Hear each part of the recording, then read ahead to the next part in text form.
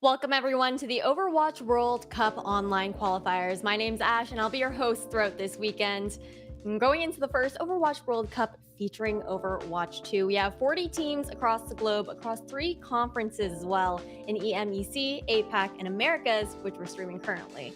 Each conference has 2 groups of 6 countries or regions, 36 picked on the player population data of Overwatch 2, and 4 through a wildcard challenge. Now, as we get into the 5th ever Overwatch World Cup, though, the first ever for Overwatch World 2, we do have to introduce the lovely casters taking you guys through the action. That's going to be Got Moxie and Dustin as we intro them in. Moxie, how are you doing?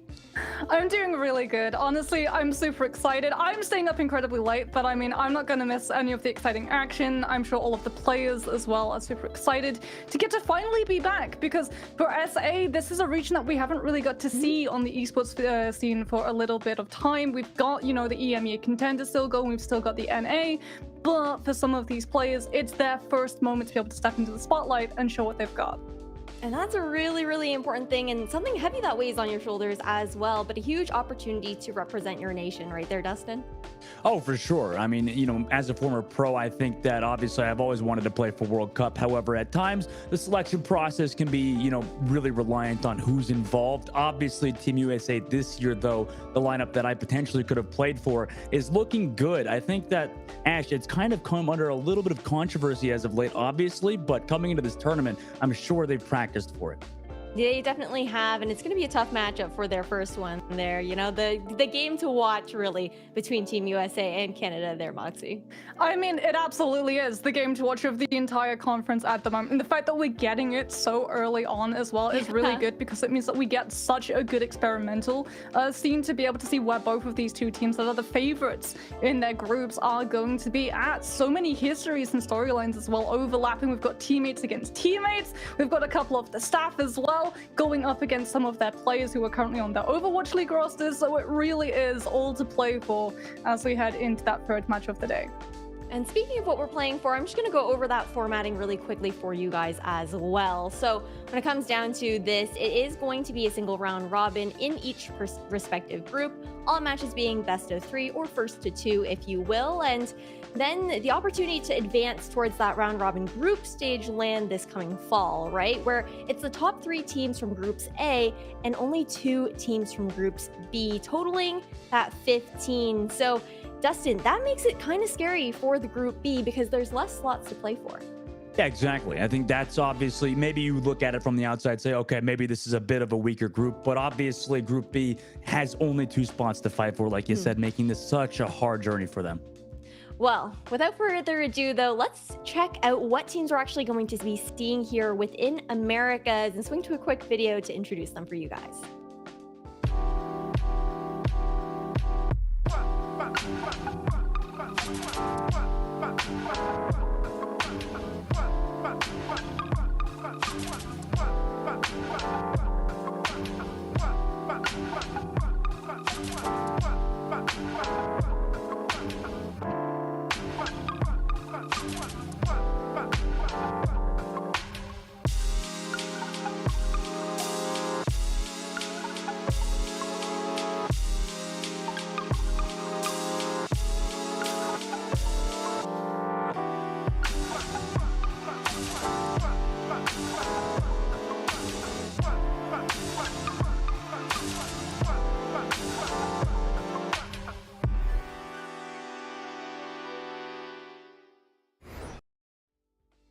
What a sweet little video to showcase all the teams that we're seeing here within the Americas Conference. But now taking a look here over towards Group A, Moxie, what can you tell us about the 6 teams we're seeing here on screen?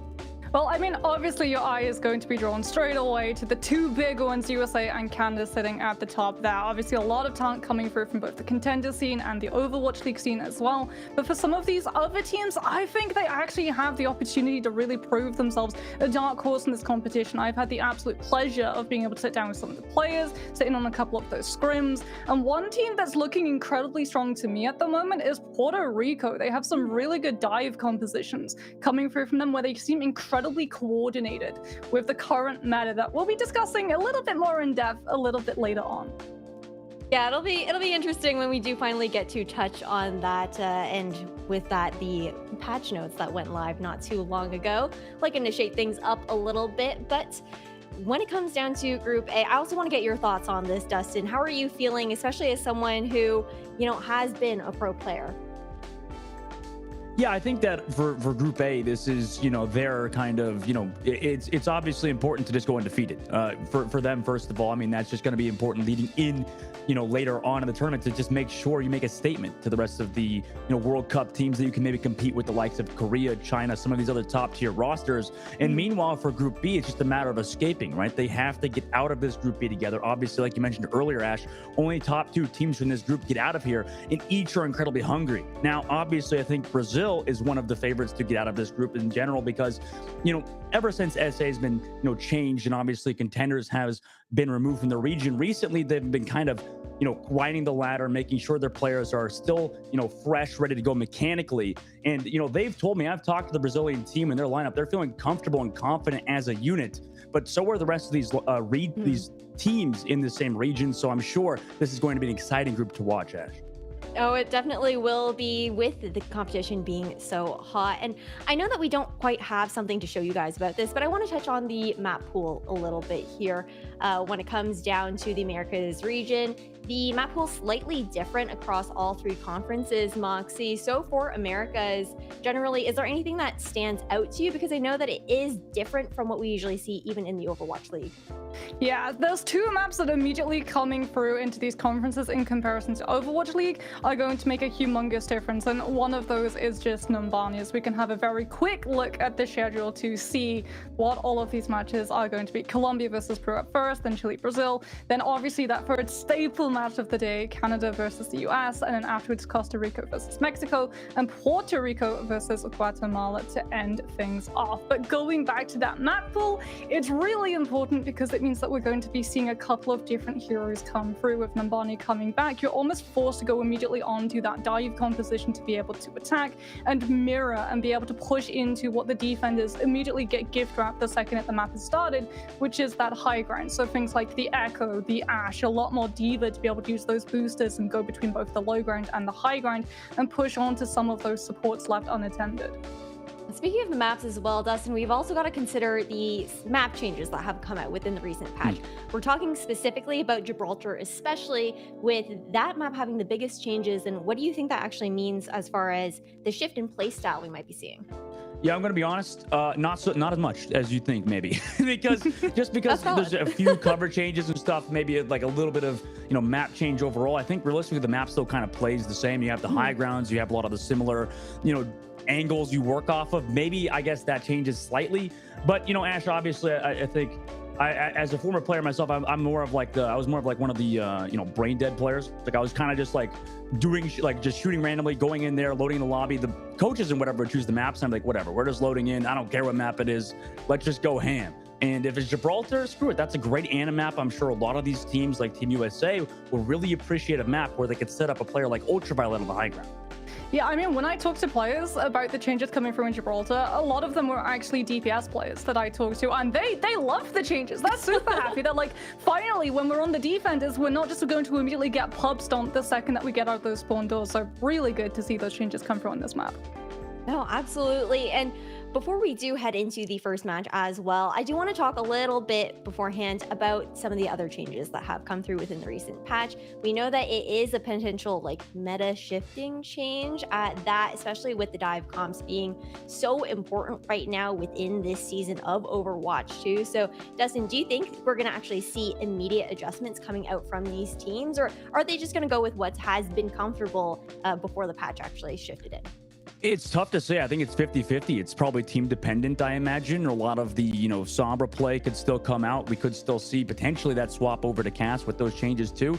And there's so many different things, so many different factors that could lead into a team choosing whether or not to play, a new meta. But, if I would had to pick, it's probably going to rely on a lot of comforts for a lot of these teams. Well, I would sort of agree. Although looking at what other regions have been running, Tracer Sombra still seems to be a very big staple at the moment. And from what I was gathering from players as well, yeah, Nade is incredibly impactful, but lacking that 25 health just makes the cast too easy to be able to run down. So I think Tracer Sombra is still here to stay. Okay, well, we'll see what happens. Maybe some teams will pull out some innovation to surprise us. But before we get too far into it, we are going to throw to a quick break. So you guys stay tuned, because coming up first, we will have Colombia versus, off the top of my head, my brain is melting a little bit in this heat wave right now, Moxie, against Peru. So you guys stay tuned, and we will be right back.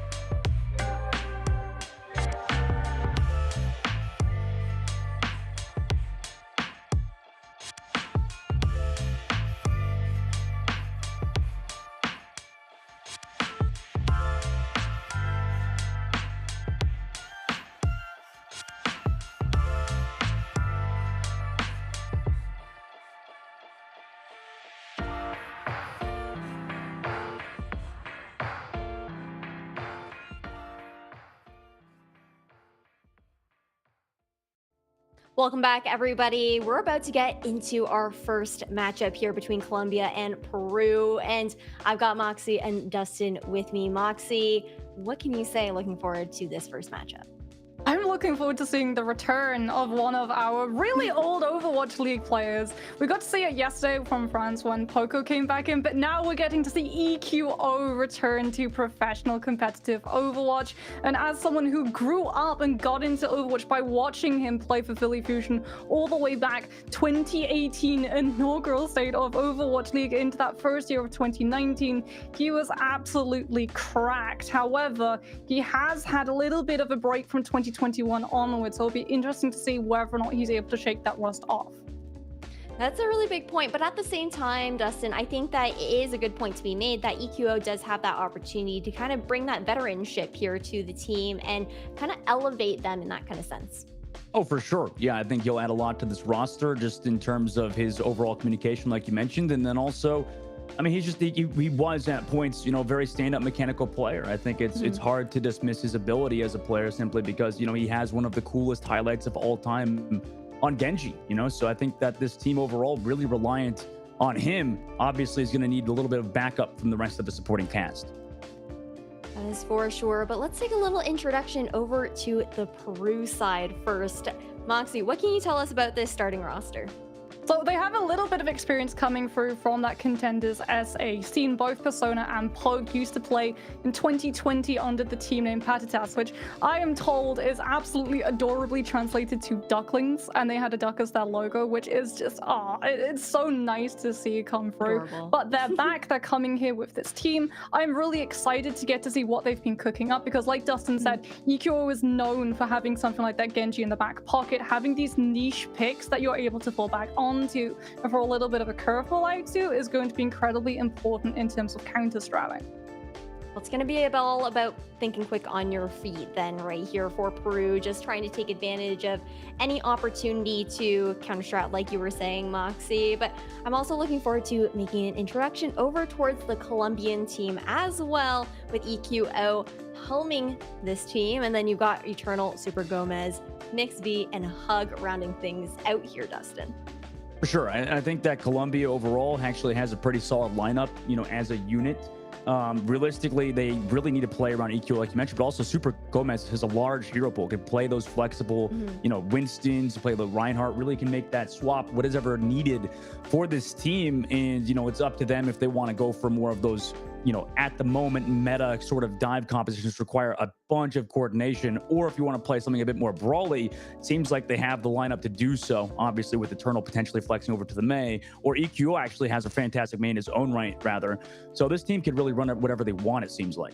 I would say they're probably going to be starting with something like either Reinhardt or Ramatra. Mei Rush coming through, given that, like Dustin pointed out, Eternal normally a sub for this team, flexes between both the Roadhog and the Mei, and starting off in that DPS lineup. As much as you want to argue that Roadhog could perhaps fill the spot of DPS with the damage that he does on that tank roll, he's still a tank. Mei is definitely going to be what this team is running out with to start things off, as we can have a look at our first map, which is going to be Nepal, which is incredibly good for that Mei to come through. If you get Village handed to you first up as well, it's just going to be an overall brawl for control of that point as quickly as possible. Start the fight on the high ground and then move to the point and use things like the Mei wall and also potentially even Symmetra turrets to be able to keep the team at bay when they next come calling. Ooh, okay, so first map already picked out there for control, but then that means we have Escort coming up next. When it comes down to the Escort maps that are the options here being Circuit Royale, Gibraltar, and Route 66 here for Americas. Dustin, what do you think these teams might lean into? I mean, maybe they want to switch towards Gibraltar, which had that change like you mentioned, but realistically, it's up to them. I think, obviously a lot of these teams pick based on win rates and scrims, right? I think a lot of analysis work has been kind of the leading tool to just like picking what map is best for your team. Realistically, you just kind of go into practice, go into scrims, kind of just see what you win on most, and then go from there. Obviously, knowing the map pool they have to go through, I'm sure, maybe I imagine a lot of these teams are going to lean towards those maps, whatever they seem to be winning on most, whether it be Circuit Royale, Route, or Watch Point, really up for debate. Well, we are actually going to have to wait a little bit longer to see what those maps are going to end up being, as we are only going to know Nepal to start things off. So I'm going to send it over to a quick little video fly through and send you guys over into the game.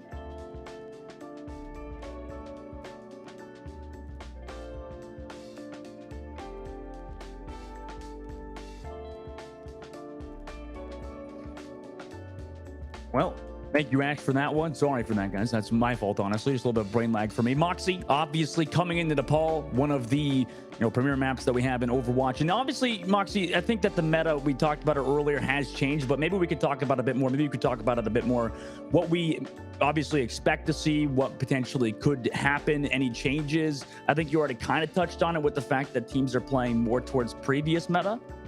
Yeah, so we are playing on live patch. This is indeed the cast movement burden nade patch. So we are going to see the Junker Queen nerf as well in terms of how much health she's able to regenerate with that shout. The Mei buff has come through as well, making it a little bit harder to be able to play that Ramatra. I know a lot of teams towards the EMEA side of things are actually wanting to prefer the Reinhardt purely because you can use that shield a lot more frequently to be able to try and cut out that Mei slow building up so that you have have a little bit more movement, as opposed to the Ram, who he drops a shield once, the main moves past, the slow begins, and he's just absolutely slow to a snail's pace and is very quickly run over by the rest of that Mei's team. But that's on places like Lijiang with Control Center, where you're going to be up close and personal and brawling for very small spaces. Here, where the map is a little bit wider and those flank ranks are a little bit more prominent, we're still most likely going to be seeing a little bit of that poke phase come through, but a lot of Tracer Sombra trying to bite into that backline, pick up a very early kill,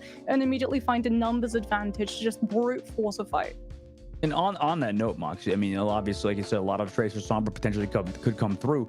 I think that it's kind of underestimated how hard it is to play those compositions, right? I think that a lot of, communication is required. A lot of those fantastic Winston players that realistically, like a lot of the Korean teams can play extremely well. It's hard for maybe a lot of these other regions to kind of step up to that level. That's why, I mean, Moxie, from the outside, we can see, like each region kind of is known for their own specific thing. I feel like we've seen a lot of, Rhine Rush brawl via the European region. Then in the Korean region, we see a lot of the dive. Then in the North American region, we see a lot of maybe pokey stuff. I mean, like, why do you think that's the case, Moxie? Why do you think we've seen each region kind of develop their own individual play style? Obviously meta will dictate these things at times, but it's kind of interesting how everything has evolved, right?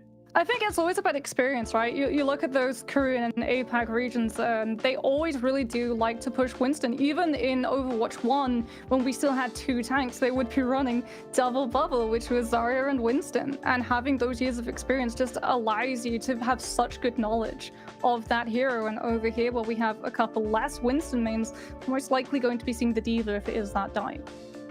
Oh my God, well, let's see what the teams attempt to run. Obviously, like we said, potential hero pool limits are a thing as well, right? I mean, just like your hero pool for the World Cup, individual player wise, obviously is at times going to be limited, right? That's why you see a lot of these, maybe not lesser regions, but less known regions, players that are still working their way up, maybe have a little bit more limited hero pools. But coming to this one, obviously, we're already going to see a lineup between these two teams. We're going to see a lot of Ramattra versus the Diva today, Moxie.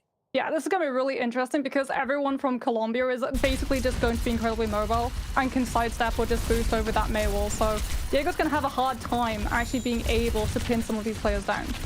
Well, already spamming off in the beginning.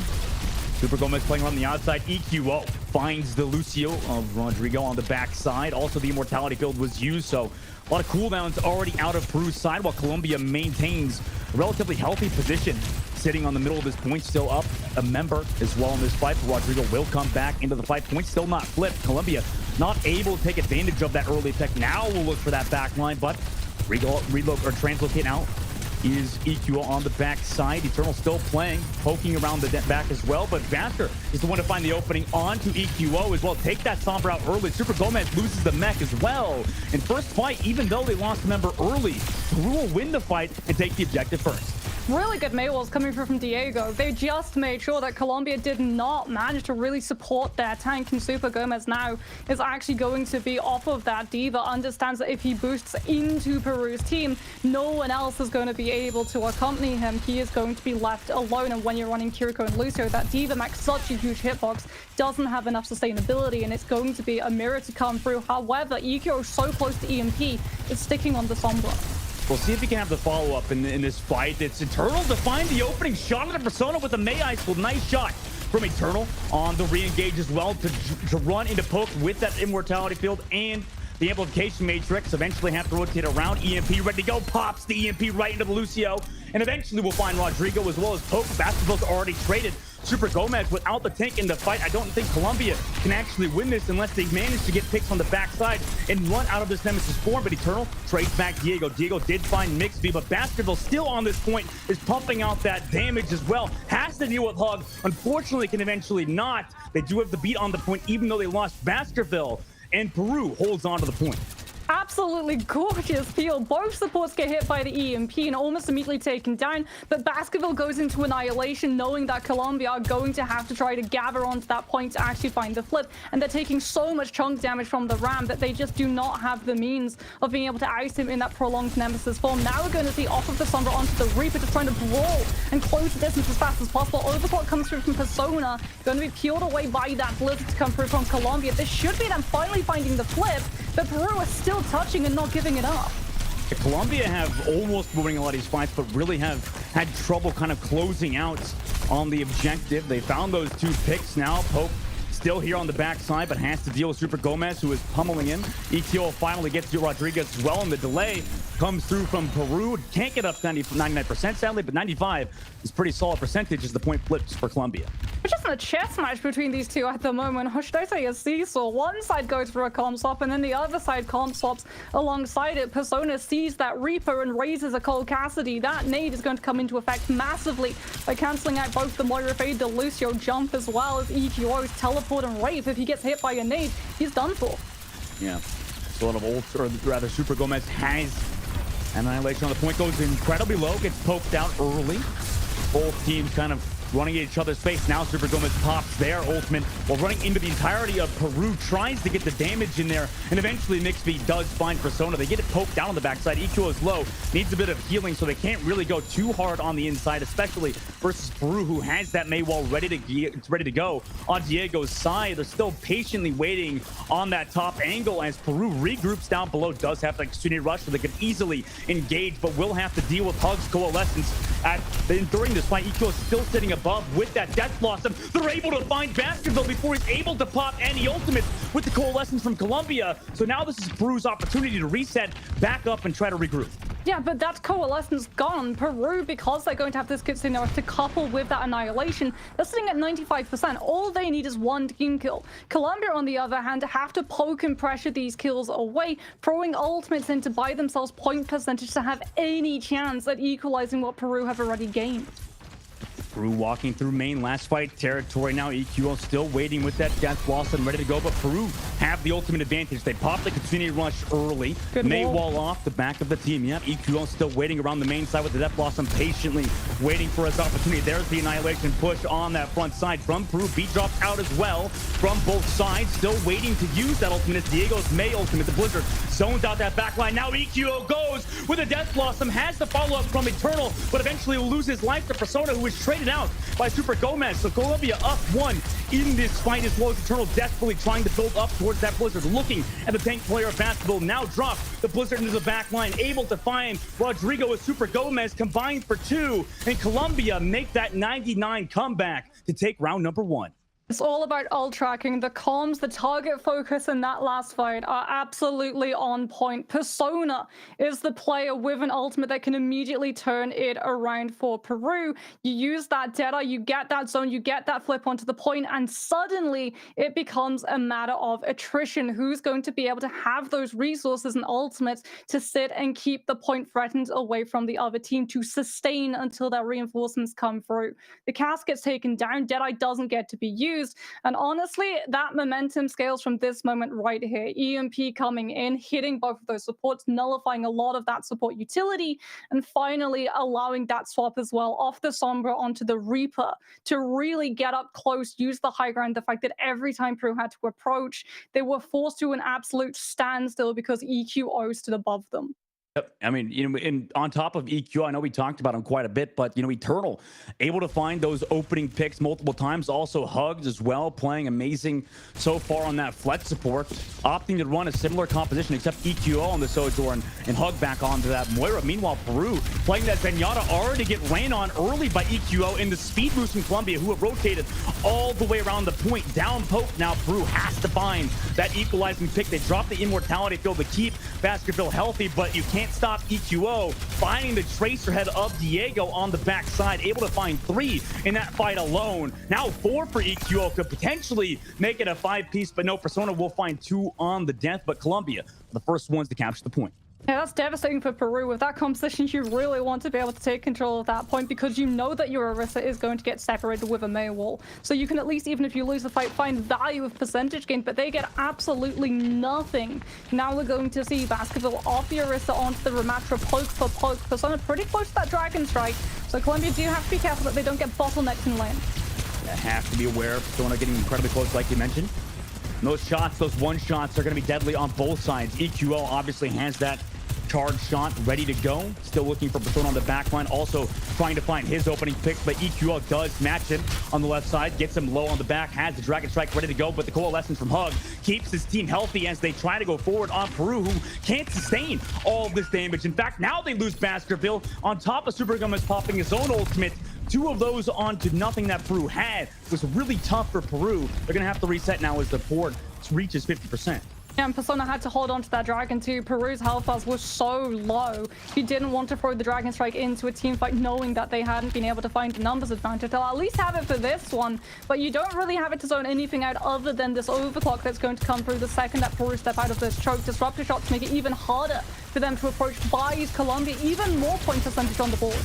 Unfortunately, EQO has been so evasive on that backside. Does drop that overclock into Peru's backside. They now amp Matrix to counter it, but still have to avoid a lot of those shots from EQO. Diego with the Ant Matrix connects onto Hug on the back line, able to find that Moira early. They then rotate towards that point while up a man. They also have full WAP control here. Eternal gets picked off by Persona, and now Peru is the one pressing the gas. Ski running onto EQO as well as Persona. That's a nice re-engage from Peru, but they might be down and too far in terms of point percentage. They've got ultimates, however, and they also now have control of these chokes. And Sanctum is really horrible once you lose control of that point because you're always stepping out into the open where defenders have those first couple of shots, and EQ on Sojourn doesn't have the opportunity to build up that alt fire on the railgun and look for a one shot.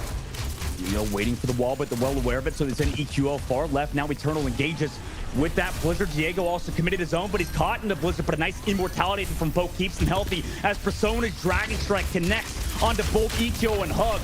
Early 2 picks as well for them. Nice counter engage from Peru as Colombia attempted to engage with a Blizzard. Yeah, it is just Poke, however, coming through from Colombia, other than throwing in that Blizzard, trying to bait ultimates out from Peru. And as a result, Peru actually lost more ultimates than Colombia. Now we're going to be seeing a swap come through. EQO off of that Sojourn, understanding that just power sliding and threatening that point flip is not going to be enough to buy the team safety through this choke. Instead, it's back towards that Reaper, using that Wraith Bomb to be able to get up close and personal and threaten some of this utility. Yeah, Peru can't get picked off here. They do hold their choke, though, allowing Persona to get that opening shot onto Super Gomez, even through the beat drop from Mixie, or it was a bit too late there. And now Mixie does get that boop onto Rodrigo, though, who had the beat drop. So maybe Colombia could come back into this, even though they are down a man. They do lose their tank player. They found that Lucio trade-off. Rodrigo now has to come back into this fight as Mixie regroups the rest of that lineup. Now Colombia will walk into the main, have to deal with this Ant Matrix and Poke. It does get walled off, giving them that space. But the beat drop re-engage. Diego finds Eternal, as well as the backside shot from Persona onto EQO. Cannot give them the sustain. However, the Annihilation still going from Super Gomez. Mixie has whooped off Diego. He's killed Persona, and he still has the Annihilation going, but Rodrigo trades him out finally as overtime is now ticking down. Eternal has to swap over to the Tracer. Mixie comes through to that point to try to delay the point in that overtime to give his team that chance they need to come back and recontest. Baskerville does get poked down low, has to back up from this point, though. Colombia's actually regrouped and are back on the point, almost capturing up. Persona has baited the rest of Colombia into his Dragon Strike to find Mixie, a Blizzard to zone as well, and nobody else can touch because of the Blizzard. Peru will equalize it 1-1. Oh, it's not just the Blizzard, it's the Dragon Strike. The Dragon Strike gets sent onto point. Everyone from Colombia has to actually swerve into that side room to try and avoid it. They don't want to use things like the Wraith Form because they have to save it to get EQ into position to be able to use that Death Blossom. Then the Blizzard comes through to make sure that no one can touch. They all get frozen up if they walk into line of sight, and they're able to take us 1-1. We go to Village. Peru and Colombia. What a matchup it's been from these teams so far. I wonder now if we see EQO come in off of the rip on this Reaper, or whether or not he's going to try and swift back to that Sombra. Yeah, maybe a little bit of swaps. Nice zoom in there. But Persona actually, you know, he is a large catalyst to why this team was able to kind of slowly work things together for Peru to equalize the series right on Hanzo, especially against Sojourn after EQ made the swap. Really has to do a lot of work, and he managed to do it on that third map now. As well, coming through, but now we're immediately headed back into Village, and there it is, EQ off of the rip on that Reaper. Both of these teams mean to stay on these compositions. They actually get shut out at the choke and have to use the immortality field here early in this fight as Colombia look to continue that pressure on the inside to make sure that Persona is not given space to work with. But now they're able to walk out. EQ has to teleport back to the point. Colombia is kind of half split on fighting on the high ground and rotating to the point. EQ is already back in the point. Needs that assistance from his team as Peru tries to rotate over there. They actually leave Persona back behind, but he's able to join the rest of his team. However, the Ant Matrix was built by Poke in that fight. What an incredibly fast Ant Matrix built by him to find that shot on Diego on the mix feed. And eventually Peru will win the first fight after a very split kind of disengage from Colombia. And there is no punishment for using that amp early because Colombia aren't running anything that can really push onto the team with an amplification matrix of their own. They're not running the map, so Poke doesn't have to save it. So be able to window for window and keep the space that Colombia tried to take from Peru. And Persona, off of the back of that damage, not only survives, but has a Dragon Strike pulled up for the next fight. You on the rest of Colombia, ready to walk through main. 30% of the board has built that Dragon Strike like you said, but the fade already comes through. Knowing that cooldown's out will drop the Dragon Strike from above. Will anybody get picked off? No, but it does force the cooldown from Eternal on the point. Ready to go with that Coalescence now, though, is Hug on that re-engage, dropping the Blizzard as well from Eternal. Persona drops off the back to find the shots into Blizzard as well as the Annihilation, trading player for player. It's just Baskerville and Super Gomez going hand in hand at the moment, but Super Gomez able to find Persona, now dealing with his counterpart on the opposite side is Baskerville looking for Hug, but Hug manages to disengage as Super Gomez perfectly plays this, rotates around the point, will now capture it. Basketball has to come in to delay, but eventually will get picked off at the end. Oh, and he gets staggered now as well, so that's even more time going to be built for Colombia to be able to sit on this high ground. EQ is going to have a Death Blossom when we head into this. The good news, however, is that Peru aren't up against something like a Tracer or a Sombra, so they're not going to be bullied into dropping Immortality Field from Cloak too early. They should be able to negate a massive majority of this damage. But Persona, nice shot on the Hug as they walk out of the choke, giving them that man advantage. EQ now has to equalize it, but Super Gomez is found too with the pummel and that beat drop mix fee, dropping it for that team, able to give them this fight win. Another team kill for Colombia. No Death Blossom needed. If they're going to come from this rotation on the high ground, you've seen how small this room is. Pummel cleaves. Everybody is stuck there. Everyone is taking those hits. Immortality is forced out so early. They know that Peru don't have beat to be able to match the sustainability that Colombia can use, and they just get aggressive.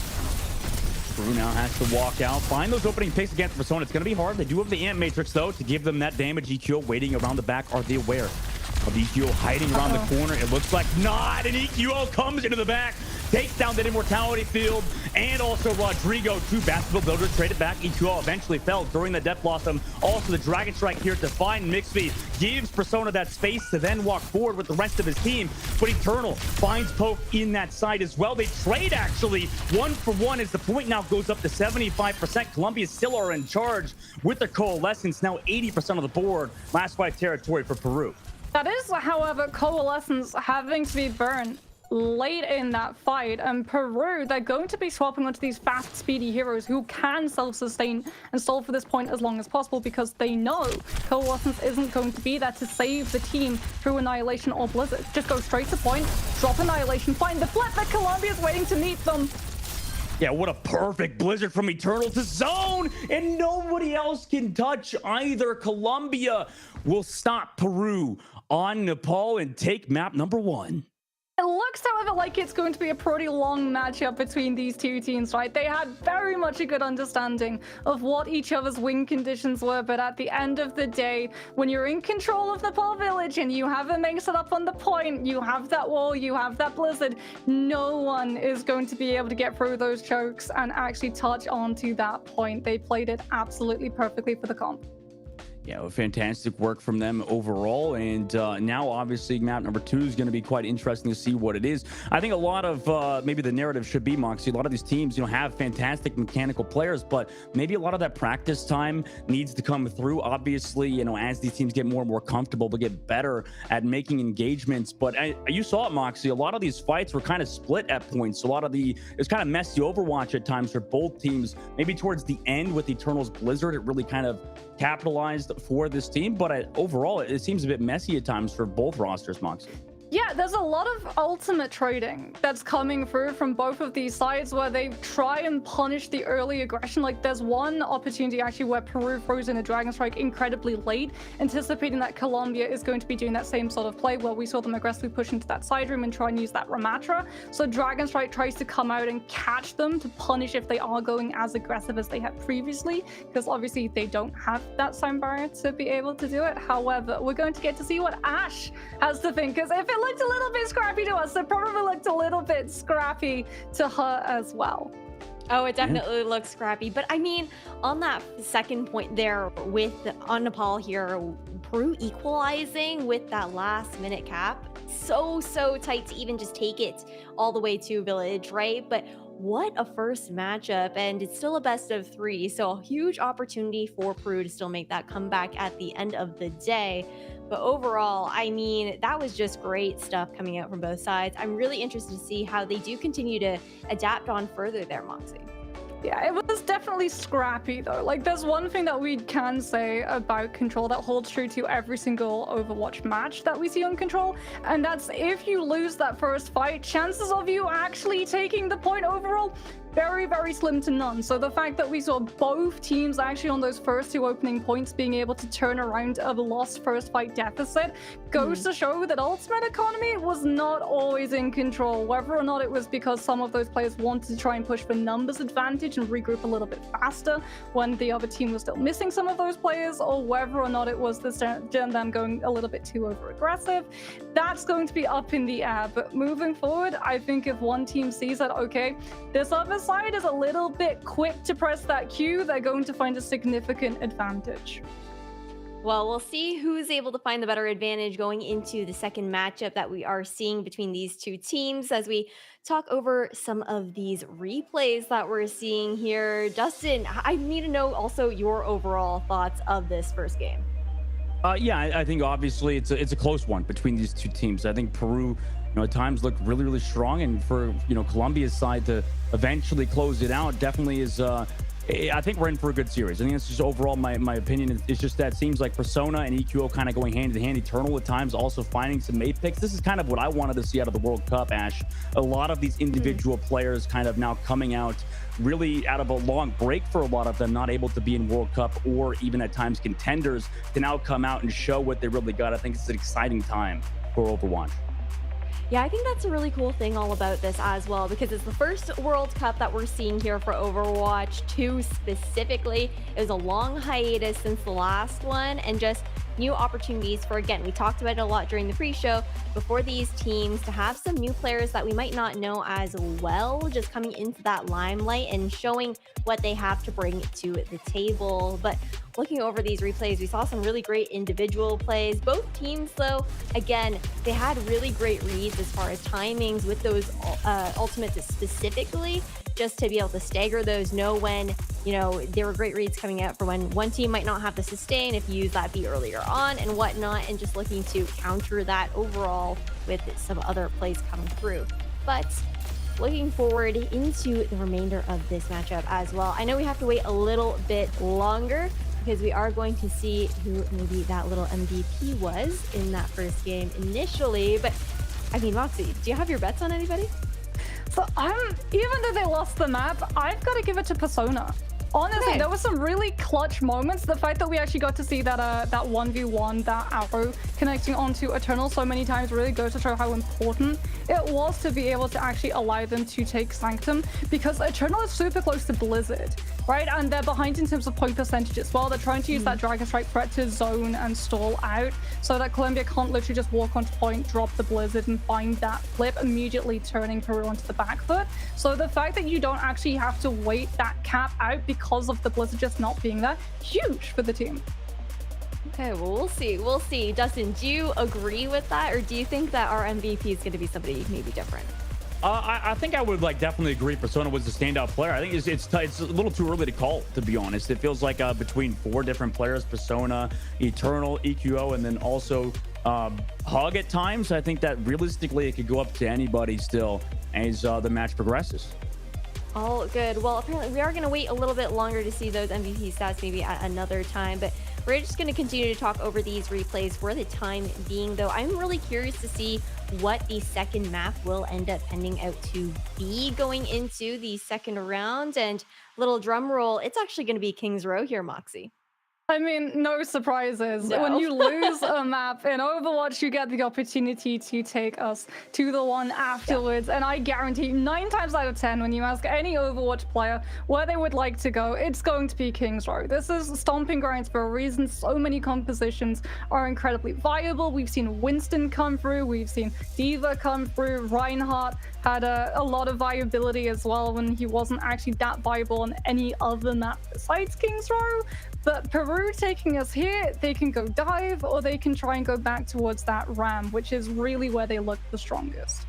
And on that note, Moxie, I feel like obviously you called the last map of Persona on the Hanzo. It's always going to be an incredibly strong hero for a map like King's Row, where Hanzo can find those opening picks even a lot easier than you can on Nepal. The fact that Persona was even able to get a lot of those shots when you didn't have a lot of space on King's Row, you're afforded more of that opportunity and maybe can play more towards that Hanzo composition to equalize the series 1-1.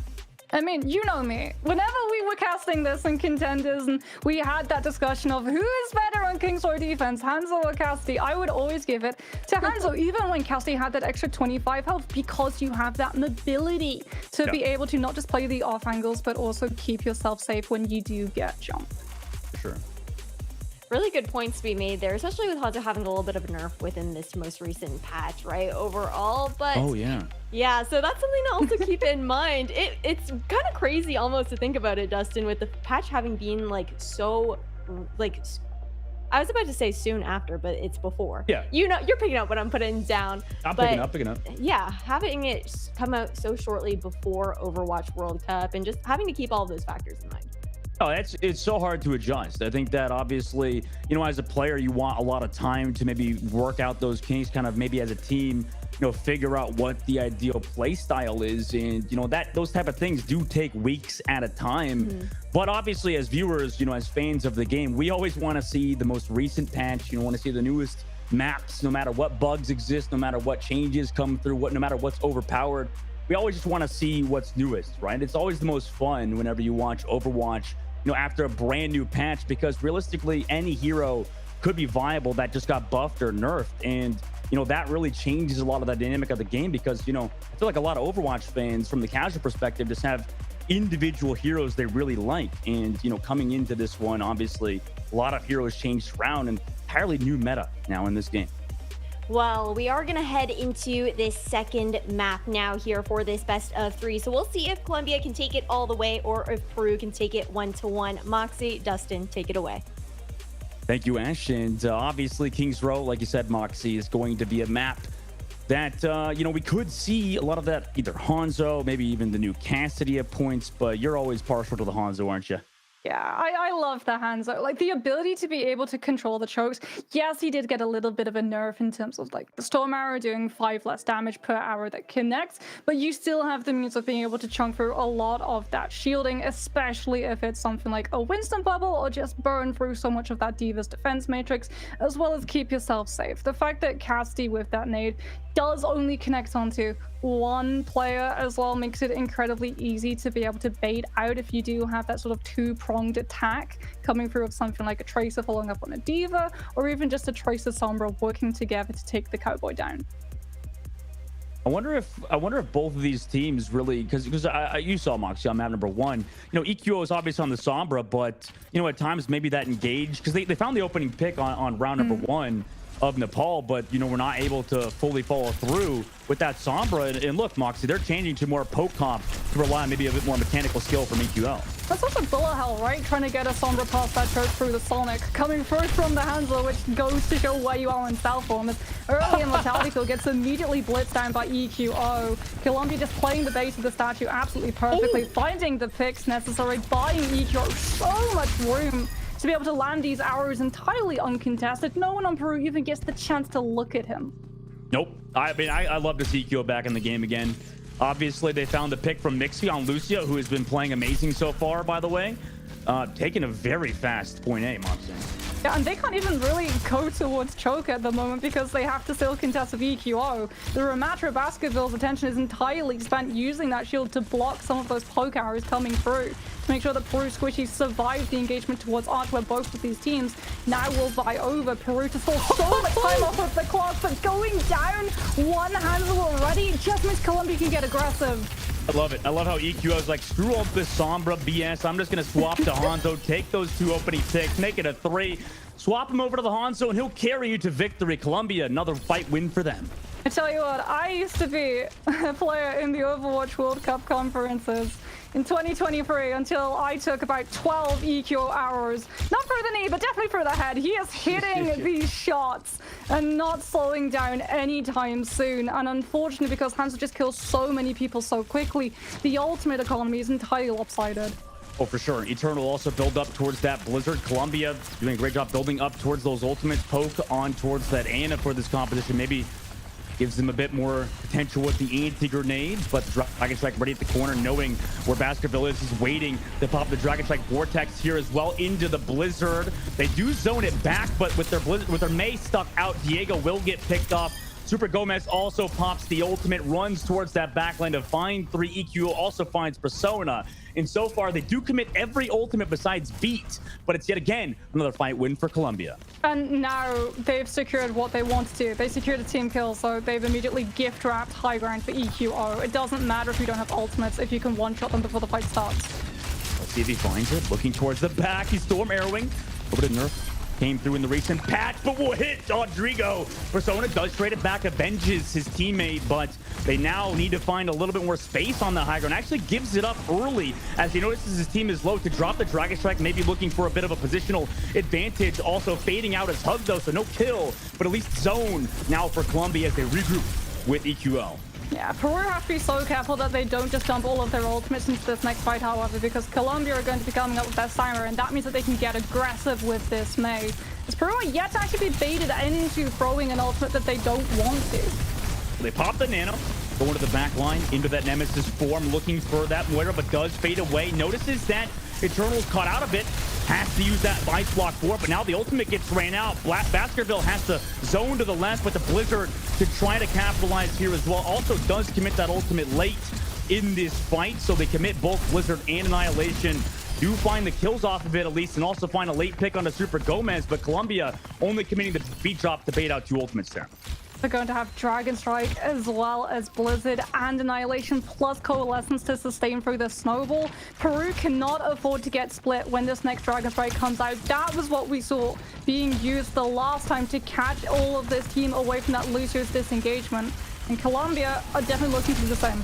Oh my god, it should be extremely big. They find Baskerville on the engage. That's a 4-person assist onto Baskerville as well. Super Gomez trades back Diego. EQ does take some shots from Poke, but Peru just running into this fight. A bit of a dry fight for them. Persona does trade out Hug, but he's already lost the entirety of his team, leading to pretty much last fight territory for them.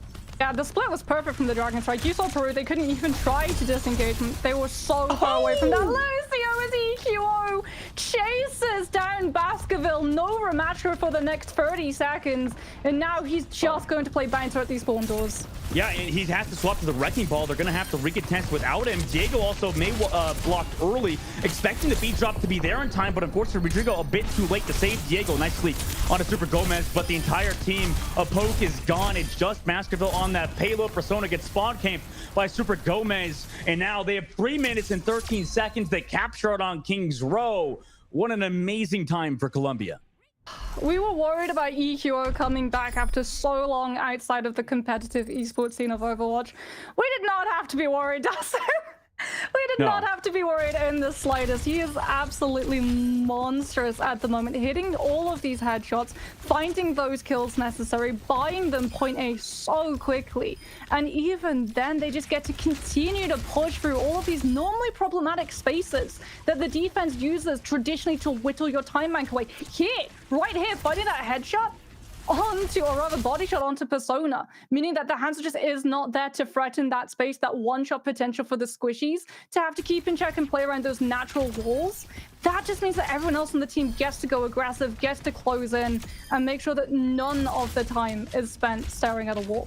I will say, Moxie, I will be a little bit negative Nancy here. I'm maybe right now in this current series versus Peru, the swap to EQO is great, right? They look amazing with that swap, but obviously, I mean, you know better than anybody, once you go against a lot of those really coordinated teams that really know how to zone out the Hanzo, make sure that you're either on Sojourn, you can't find those opening picks on those Sombra compositions, that's when it gets tough. So realistically, the series against Peru, they could look good at the moment, but I'm curious to see how this goes forward for them against some of the more coordinated lineups in the World Cup. Yeah, it does seem like there's a lot of overinvestment in terms of ultimates, but we're going to see an entirely different composition come through from Peru. This is as Kingsrow as you get. Reinhardt, Lucio, EQ immediately sees that, moves into Hotel to make sure that Peru doesn't get this ability to use all of the utilities, swap into Hotel, check it, and get the cooldowns back up and push on point. This is a comp falling apart. I mean, nice shots per Persona, but yeah, Mixby eventually finds Diego, and you gotta check as you walk in. You can't just stick with one game plan and not adjust based on what's happening. You're getting shot in the side, and they just chose to ignore it. Now they're on the back of the point. Not able to find the kills, though, is Colombia. This has been a problem for them before. They lose EQO. Basketball comes back into it. Colombia not able to finish on the targets that were really pretty easy to finally kill as they were stuck in that left side. Now Peru have the go key. They walk forward towards that point, already have up to 2 ticks. The recontest is going to be incredibly difficult now at this rate. I don't think they are going to recontest. They have to wait for Eternal to respawn. Now they've given up that point, but they've chosen to defend around this choke. If Eco can find a pick, oh my goodness, Diego goes so incredibly low. If that may have gone down, Colombia instantly gets so much time back on that clock off of Peru's attack, but they're able to save the May, and now we just go back to the stalemate. Now EQO is able to spam. Nobody really picked potential-wise besides Persona. They have to get that space, but already taking 2 Storm shots to the dome. Not ideal. Also, that shield goes incredibly low. They have to commit the immortality to Peru out of cooldowns. They need to find kills now, but into a Dragon Strike, I'm not sure how they do. EQO with the Storm Arrow finds onto Diego, and with the Dragon Strike onto Poke. Super Gomez combines for another one. That's a 3K for EQO in Colombia. Gorgeous game sense. They know that no one from Peru can really play right behind that Rhine shield because they're going to go right into the pummel cleave coming through from Super Gomez. So EQO sends the Dragon Strike not behind the Rhine, but to the side of him, where everyone of Peru, their squishies, are playing on that payload. And instantly it splits the Rhine away from his sustainability and also splits the team away from that tank to be able to absorb all of the damage when Colombia get aggro.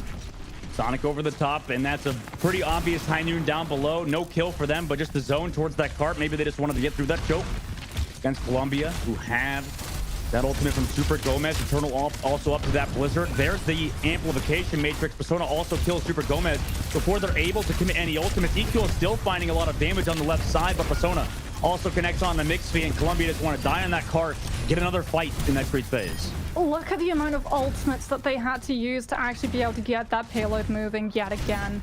And Colombia, yeah, they lost Super Gomez early in this fight, but silver lining, it means they still have Annihilation and Sound Barrier to keep this Ramattra chopped up to full health and play aggressively against Peru, who do have that Blizzard to be able to zone the Ramattra back. Yeah, Diego could get a big Blizzard, but Colombia have done a good job reading where Diego is sitting with the Blizzard. We'll see if they could do it again. Basketball waiting on that left side. Every second they spend those sitting in neutral game, EQ can find those shots. Blizzard towards the cart. The counter, the Blizzard of Eternal actually does catch Super Gomez, but the beat drop to sustain him is not enough. Too much damage on the side of Peru's side. Basketball goes incredibly low, but does have that pocket from both Poke and Rodriguez. Meanwhile, Diego looking for that left side flank angle of Colombia as they attempt to actually run onto EQ, making sure none of that space is afforded to make sure they shut down that DPS player who has been a nuisance and really a thorn in the side of Peru as Persona is able to do whatever he wants now. That EQO is gone. They finally kill Mixby as well. There's a coalescence that was late from Hug. Maybe ill-advised. They do have Super Gomez here. High Noon pop just to make sure they win this fight. They don't want to maybe commit too many ultimates, but Super Gomez rotates back in. The Dragon Strike is here. Colombia wants to win right here and right now, but a Shatter is committed from Baskerville, who is 1 HP onto Super Gomez, but the follow-up damage is not there, and the recontest is successful from Colombia, whose backs were against the wall. It cost them so many ultimates, but my goodness, it's going to do absolute devastation to Peru's overall longevity in terms of time bank. Even if they make it into point C, they're going to have even less time than Colombia already have been able to pick up. As we see the swaps come through, Baskerville going to be off that Reinhardt, leaves it too vulnerable. Once that shield just gets absolutely shattered by EQO's poke onto that Ramatra to try to match this poke coming through from Colombia. Now, a lot of these fights, Colombia just straight up should not be winning, but keep coming out on top mechanically. Over the top, does drop that Storm Arrow, not able to find the kill, but baits Rodrigo into fighting him. Meanwhile, Ant Matrix on the low ground, trying to find that poke damage on the low, but not able to get a kill just yet on anybody. EQO goes aggressive on Rodrigo, who is trying to deal that damage out, but down to 3 HP to that Manhattan Grid from Persona. Eventually, poke jumps up to get that kill, but it's far too late. Diego is also gone. Colombia have the man advantage. Will now regroup around this corner with 1 minute and 30 seconds left as Peru falls back. Don't get stagger picks. Moira comes through. Lamp actually invested from Peru just in case. They would much rather waste that cooldown and have it and all of their players alive for this next fight, because it is going to be the last regroup that they get before we're into overtime panic. A Blizzard from Eternal has been big before. Waiting on that corner. Peru in a really rough spot to deal with it. Annihilation being built up from Super Gomez as well. Neutral fight now happening. Peru actually wants to walk in, set up Persona towards that pub side. They poke him out, see the Blizzard on the cart with the beat drop from Diego. It's a great Blizzard to zone out Colombia. Eco goes incredibly low, but both Blizzards not able to find kills just yet. The Annihilation re-engage. Now Eternals found that shot onto Persona again with 38 seconds left. Also, the Annihilation is doing quite a lot of damage to kill Baskerville there as well. Peru opting to not use any ultimates. Get one last fight, one last recontest with their ultimates. EQR is moving into position to be able to stop just that. It's going to be an overtime push, and they're going to have a Dragon Strike Dust. And we've seen this song and dance before. You don't put your Hanzo into a position where he can get picked. You sit back, you hold on to your ultimate, and then you throw it onto the cart when Peru don't have any time left and have no means of being able to dodge the damage. Yeah, Peru having to play this well. Diego comes through that pump shot on the Tracer, though. Maybe that swap confuses EQO, who uses the cooldown to go aggressive. That could be detrimental. He loses his life. Diego played that perfectly. Baited EQO into going aggressive towards the back of the pub. Now no Hanzo from Colombia's side. They have that beat drop to fight this, but Peru have that ult advantage. Persona went for that far left flank, regroups to the rest of his team, but is dealing with Super Gomez's damage. Eventually, they're able to find him, and eventually the Annihilation also gets rid of Eternal. Mixby as well falls in. Peru in overtime will capture out, leading us into third phase. EQO wanted that angle to be able to send the Dragon Strike dead on the payload and catch all of those players on the horizontal, and it left him oh so vulnerable to Diego flanking in on that Tracer. They'll still have Dragon Strike for this next fight, however, and should be able to use it to reclaim a lot of space, specifically this high ground that Peru don't have the means of being able to take away. They're wanting the cast still, not the Hanzo. Yeah. On the low ground, having that trace on the left side, maybe that swap for Diego could enable them. Dragon Strike committed. Diego now knows where that Hanzo is looking for that duel after using his recall. Will back up to the Mega Health Pack, but both sides kind of avoiding the ultimate's full spawn from Diego. Dragon Strike from EQO. No death just yet, but Hug has been aggressive with his coalescences. Is playing at the back of the map. EQO at the high ground is not really contested. Diego's pinged him out, so they're aware of those Hanzo shots at the very least, but now ready to go with Diego on the back line. Looking for EQO, who just dropped off. Does not have a lot of those healing because he's back on the high ground, but it's Super Gomez to find the opening pick on Persona. EQO needs some healing, but Diego is there on the back line. However, Colombia's already gone forward. Down 3 with Super Gomez, and a fantastic Annihilation on that front line to give Colombia another fight win. And they're walking into a Blizzard, and because they've gone for these flank plays, this annoyance coming through from Diego to try to suck resources away from Colombia's backline, they don't have a Blizzard to counter it as EQO is on the Widowmaker. Here we go, one shots galore for the defending team, and there it is! They walk straight into it! Oh my God, EQO to take down Persona before the beat drop looks even there. Now Peru down on a man in overtime. Widowmaker usually does well, but Diego is able to find Super Gomez. Their tank player is also nice and healthy with that amplification matrix. Rodrigo did go aggressive on EQ onto that Widow as well. And eventually Peru in overtime again will win this fight. Pulse Bomb, Annihilation, Amplification Matrix, Persona on that Sombra can easily build up to an EMP. Eco onto the Hanzo immediately. Sonic should be able to ping out Diego's location to make it obvious where that Tracer's Pulse Bomb is going to be coming from. EQO made swap to Hanzo, then over to Reaper, looking for that Tracer on the left side. Diego setting up that pulse bomb, notices the teleport, waiting for that fade to come through from the mortar, but takes Nicicles, so has to back off. Meanwhile, the Annihilation on the low ground, Eternal able to find Rodrigo. So Colombia coming back into this, but Poke able to find one. Basketball goes aggressive as well with the Annihilation to get rid of EQO. Hug falls, so does Super Gomez, and in overtime, the last second pushes. It's working for Peru. The beat drop and Eternal are still here, though. They have the sustain to wait for the spawn, but it is overtime, so the spawns are a bit longer. Eternal falls, so does Nixby. Eventually, Hug does rotate back. Basketball goes incredibly low, but EQO on the Tracer is here to delay. Hug falls.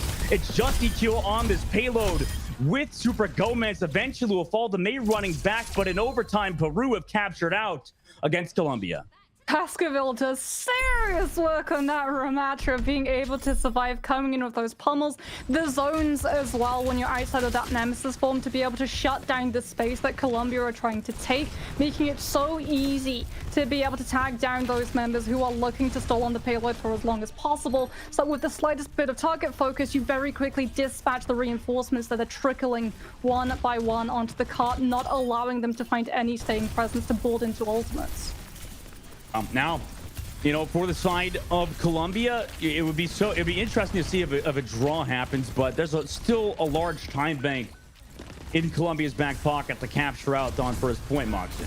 Yeah, my major concern is that EQO has been an absolute beast at hitting these really fast kills with these Hanzo arrows, and that if that happens yet again, this team is going to absolutely speed and steamroll in the blink of an eye. Some really good swaps coming through, however, anticipating that, okay, Eco is using a lot of that very aggressive hands-on mobility to get himself into position to look for those 1v1s. Swaps to the cast, uses the nade, tags him onto it so that he doesn't get to launch back to his team, and finally we see the punishment come through. But I mean, that time bank, it's going to be such a high mountain to climb. Yeah, it is going to be 3 minutes and 13 seconds now. Colombia walking out, also have to deal with EQ on Hanzo's one-shots.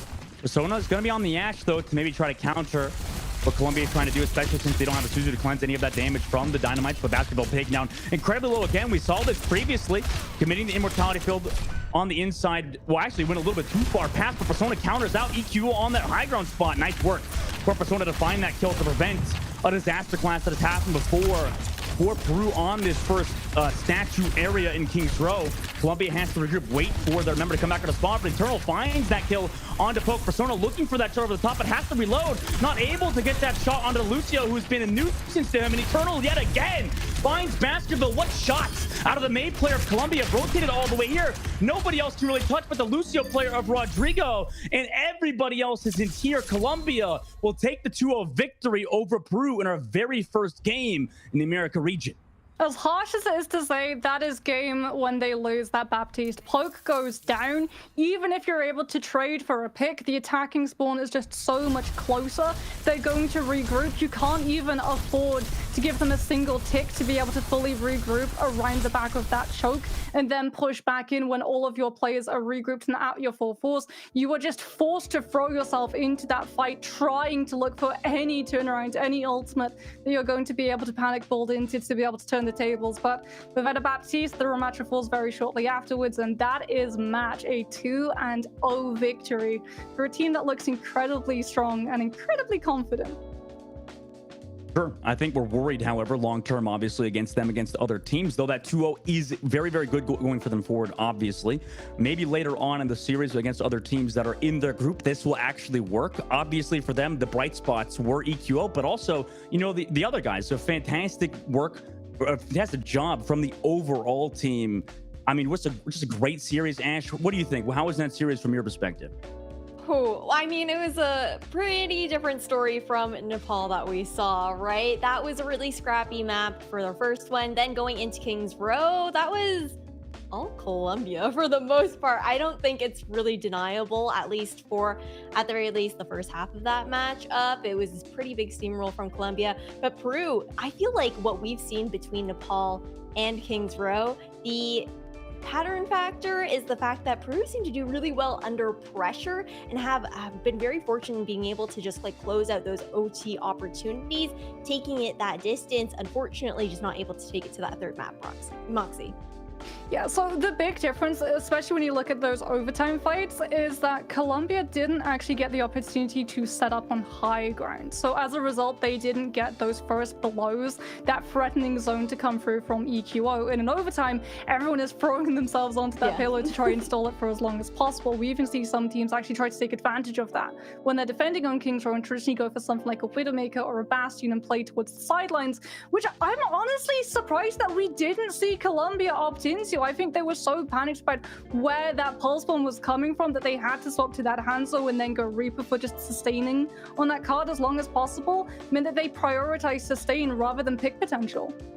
Yeah, it was definitely the EQO show at a big portion of that when he did have that opportunity to set up for that high ground like you're talking about. Very, very annoying for that back line, right? Just poking out those support players on the side of Peru.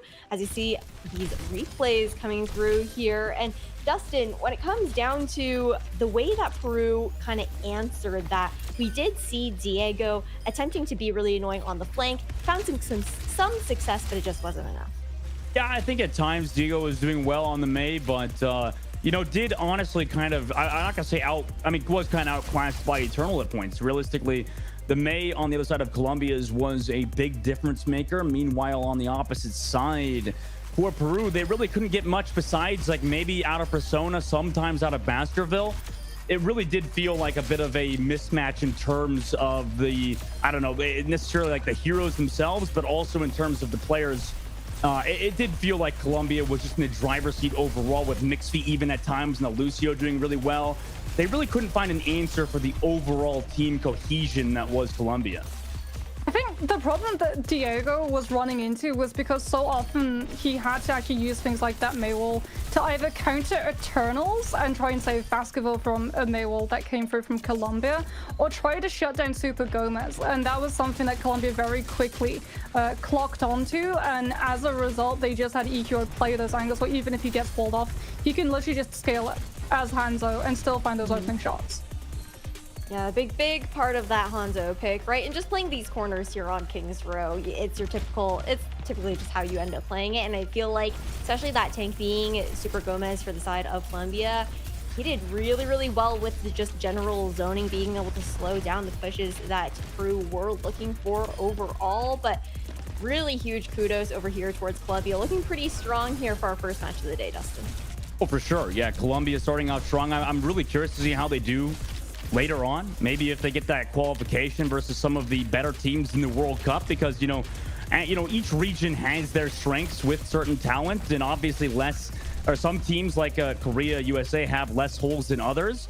But realistically, if you can be one of those teams that is really good at just kind of like pardon my French, just like one tricking. I don't know if that's kind of offensive to some people to say one tricking, but to play a lot of those fair competition, play a lot of those heroes that maybe are leaning more towards maybe your individual players on your team, and you can kind of pop off from that degree, that also could give you an opening overall in World Cup and maybe give you a run that obviously your nation wants. It's a lot of weight on your shoulders, right? Representing your nation here for an international event, especially when it's the first one back in a few years and you're really looking to make a stand and just show your confidence, and also just start out on the front foot here for this event, considering that it's 2 weeks long, sure, 3 days per week just throughout the weekend, but it's quite the marathon to be running as well, and just adapting along the way there, Moxie.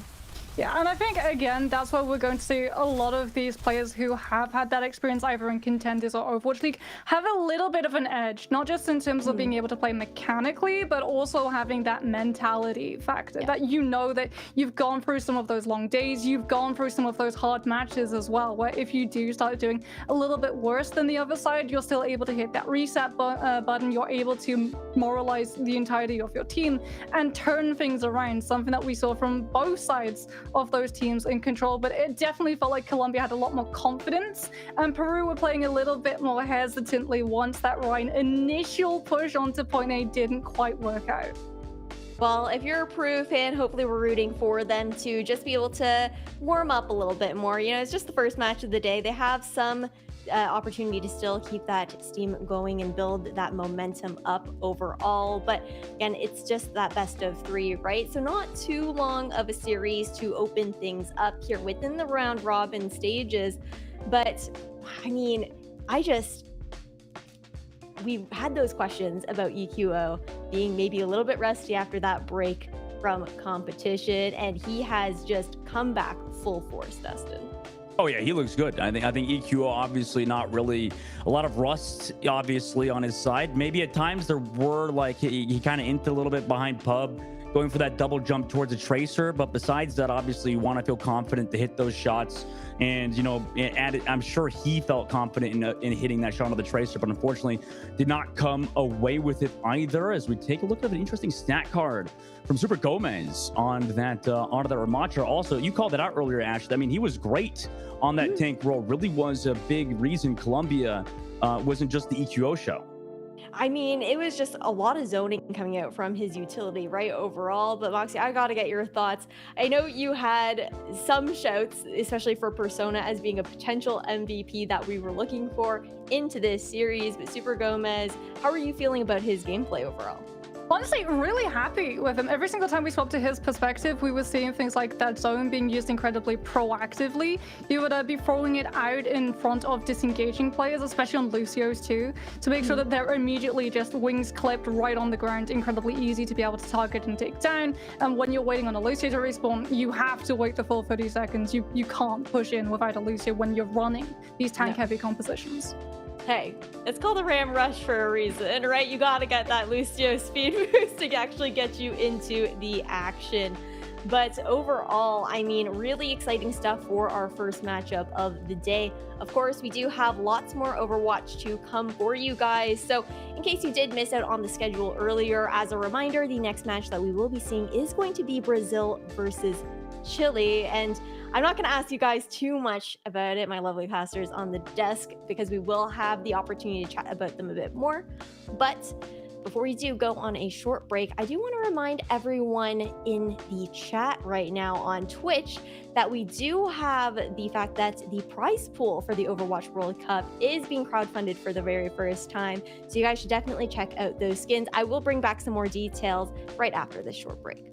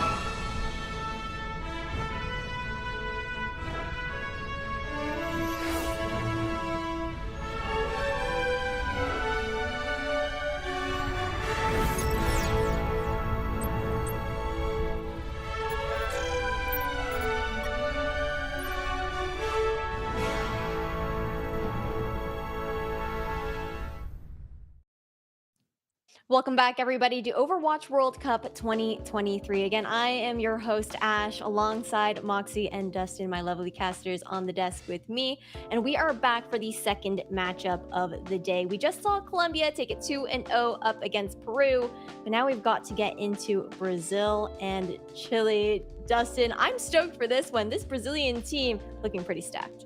Yeah, I think that Brazil in its entirety has, had some time to obviously work things out as a unit. Like you said, it's a very stacked lineup. I'm really genuinely interested in seeing how Brazil performs and how they can actually potentially come out of Group B with those two slots. I mean, it's going to be difficult for them as a unit, but obviously Brazil, known for being very good in esports in general, and have had talented Overwatch players over the history of the game, but it's been tough for them to really have a good showing when things have been so, up in the air with Brazil and the whole South American region.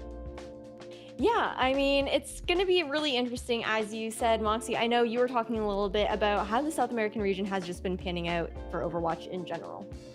Yeah, I mean, a lot of these players from Brazil coming through from the contenders SA scene. A lot of players previously from Andese, Warpigs, and Dignity, three very big teams in the region who used to run incredibly strongly, very hotly contested for all three of those. Really excited to get to see how those players are going to be getting on now that they've had a little bit of time to be able to improve, practice, and synergize with each other. But I'm honestly looking forward to seeing Chile in action, because I was talking to a couple of players from different teams saying, like, is there anyone that you want to watch out for? And one player that actually popped up on terms of names was actually one of Chile's team players. It was Ram. So I'm really excited to get to see why exactly he's one of these up-and-coming stars.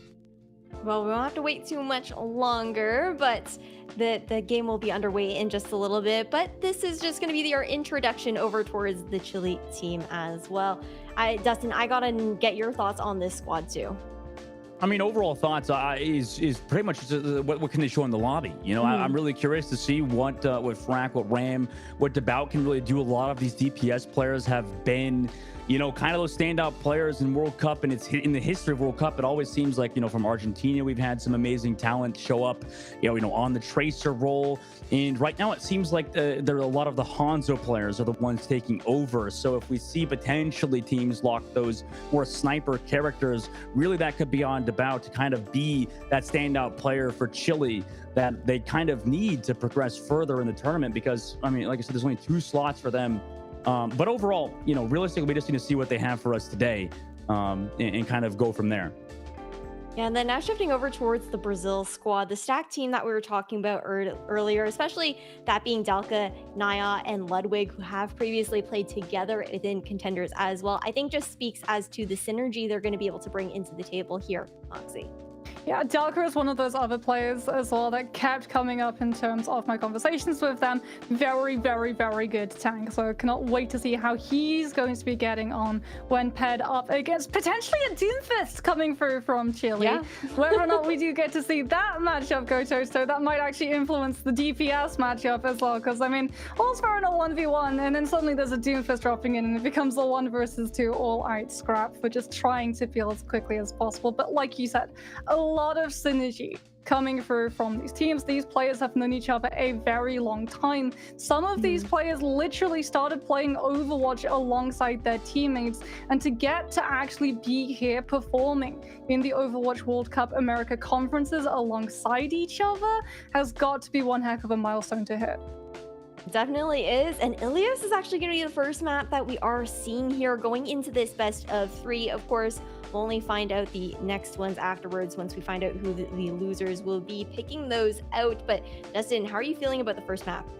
I think Ilios is a great map to start off. Obviously, with the likes of Ruins being in there, it enables teams to play maybe even towards that Widow. But after, a lot of those changes, I mean, Moxie, it seems like a lot of these teams maybe, I mean, they potentially will shy away from the Widow, but at times in the last matchup, we even saw EQO making that swap over to the Widowmaker, which is, I mean, obviously it's a prevalent map.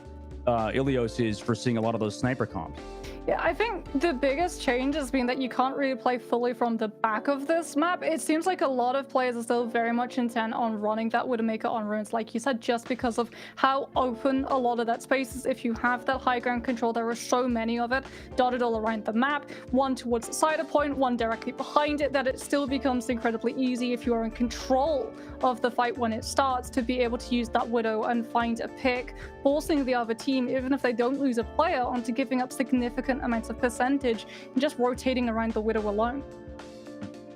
It'll be really interesting to see how these teams do fare, especially if that Doomfist does come into play, like we were talking about just a little bit earlier, and how that can influence the DPSs that we're going to be seeing coming through as well. But again, it's going to be a lot of quick thinking on your feet, as per usual within Overwatch at the very least. But a lot on the line as well, because you want to try and rack up these points as early as possible. I know that it is a 2-week-long event. You do have more opportunities within the round robin, as every single team does face off against each other. But the earlier you're able to get those under your pocket, especially here into Group B, where there's only 2 spots to even fight for, compares to the Group A that have 3, there's just so much more additional pressure, I think, on the backs of all of these teams, of course. But that being said, as well, as a reminder for you guys, that the World Cup is actually going to be crowd-funded for the very first time, again, with those home and away skin bundles.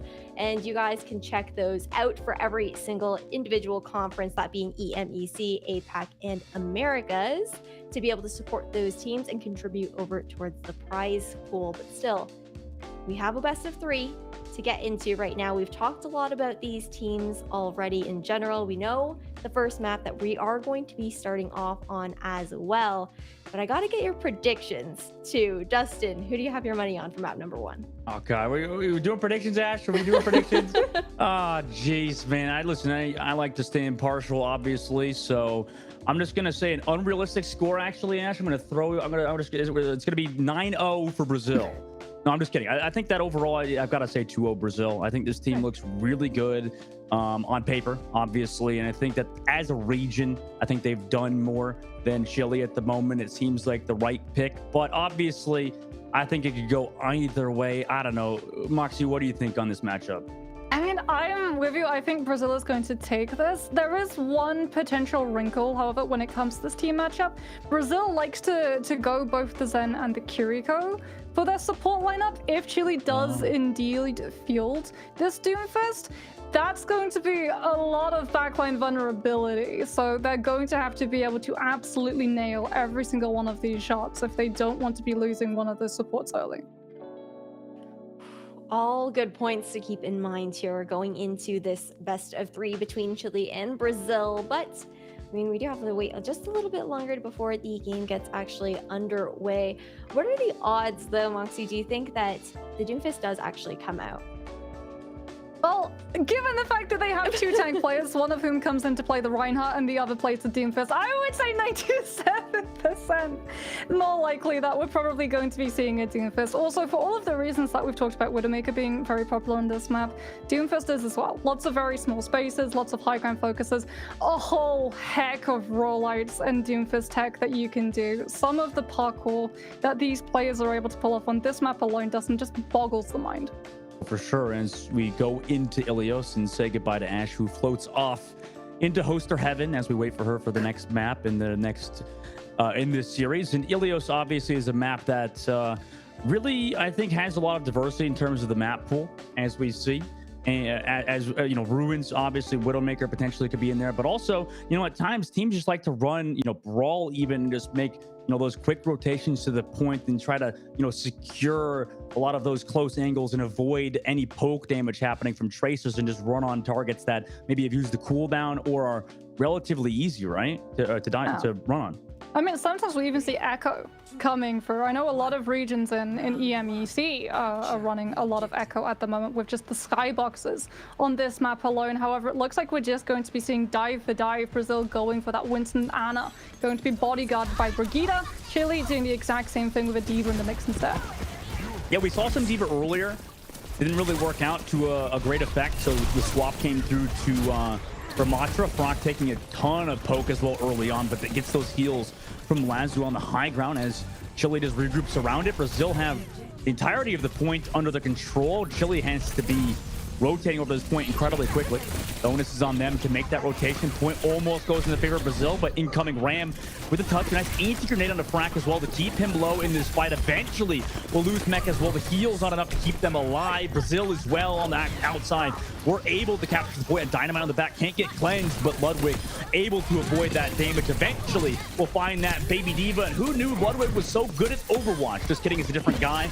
Neil also chases down Papo on the low ground, but out also goes as well. In Brazil, clean first fight for them. So I'm a huge fan of Ashe, but only when you're in control of that fight and you can use the dynamite to kite these players towards either the Tracer or the Diva. Especially when you're running a Diva into the Sombra. Look at the charge on EMP. You're just an absolute battery for Svenko on the Sombra, who's going to have EMP in the next fight. The stick from Ludwig is just extra style points. And Chile are going to be waiting another couple of moments for the full regroup to come through, and by then that EMP is going to be packaged, it's going to be parceled, and it's going to be wrapped and left right on their doorstep. Oh yeah, I freaking love this. This is a great sign for Brazil and their fans to see both Tracer players starting off strongly. 52% now on the board. Chile has to get an answer. They have that pulse bomb ready to go, building up towards that Bob as well. DeVal finds those shots on the new, who jumps down to the open. Ram takes so much damage dropping down. Also gets hit by the EMP, but a nice nade from Lazo to keep him healthy. Also the nanoburst to keep Frack in this fight. Great support gameplay from Chile on a pulse bomb from Ram onto the back line. What a connection from him. Also finds that Ana, but the health pack is hacked. So Exfil can play around the health relatively well. Goes for that sleep dart, does not hit it. Dealing with the back line now is Ram, taking a lot of that pressure off that front. So DeVal is able to find Neil. And then on to Ludwig as well. The rig test for Chile is successful as they claim the point. Yeah, gorgeous kiting coming through from Ram. Goes straight for that backline, like you said, after the Ana. Pulls the Sombra's attention as well. Svenko has to actually go for the peel to try and save his backline, and as a result, the Barrett entirely uncontested gets to finally set himself up on the high ground and put these dynamites to work as Brazil come through. Walk into the point. Bob is out on the point as well to contest it. Make sure this Winston has trouble. Neil opts to back out. Ludwig takes a bit of damage, but nobody dead just yet. Great disengage from Brazil on the inside, although Svenko has to translocate back towards that mega health pack. They know where he is. Coach got actually to boost Nail away from the point as they know nobody else can contest. Chile's going for an outside dive, but they give up that point. Ludwig has the pulse bomb as rotation now happens for Chile. A hack comes through in a frac, but he's still able to get off that Diva bomb to rally on the point to potentially kill this Diva as the remix, but the pulse bomb as well to make sure he goes back into Diva 4, but a rotation on the quick high ground will keep him his life as Ram finds the Ana. It's too late though, because Brazil, with that primal rage of Neil and Ludwig combining on a Papo, gives them those 2 kills. 85% of the board. Neil will jump back to his supports as well as the stagger kill comes through. Now 90% of the board. It's gonna be a rough recontest for Chile. Yeah, especially because now we're going to have another EMP coming onto the board for Svenko. Lazu, by the way, is onto the Kiriko. There's the Doomfist pick that we anticipated to come through. As they're onto these fast-moving heroes to just try and keep this overtime in play for as long as possible, but no one can really position around the EMP when it comes out. And that's going to be Brazil just cleaning up the aisles and taking this first point. Yeah, Ludwig's looking so good on the Tracer, Moxie. And, you know, overall, Brazil, what a series to start off with today, getting that 100 to 51. Obviously, this is round number 1. A standout DPS play from Brazil. Yeah, honestly, standout play from all of them. The fact that we only really saw Exfil being caught out of position once or twice, and a lot of the time it wasn't actually down to his fault. It was just really good kiting coming through from Chile. As we can have a look at some of this Ludwig Tracer replays, as well as Neil on the Winston, just able to push aggressively onto this backline when they know that they've zoned that Ana away. And I love this. I love and hate this. Why the heck did this guy have to choose a name that is the same as a prominent figure in esports? It's so interesting that he decided to go with it. Maybe in the Brazilian scene, doesn't know Ludwig as much, obviously. I'm pretty sure the most famous Ludwig is Beethoven, but... Hey, his name's Ludwig? Oh, oh my God. Anyway, change the topic here. Chile now onto that Diva with the Pharah as well. Do have that pocket. We talked about sort of these interesting kind of not cheese comps, but Pharah compositions coming through for other teams. Chile kind of taking a playbook out of, or a page out of Saudi Arabia's playbook.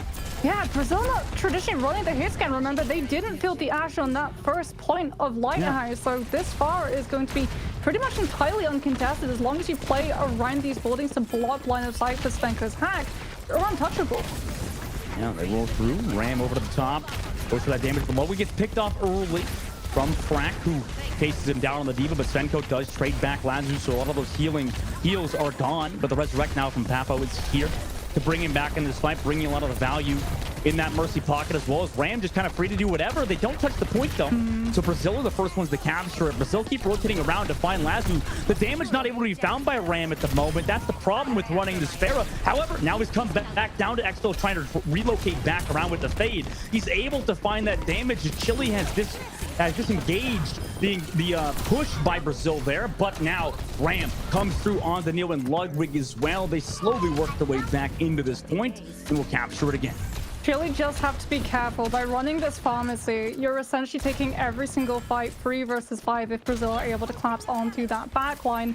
And that's what Brazil are trying to do. They're just ignoring the Pharah and going straight for what should be a defensive Ana. But Lazu actually bodyguarded by this Pharah, just hanging above that Ana's head, making sure that no one can actually dive on with that concussive. And Brazil do claim that point back. They're going to walk through that cage side now. Ram, though, setting up with that barrage play. No defensive matrix to shut him down besides maybe a hack from Svenko on the low ground. Will use concussion to get back to his team and go for the barrage onto the Winston. Doesn't have primal waves, gets him incredibly low, but he's able to survive. However, Ram comes back in denial on the backside. Papo also gets the res onto Lazu, but a pulse bomb connects onto the Diva, and it touches Ram's toes to connect onto him. Papo, though, does whip out the Glock and take down Ludwig on the backside, but it doesn't matter because Exfil and the rest of Brazil collapse onto about Frack as well as Lazu and still have control of that point. And that's the problem for Chile. Even though they are trying to find these kills using these ultimates, Brazil just continues to be able to play the objective, and as much damage as you do, Overwatch is always going to favor the team in control of the point. Brazil has 74%. We're heading into Final Fight territory, and Chile don't have the damage burst to be able to follow up on the EMP. 100% on the board too. I mean, that's terrifying to go against. The Coalescence is well on the back line. There's that EMP from Devout, though. Like you mentioned, on the front line to keep them sustained is that Valkyrie. Diva Bomb from Frack here. Do they sustain against it? Able to avoid that damage from the D-Bomb as well. Ultimate's already used. No kills for Chile, so Brazil now comes back in with that Primal Rage. 96% on the board. Frack has to rotate towards it, use the thrusters to avoid being thrown into the middle of the pit. As Neil trying to find some kills here. Eventually they'll find Lazu, but Expo's taken down incredibly low. Frack goes for the final blow. Matt Ram does trade him back, but Ludwig is here onto Frack as well, and the rest of Brazil to collapse onto Chile as they rotate around the point. Even with that skybox to work with, they still have to contest the point. Ram able to do so. We'll go back to the sky last second. The Sombra will touch. Barrage from Ram. Oh my god, it could be big, but they can't touch. He's too far up vertically from the point, so he's not able to touch it last second. And Brazil will win on Ilios. Oh, that's devastating. The second that you as a Pharah hit that Q, you know, but you can't cancel barrage early, so you can't move. You're literally just stuck staring at the point and going, oh, my spaghetti. It's on the ground, but I am above it, so cannot pick it up. That's really unfortunate. But I mean, you could see that the second that Brazil saw that Pharah composition come through, they just clocked on to the fact that that Ana was left so vulnerable and just continued to dive and dive and dive, finding that pick, keeping the Pharah's attention away, so that every single time, even when they weren't coming in terms of the kills, they still had point percentage, they were still ticking that up, and there was nothing that Chile could really do about it, because if they sent the pharmacy to keep control of point, everyone else in backline dies. Yeah, I think that was overall fantastic work from Brazil. And, I like the idea from Chile, obviously, like you said, with that Pharah competition to maybe mix things up to avoid a lot of that pressure. It worked at points. And, maybe against the better Pharah team, maybe a team like Brazil wouldn't do as well against, that sort of composition. Obviously, we have seen Chile at points look solid, but as a team, Brazil really did a great job surrounding, really suffocating all the supports. Like you said, Moxie, it was a really tough time for that backline of Chile to really just have any sort of survivability as a unit. And, obviously, we got to bring back Ash, our host, who comes back down from the heavens to come into this discussion. What's going on, Ash? What do you think of that first map? Floating back down from Cloud9 right now, but overall, I think you both made some really good points. The pharmacy pick was interesting coming out from Chile. The vision, with the concussive blast and whatnot, especially with the well there on Ilios, definitely huge, but just a bit too disconnected, I think, from the remainder of the team composition. Just doesn't really allow all those moving pieces to work cohesively together, Moxie. Yeah, there was a little bit of a 50-50 as well. Like when you're running that pharmacy, it works so well for teams like Saudi Arabia at the moment, Triple Esports, Twisted Minds back in the contenders EMEA region because they play aggressively. They put so many resources onto players like Labda and Yazan, and they just send them out fully understanding that they're going to be trading that AMER, but because the pharmacy stays alive, they're still going to win the fight. And that was where the disconnection came through from Chile's game plan, because they had the pharmacy, they just didn't have the aggression a lot of the time. We would cut back to the Forest POV, and they would be literally babysitting the AMER in the back line, and the kill would still come through on the AMER, the rest would still come out, and the Pharah would still be left vulnerable. So you didn't get reward from either the Pharah finding kills or controlling the space, allowing point percentage to be picked up for your team. I think Mox is 100% right. I think to even add to it, I would go as far to say is it's a lack of mechanical prowess on the Pharah. I mean, it's hard to play that hero to the level that, like you mentioned, Saudi Arabia does. They have so many fantastic players, obviously, with Yazan being one of them, one of the best Pharah players in the world. It's hard to match that level. There's so many decisions that Pharah players have to make. And at times, you can't make the right one when it's, like you mentioned, Moxie. I mean, making the aggressive play, hitting direct air shots. I mean, there's so many things that you have to do right. And unfortunately for Ram, it was hard to get that value that we've seen out of other teams. And then talking about as well, it was just a bit of a struggle to, like Moxie was saying actually during the cast is what I caught, follow up on the EMP coming up from Debao on that Sombra. It felt like Chile just obviously didn't have that same kind of damage burst available to actually close out quite a few of those picks. And again, it just comes down to that lack of cohesiveness. Meanwhile, Brazil, we knew that wasn't going to be a problem for them considering their history playing together there, Moxie. Yeah, so normally when you're running something like the Sombra, you want to have something to immediately be able to follow up that EMP because it lasts very little time. So you have to essentially choose one target and then everyone jumps them. We see a lot of times as on professional play, EMP being invested solely to take down one support player like a Kiriko so they can't swift step. They immediately go down, and because those compositions traditionally don't come alongside a Mercy, that kill, it sticks. The problem, however, was that you're not running anything that has the burst damage to be able to hold the EMP, but you're also not running a Lucio to be able to use that speed boost, jump on the target in time, and guarantee that the EMP actually secures the kill that you're trying to connect it into. And Dustin, I've got to ask as well, but the difference between these tank picks that we see coming out from Chile and Brazil going for that Winston, Chile opting for the D.Va instead, how did that fare and play into, I guess generally just how they were able to work around each other and the types of pushes that both teams were going for? I think it's fully tough to say like which hero is better. I know that you didn't really directly ask that question, but it's kind of tough at the moment because after everything we've seen from D.Va, it's always been from like the weaker team on paper, right? It feels like a lot of the D.Va players tend to kind of maybe just favor that hero because of their hero pool, like you mentioned. But with Winston in particular, the hero is just so dang good at the moment with just engaging. The cooldowns are so low that it can continue to just rotate. Also, Primal Rage, one of the most underrated. I mean, people like say it's not that underrated, but I think it's one of the strongest ultimates in the game, right? Gives you, that full health pool, really turns you into a tanky beast that also has a crap ton of damage. So realistically, the Winston players are just playing a hero that is arguably at times better, but it's also tough to say just because, we don't really know how good the D.Va is. Maybe in the right hands, it could be better.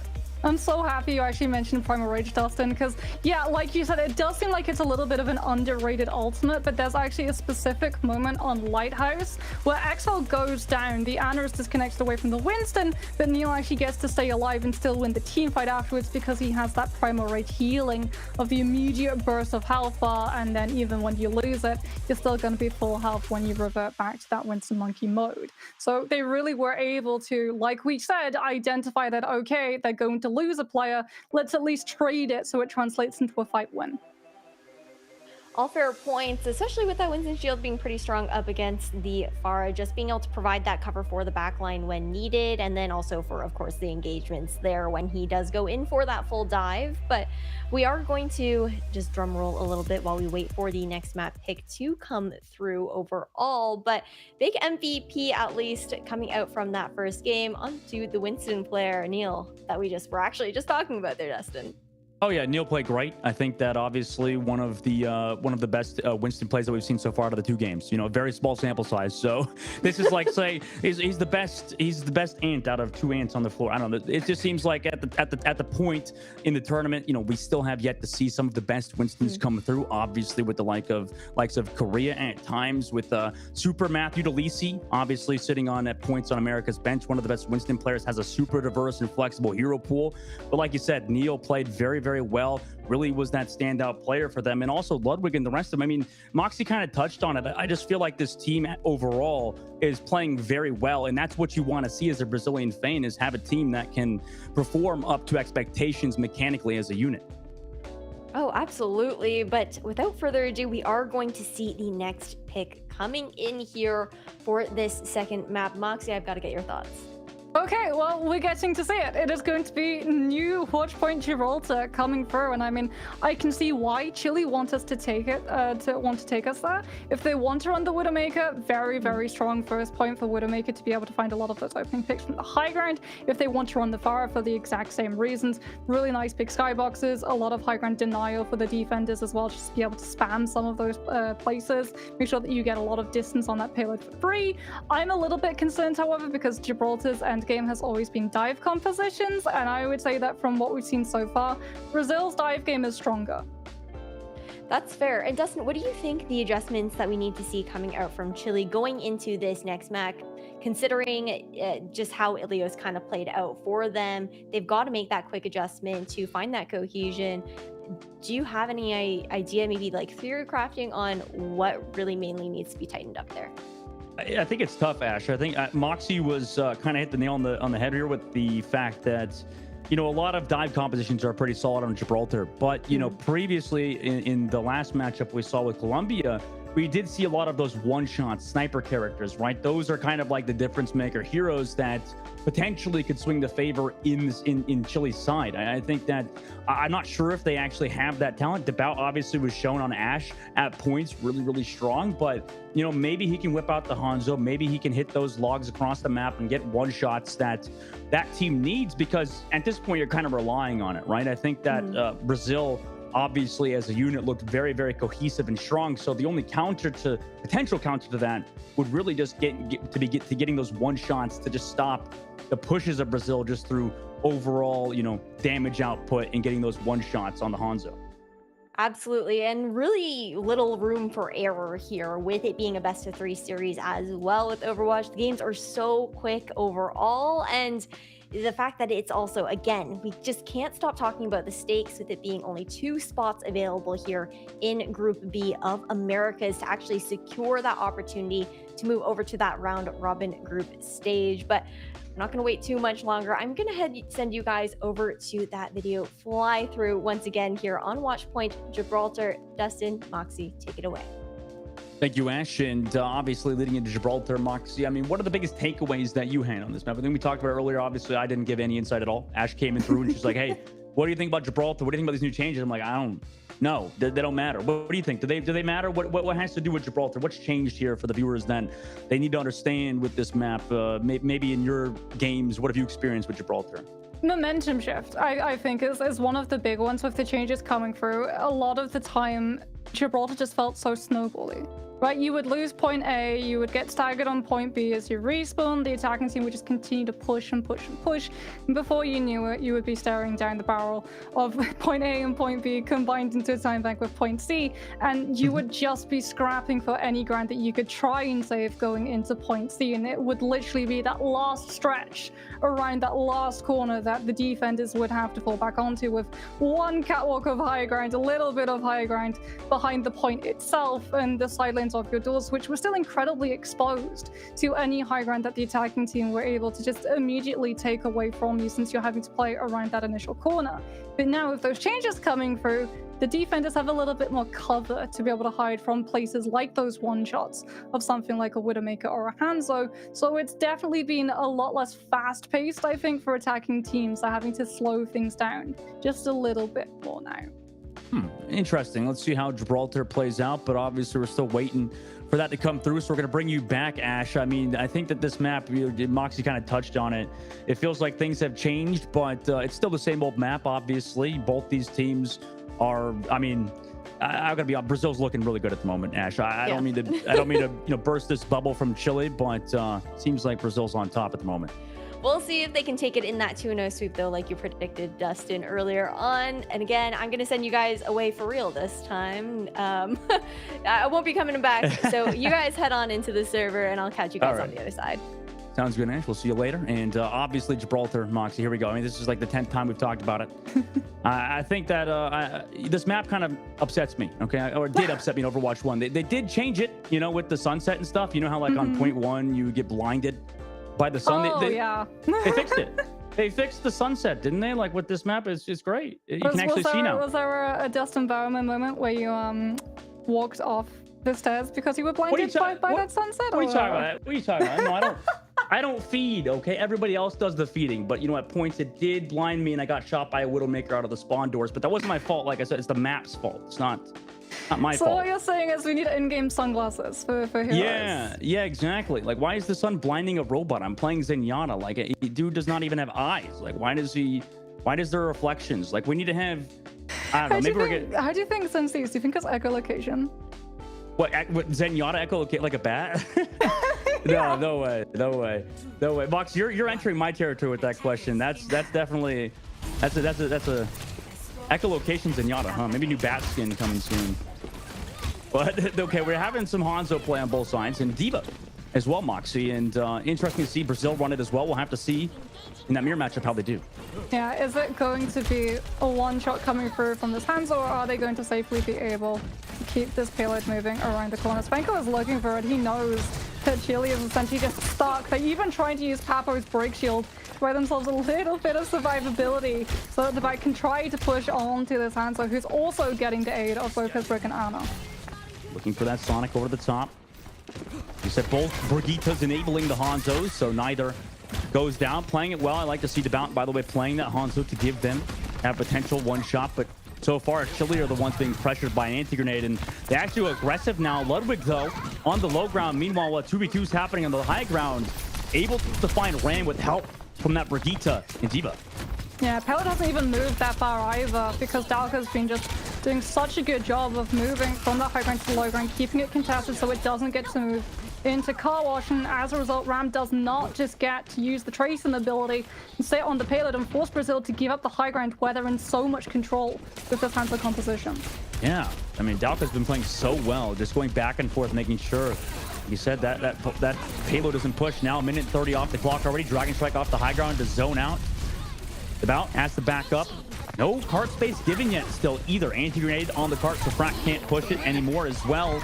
As Tracer's on the cart, dealing with some damage down. Nanoboost also onto Frack to try to find that kill. Spenko backs off from the high ground to avoid that engage from Frack. Eventually, the Nanoboost will wear off, but Spenko wants to keep holding his high ground, keeps pressuring the Hanzo. Neither able to find that opening pick because of the defensive matrix and also that Brigitte's shield. So both Hanzos do guys have avoiding shots, but not able to find those kills. Ludwig comes around the back with that pulse bomb, ready to go with the Nanoboost as well. Goes for the pulse. A nice sleep dart, though, onto Ludwig. Do they have the follow-up damage? They do, but it might be too late. They've already lost 2 members of their team. Spenko also finds the Bout, but Ram has traded Exfil. It's still a 2 versus 2. Hanzo and D.Va versus D.Va and Tracer. Spenko has to jump off the high ground. Frack will chase him down in baby D.Va form to get that kill. Eventually, Danka will use that D.Va bomb to preserve his life, to make sure he can remech here. Frack will come back, but the closer spawns are in favor of Brazil. Ram also not able to get the health pack.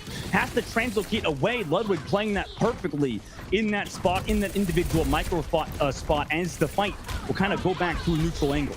Yeah, and again, we're going to see Hanzo versus Hanzo. Brick shield to help out, but Divide does have that Dragon Strike bolt up as far enough away from the D.Va that he can send it through without having to worry about it getting Matrix. There it is. Cuts into the backline, but no kills picked up. Kites him right into a 3-person anti-nade, however. As we're going to see Chile now moving in with that rally. Brazil going to mirror it, and now it's all about sustainability. Fantastic disengage from Brazil, trying to relocate around that point. Drop their own Dragon Strike off to zone out the payload. No deaths, however, on both sides. Storm Arrow from the Bout to try to find that Brigitte, who has been living. Yeah, eventually will fall, but Frack chased him down. Also onto Ludwig. They're on this cart as well. 0.6 meters left to go, building up towards another D.Va bomb. Gets the nano boost as well to continue his damage on that back line. The D.Va's still here. Daka will lose mech, and eventually Chile will capture on first point after a very, very long push. Yeah, it's honestly really smart from Chile, however, not to go for a full disengagement, even though they lose players. The second that they disengage away from that fight in Warehouse, Brazil go right back to that high ground stalemate that they had Chile locked into for so long, and that time bank gets dwindled to absolutely nothing. Let's talk about absolutely nothing. The pulse one finds absolute squat. Frak comes in with the defense matrix, gobbles that one up, and Brazil not going to be able to find an early pick to keep Chile from snowballing and holding this high ground as they try to come through these chokes. And Devout now finds Svenko. I mean, Frak, what an outstanding D.Va player he's been to now enable Devout maybe get back in this series. They chase down that backline out of the fight. Also, Ram gets ran on by Ludwig too. Chile now pushing that cart. 2 minutes left in the second point. Brazil do have that nano boost if they want to be able to send it onto their D.Va to just body all of this damage, but the second that they send Dalka in, Frak's just going to come through with the body block on that self-destruct. But no, he chases after the nano D.Va. He got stuck though on the back, so unfortunately he's back towards that payload. However, Dalka's still not able to find a lot of that damage with the nano boost just to maybe zone off that back line to give his team some space. But Exfil out of baby D.Va form hits those shots onto Frak. Amazing work from him, and also with an anti-grenade onto Papo, but Devout does trade back Svenko. But nice work from Exfil to give Brazil that engage. But Devout now hits a shot on the Ludwig. He wants to commit the Dragon Strike. The defensive matrix is also not there to zone off the back line. That gives them that kill. But Exfil trades it back. An Ana player doing as much work as Exfil has done so far. It's almost unheard of so far in the World Cup Series. 3K for the Ana player of Brazil to keep them holding this objective at the last possible second. She has the successor. Exfil really coming up in terms of those kills. Means that Chile is forced to take a much longer rotation to be able to dodge out of these one-shots potentially coming through from Svenko, and it means that they are down to 1 minute in the time bank. 2 ultimates to work with, and Brazil have the high ground above them. Waiting with the pulse bomb. Defensive matrix is here, and Frak eats that pulse bomb from Ludwig. Great work from that D.Va player on Chile's side. Ram drops down below, waiting with that pulse bomb. Looks for the Hanzo, drops it at the doorway. But unfortunately, nice work from Svenko to avoid all of that damage. Meanwhile, rally is happening for Brazil's side, while nano boost from Lazo to keep Frak healthy, but he's still going quite low. Svenko looking for those one-shots. Tracer back here. Ram down to 1 HP. Needs to preserve his life, so he'll relocate back into his team's side to get some healing. Playing around now that forklift side. Frak will lose the mech as the fight's gone on for a bit too long for the Chile side. 20 seconds left now, and they're getting cleaned up by Brazil's side. Chile now might even lose Lazo on that Ana. There it is. Lazo gets taken down. That is a horrible stagger, as they're not going to be able to have him back until we head into overtime. It's just going to be Papo and Lucio trying to get a touch onto this payload, but even if they're able to, there's nowhere to hide from the self-destruct. Run, Papo, run! No, he eventually goes down. Dalton here as well on to Ram. Overtime now ticks away. Doomfist does get the punch off to eventually touch, but with the nano boost to Brigitte and the D.Va bomb here and nobody else alive, that ends Chile's push on the streets phase. So that means Brazil will be going over to attack and only have to get it thus far. Yeah, Brazil looking immensely strong, just being able to control all of those high ground avenues, having that just pressure overwhelmingly coming through from Svenko, while also guaranteeing that the payload does not get free push from Chile, which is the cheese way, let's be honest, of making sure that you're able to negate the 1 versus 1 victory. You send someone to touch Cart, Cart then pushes all of the defense off of the high ground, and that means that the Hanzo just does not have that opening control of all of those fights. It just didn't happen. They never got the opportunity to be able to put Ram into that position, and all of that comes down to Dalka. Yeah, for sure, Dalka doing a great job pushing forward. But, you know, to be honest, on the flip side, just to give something to Chile, it seems like Frak really has been doing great as an aggressive D.Va player, but, you know, at times... Defense were perfect. I mean, yes, back-to-back pulse bomb meets coming through from that D.Va, and even more on the flip side for this team, all of that high ground opening initial fight control that we saw in Brazil's hands now flips over when the side flips as well. Yeah, now the defensive side, like you said, I mean, it enables Frak to maybe do a bit more, but it's tough at the moment when Brazil, you know, has the mechanical prowess that they do. You know, Exfil obviously on the Ana playing well. Svenko, one of the Hanzo, showing that flexibility from that Sombra. Ludwig still doing well in the Tracer. And, you know, Brazil as a unit really, you know, have been shutting out Chile in their pushes. Yeah, lots of really good fuel coming through from them, as we're going to see exact same composition. Symmetra TP just being used to be able to negate some of that poke coming out from Devout. This time on the Hanzo as Ram still on that Tracer. Going to try to bite into this backline, but they're playing from the high ground, so it's incredibly hard to actually be able to find the target isolated. A lot of body shots, leg shots onto each Hanzo, not giving up that headshot. One shot coming through the right side, but unfortunately no kill for Svenko. Meanwhile, Nade hits 3 onto Brazil, stopping that push for now. Devout sits back at the boxes of the back of the map, but Svenko's the one with a bit of the space here with the Brigitte, Ana, and D.Va. Meanwhile, it's just Ana and Brigitte and D.Va on the other side. Ram, though, does find Ludwig on the low ground while a Tracer for 1v1 was happening on the cart. Stopping that push for now. Svenko does connect onto Lazu, though. Nice shot from Devout onto that Hanzo. Tries to maybe deal with that pressure from Svenko here now. They have to back off now. Without that Ana, they do not have the sustainability to be able to keep the mech, and if they lose the mech, they lose control of being able to have both avenues of high ground and low ground. As we're seeing, everyone to try to support this right as long as possible. Really good use of those boosters coming through from Brack, 180ing into that defense matrix to be able to keep the mech until Lazo is able to regroup with the team. But Brazil already past that first opening that took Chile such a long time to be able to break. They're barely past it and has the ult anti-grenade, but Brazil slowed down. Temporarily have that pulse bomb ready to go. Ludwig has the recall, barely makes it back to his team. Nice use of those blinks to get back to it, and also Devout on the other side gets that kill onto Svenko. So although Ludwig lives, his DPS partner does not. Dragon Strike from Devout. They go aggressive. It connects onto Axel. It's just Ludwig now with a few members of his team alive, so he's going to back out as Devout's Dragon Strike connects onto 3 members of Brazil to give them that fight win. And now they get to try and go back to holding that aggressive position. You can already see that Devout is angling.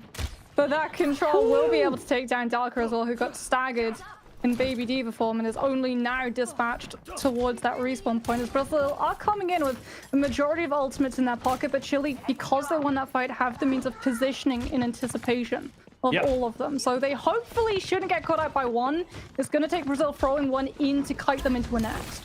See what Ludwig does here on the left side, but this is what we like to see out of Chile so far. Devout has kind of been coming online on Gibraltar. Meanwhile, Ludwig dropped towards the card. Dragon Strike from Svenko over to the top, force Chile off into that pulse bomb potential, and there it is. Devout is removed from the lobby. The pick potential from Chile is gone. The pulse bomb from Ram came through on the back line, but it is entirely avoided as the card is now pushing towards the very end. The only one touching is Brack down below with the nano boost. Goes up to the high ground to force that D.Va bomb from Dalka, who will get the remix off as Devout will rejoin his team in a second. Ludwig down below will have to deal with the rally on both sides. D-bomb from Crack above the high ground does not connect to find a kill. Nya with the rest of his team come through towards that car with the rally and a nano boost engaged on their side with that ultimate advantage. They take full advantage of it. Dalka chases down Lazu. Nya also to find Papo on that low ground. D.Va eventually gets lost as well, and Brazil played that fight perfectly, Mox. It takes a lot of ultimates, however, but Brazil will be able to win the fight, pick up that checkpoint, and get a little bit more time added to their bank. In Chile now have to hope that they're going to be able to respawn and not get staggered out. As you can see, Brazil already eyeing up all of these grounds to be able to hold away from this defense. Sleep hits onto Devout. Their hands are not able to push the D.Va away. Defense matrix now coming through for both of them as everyone just fights for control of flame. A nice nade from Xfil onto the back line, but no shots from Svenko to kill him. He drops down to the forklift, but Chile has to give up that top space. Ludwig, though, does trade back Ram yet again. It feels like this has happened multiple times in this series. Ludwig getting the better of that Tracer duel, but he did have some support from his own Brigitte. Meanwhile, Dragon Strike to try to equalize it, but it just forces them off that high ground spot. Actually finds that kill onto Nya. The cart's still pushing in this fight. Ludwig has that pulse bomb ready to go. He noticed the Hanzo double jumped away, but Svenko takes down Ram. Even though Ludwig's pulse bomb was not a success, they still have that man advantage. Dragon Strike still available. Throws it onto the high ground to make sure they have to drop off towards that forklift side. Lazu avoiding that damage. Cart still pushing, like you said, Moxie. Dalka able to take advantage of that cart space and push forward to those boxes, but a nade slows down the push of Brazil, lands on Svenko, and the follow-up from Ram is there. Chile, last second, 4.25 meters left. Force Brazil to retreat for now.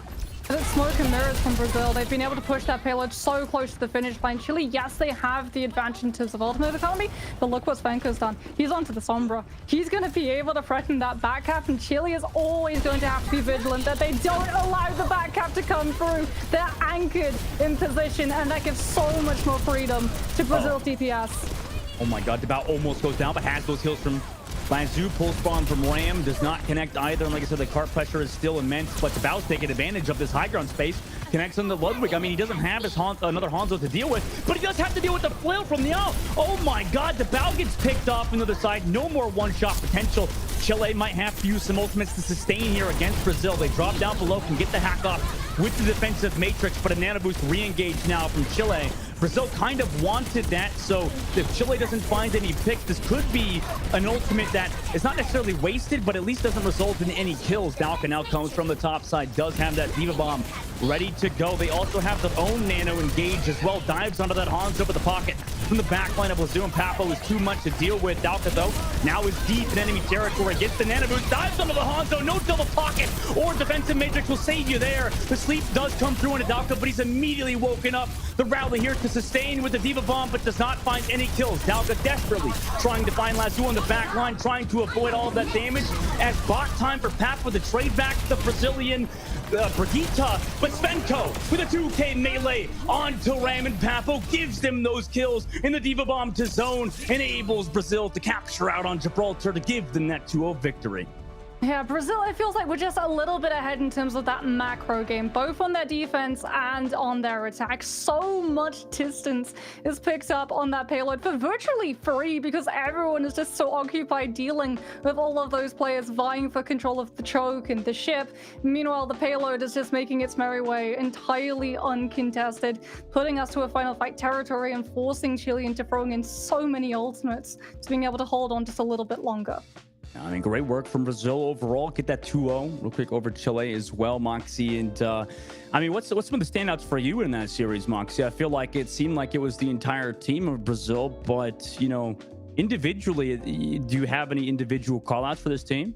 I mean, like you said, all of these players absolutely on the absolute peak of their game. So many of them standing out. I'm sure Ash as well is going to have her favorites, so we'll bring her back so that she can come and discuss hers with us. But I have to give it up. Svenko was hitting the flashy shots, yes, but Dalka and Ludwig being able to play the objective, being able to play what really matters at the end of the day, just allowed Brazil to have that extra edge in terms of macro making. And that's the big thing, right? It was all in the macro there for Brazil. The fact that they had that cohesion once again going into this second matchup, and then also just the foresight to be able to keep an eye on the actual prize when it comes down to pushing that payload. But what a way to end things off there for that 2-0 sweep coming out. Unfortunate for Chile, a lot to, I think about for this team going forward as far as being able to take it the distance if they want to continue on within the group stage here in this round robin for the online qualifiers, sorry. But that's just, it's tough. It's a little bit heartbreaking, to be honest, Dustin, there for Chile with just how that last point ended out. Yeah, they were super close, I think, at the end to pushing this to that map number 3. But, you know, at the end of the day, they just kind of got outplayed as a team at the moment. Brazil obviously did play it very conservative, I will say, towards the end. Obviously, they kind of, you know, didn't want to take risky fights. They were kind of trying to avoid fights where maybe they could have come back with some ultimates. They just wanted to disengage, make sure Chile wasted ultimates at points. But, you know, that could maybe lead something into later on for Brazil's matchups. But like you said, I mean, Ash, yeah, it is disappointing for Chile. I think they can come away from that matchup at least understanding, okay, we have a great Diva player in Frack. We've got some good supports as well. I think maybe if they focus on those sort of units, this team doesn't look that bad for their future matches. It's all about refining all of those details at the end of the day, right? And just being able to move forward with that mentality, keep things positive, keep everything in a more optimistic light as we check out the replays from this last matchup overall. But again, I mean, just the synergy to come out on this Brazilian squad it was just unparalleled, to be honest, Moxie. I mean, look at their aggression too when you compare both of the sides in terms of how those Hanzos aggressed onto Catwalk. When Chile is on the attacking side, we have a like 1.5 minute stalemate of Hanzos hiding behind Brigida shields, breaking the shield, not wanting to peek the angle because they're at risk, and waiting for the break shield to reset, and then going back and doing the exact same thing over again. When Brazil are the ones attacking, they have a little bit of that Hanzo standoff, and then they literally just run straight at the entirety of Chile sitting on that high ground, immediately breaking what could have been a 1.5 minute or even longer stalemate. So even though they do lose the fight afterwards because of a really good Dragon Strike coming through from the opposing Hanzo right into generator room, coming out from about catching onto so many of those squishies, they've still been able to break the time bank in terms of Chile's defense. And I think those standoffs are really what tells you about how fearsome of a team Brazil is looking to be here within the Americas Conference. I'm pretty sure even on the socials, the Brazilian team retweeted a tweet that said that the Koreans were going to be stunned when they saw the firepower that the Brazilians were bringing into the Overwatch World Cup there, Dustin. Can I laugh? I mean, like, bro, like nobody could deal with the Korea. What are you talking about, man? That's like, I get it. Like, you want to be confident in your team. I respect it. Okay, but listen, that's a tough ask, man. I'll believe it when I see it. All right, Ash, I'll believe it when I see it. I don't mean to be a pessimist here, but come on, like we're talking about Korea, one of the most dominant regions in the history of Overwatch. In Brazil, they've got the firepower there, but well, I'll believe it when I see it, Ash. Okay, I'll believe it when I see it. That's valid. That's valid. I think it's just fun to kind of like set those stakes, have that little banter on the socials as well between regions too. It just keeps everything fun and it keeps the competition entertaining for sure. But again, a huge 2-0 so far. I mean, it's only been two matchups here within the round robins thus far. Have been those 2-0 sweeps for both teams. And Moxie, I mean, what do you think we can maybe look forward to for Chile going into maybe even tomorrow? I think Chile definitely, like Dustin said, they have a lot of really good players. They just need to build those foundations into a slightly more synergized team where they have a game plan and they don't sort of 50-50 it, they fully commit. Because when you try to have so many different win conditions and plates spinning all at once, something's going to break, something's going to clatter. But one thing that definitely didn't break, I'm so happy that Dalka is going to take the MVP. I know everyone loves to see the flashy shots come through from Estella Hanzo, but I mean, come on, the eliminations, the damage, but more importantly, the peeling for both his supports and the objective itself. Dalka was next to none. You can't deny the numbers there, right? Just under 19k damage mitigated as well there, Dustin. Huge numbers being put out by Dalka, a well-deserved MVP at the end of the day in this best-of-3 series. Dalka played well. I think that overall was at points the better diva for sure. And for Brazil, they've got to feel comfortable with him also flexing over to at times Winston and maybe other heroes that are in a similar hero pool, right? I think that a lot of these dive heroes, you got to be able to flex over to Diva or for Winston, and that's what the Brazilians touched on. I mean, I messaged them as well, and through their socials, they told me that Dalka's got that flexibility and those heroes that he could pull out, and obviously was a fantastic Diva player in the series. And I think that flexibility is something important to consider about how it carries on for we move further within the Overwatch World Cup, especially, if you make it out of these groups and head into that round robin group stage over on the LAN, is the fact that there are meta shifts across different regions as well, the different play styles that teams like to lean into, and having that added adaptability, if you will, does give you that edge up to respond a bit faster to your opponents there, Moxie.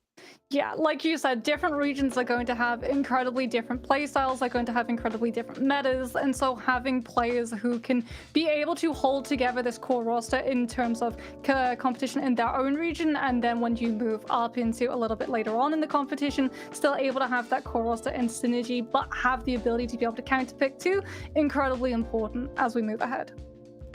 That is for sure. But everybody at home, we are going to swing to a quick Be Right Back screen. And on the other side of it, I'm pretty sure we should have an interview pending from somebody on the Brazilian team. So you guys grab some water, grab some snacks, stay tuned, and we'll see you in a bit.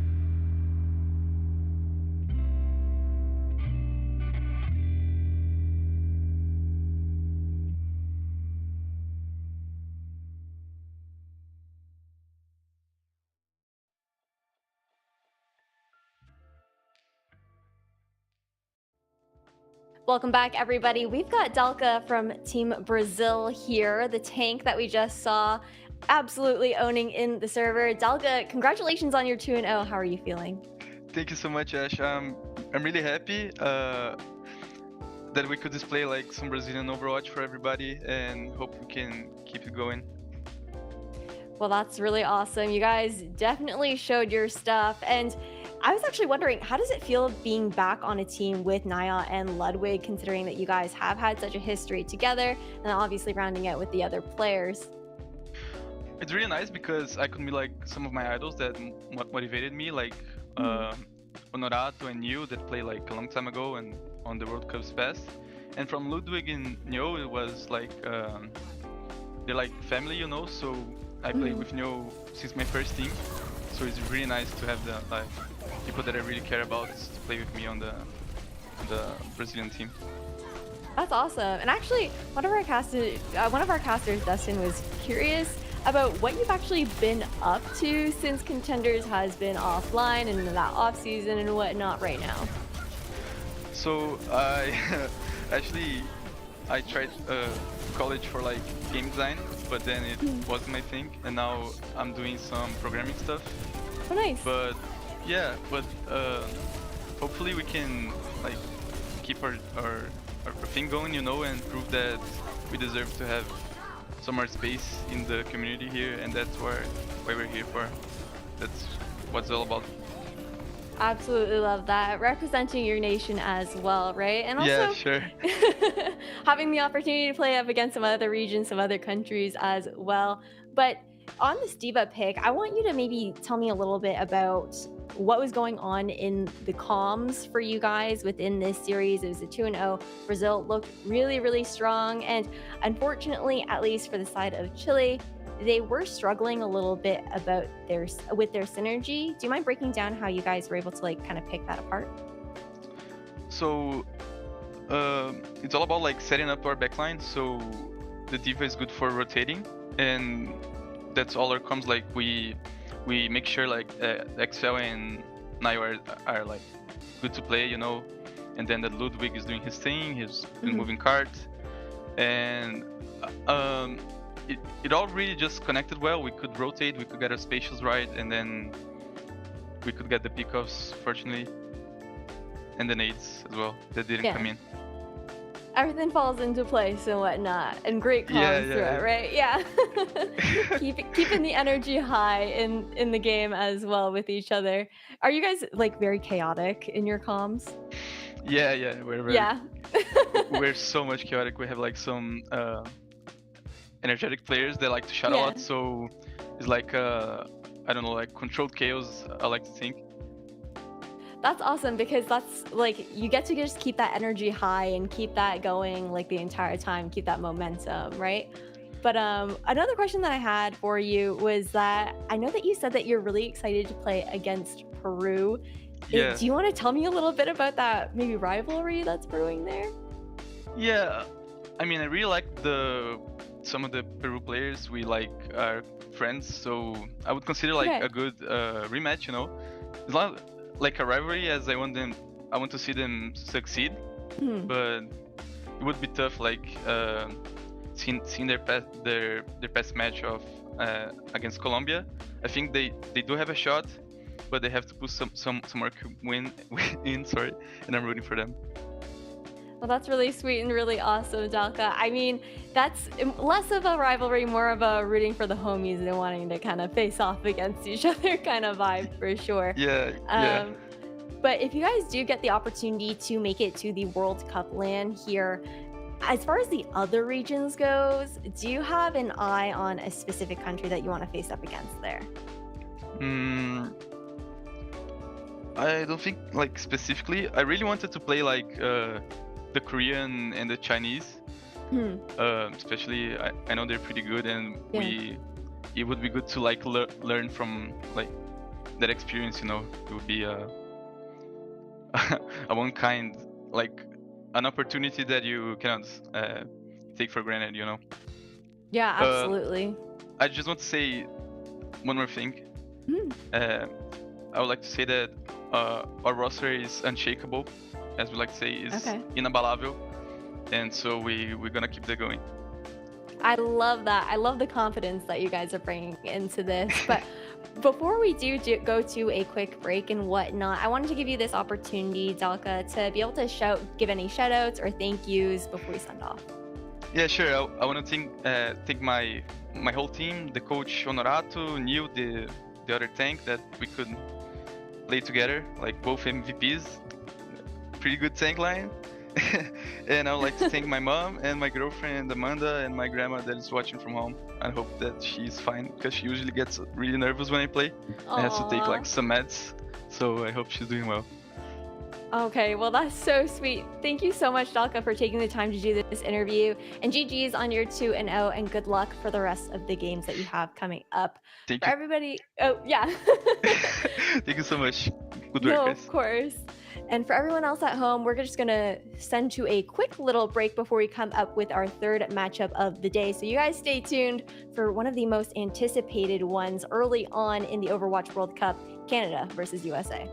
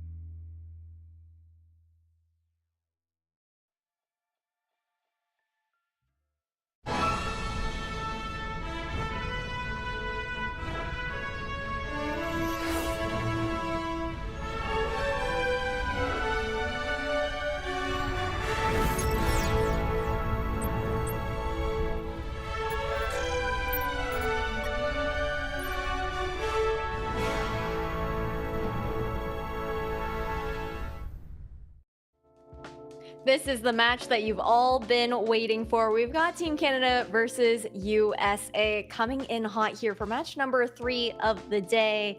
Moxie, I mean, I feel like these squads barely even need an introduction. Well, they're gonna get one, and it's going to be absolutely star-studded because, I mean, these rosters are they're absolutely stacked. So many players coming in from Overwatch League. We have 4 Vancouver Titans free playing, 1 behind the scenes, given that Chibi is actually tied to Vancouver Titans as well, except she's going for Team Canada this time around, so she's having to play up against 2 of her players. We've got Sugar Free coming through as well. I mean, Sugar Free has just been such an exceptional storyline for Overwatch as a whole. Got picked up in 2019 by Atlanta Reign, was too young to be able to go into Overwatch League at the time. Then we saw the Overwatch League age limit being lowered by a year, so he immediately gets picked up in an absolute pitting frenzy to Vancouver Titans, and now he's going to be playing for Team USA. So in the space of 1 year, he gets to tick both Overwatch League and the World Cup off at the exact same time. And Dustin, I gotta get your thoughts on these squads too. I mean, you are more than familiar with these players. Oh yeah, for sure. I think that USA has a great lineup, although, you know, there's been a lot of doomers as of late with Team USA, but I think the depth of this roster is definitely greatly overstated. I think that in this tournament, especially a decisive win over Canada could mean a lot for them. But honestly, you know, on Canada's side, they're not, you know, too far behind the ball here. They have some very, very good talent, Overwatch League contenders talent. And a lot of players that are like pretty much on the cusp of Overwatch League in itself. So for this lineup, I could see them doing quite well, especially with this backline with Crimzo, still a very, very fantastic flex support. False on the tank as well, has that flexibility. And Seeker is a truly standout hit scan, can at times be the strongest in the lobby. Yeah, the DPS go as we know him, right? But man, Moxie, I feel like we already know that this is one of the most anticipated matches, especially for a day 1 match to be coming through. But I need to know, what are the stakes in your opinion? I need like set the tale to be told here between Team Canada and Team USA.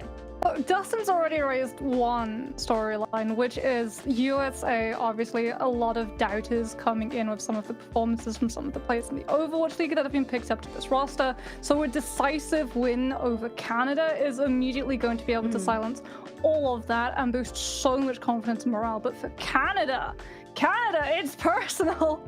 They are playing for Team Canada, and they're going to be playing up against Toronto Defiance players who literally have their label in the title. Both of these teams, absolute giants in Group A. USA, obviously the favorites, being the current defending champion.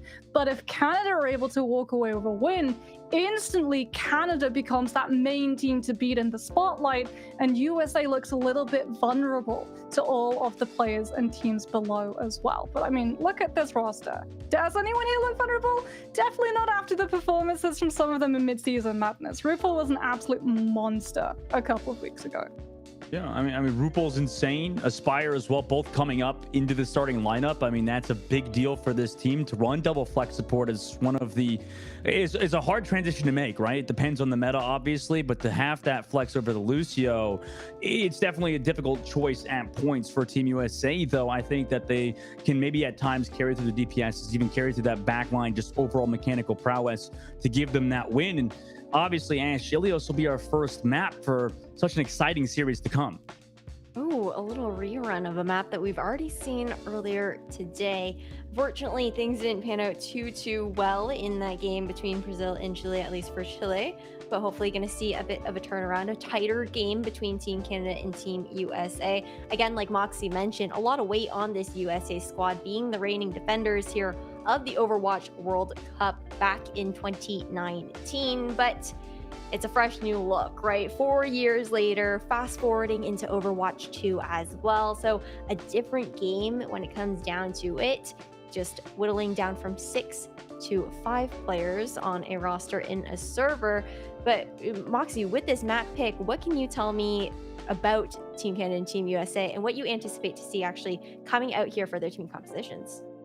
Well, I mean, I'm just really excited to see what these teams have cooked up because, I mean, we talked about players. We also have to acknowledge that the team behind these players is also absolutely stacked. USA coming with Gator, the main coach previously for Atlanta Reign, who just walked away with a win in midseason madness itself. Canada, they've got Danny, the current coach for Washington Justice, TKT as well, an assistant coach who used to be the assistant coach for Dallas Fuel, as well as SNR, who has worked previously for Trick Room, if you remember Trick Room from the Overwatch League Pro-Am, one of our teams who were able to, from contenders, take down San Francisco Shock.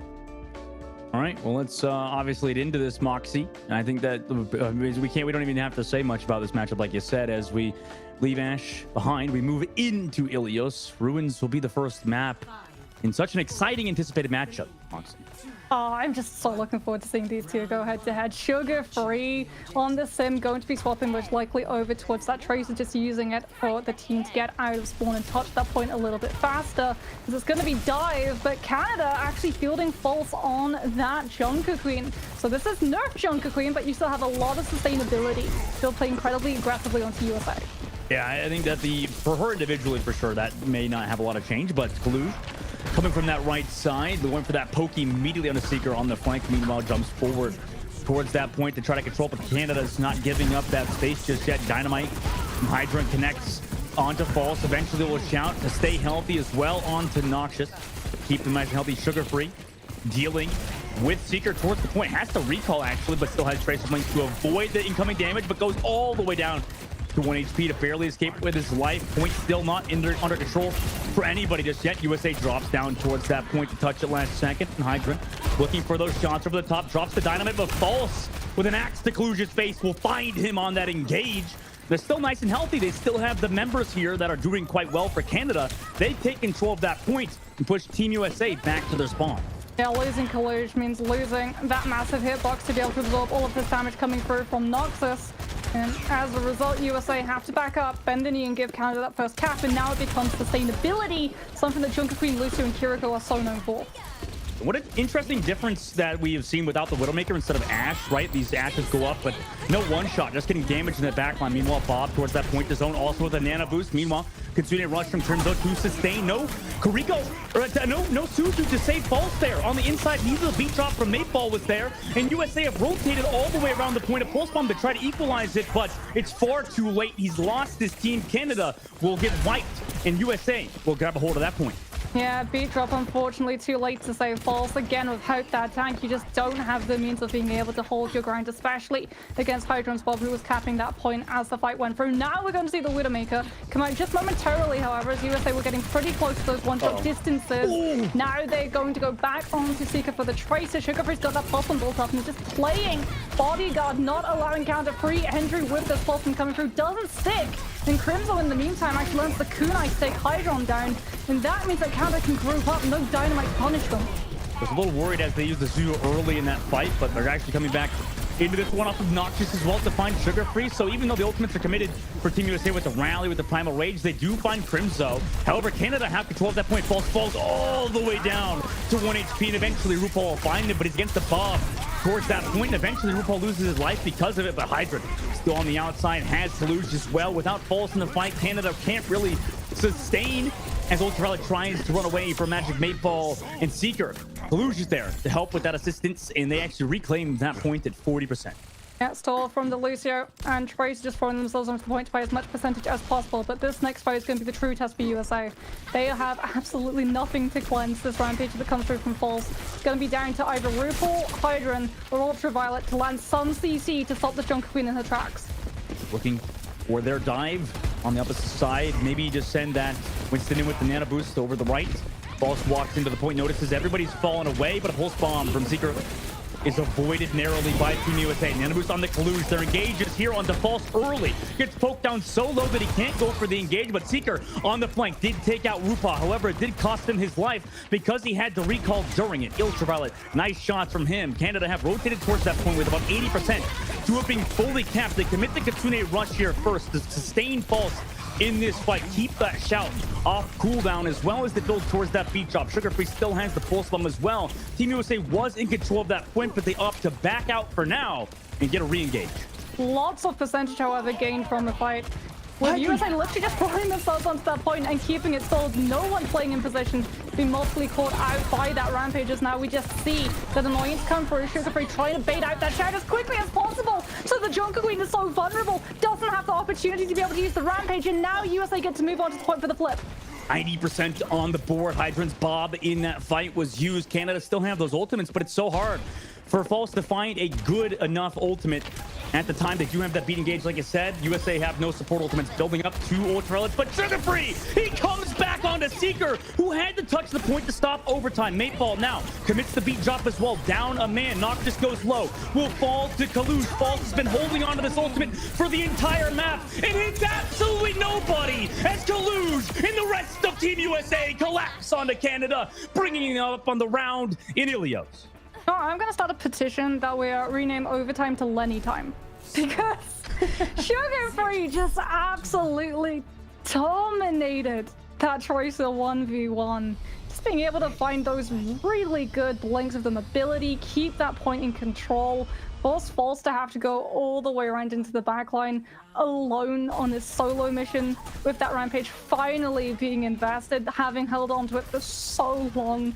And like you said, it finds absolutely nothing as USA just do such a good job of picking up that point and then playing around the high ground, around the sidelines, so that no one gets caught out by the JQ. So smart by Team USA overall. Fantastic teamwork for them to avoid False and make him look stupid in that fight, honestly. Great work from them. Now into the second map, Moxie. You know, I'm curious if they stick with the same thing because, you know, obviously we know there's other maps here, like this one in particular, at in Lighthouse, where the Ashe does well, but they opt to go over towards that Echo. A lot of mobility, a lot of high ground control, and also anticipation that it's not going to be a JQ, it's going to be a Diva. And that beam, it burns through defense matrix. It's not a projectile. It can really quickly, if you get too close, demech that Diva from her mech. And you can see the poke coming through from the USA, but Canada, with numbers advantage, should be able to pick up the point first. Noxious, maybe without that Ashe having to duel him on the backside, could find some work, but it's anti-grenaded and chased down by Hydrant. Sugar-Free is also immediately there with that beam, and it's just too much damage for Canada to deal with at the moment. They get immediately wiped just without Seeker and False just backing up. Seeker does get delayed. False does trade back Kalush, but will also lose the mech as USA flip that point back in their favor. Yeah, Echo is just so strong in this composition. Dive is all about playing off of heroes whose health bar is low enough, and Echo, even without the Mercy Pocket, has the means of being able to chunk those health bars so low that literally a Winston or Tracer sending any puff of damage their way just immediately bowls them over. And because you don't need the Mercy damage boosting the Echo, you don't have to sacrifice one of your support's vulnerability for it. USA do take that point percentage advantage, although there is still a long way to go on this map. Noxious and the rest of his team rotate towards that point. Actually, he holds the high ground. Now dove on by the Winston, but it's Seeker to find that pulse bomb early on to Rapal. Nade did come out of Noxious to slow him down on that push, so they can come back and deal with him. But Canada, off of a fantastic pulse bomb from Seeker, reclaimed that point before Hydra could even touch. And the nano boost from Kalush was committed from USA as well, even though they're down in this fight. Kalush trying to find some more value, will go inside, building towards that primal rage, has built it just at the last second before the incident grenade could find his life. He'll jump back towards the point, a pulse bomb from Hydrant to try to equalize it, and it does. Sugar-Free also copied the in as well to continue their push.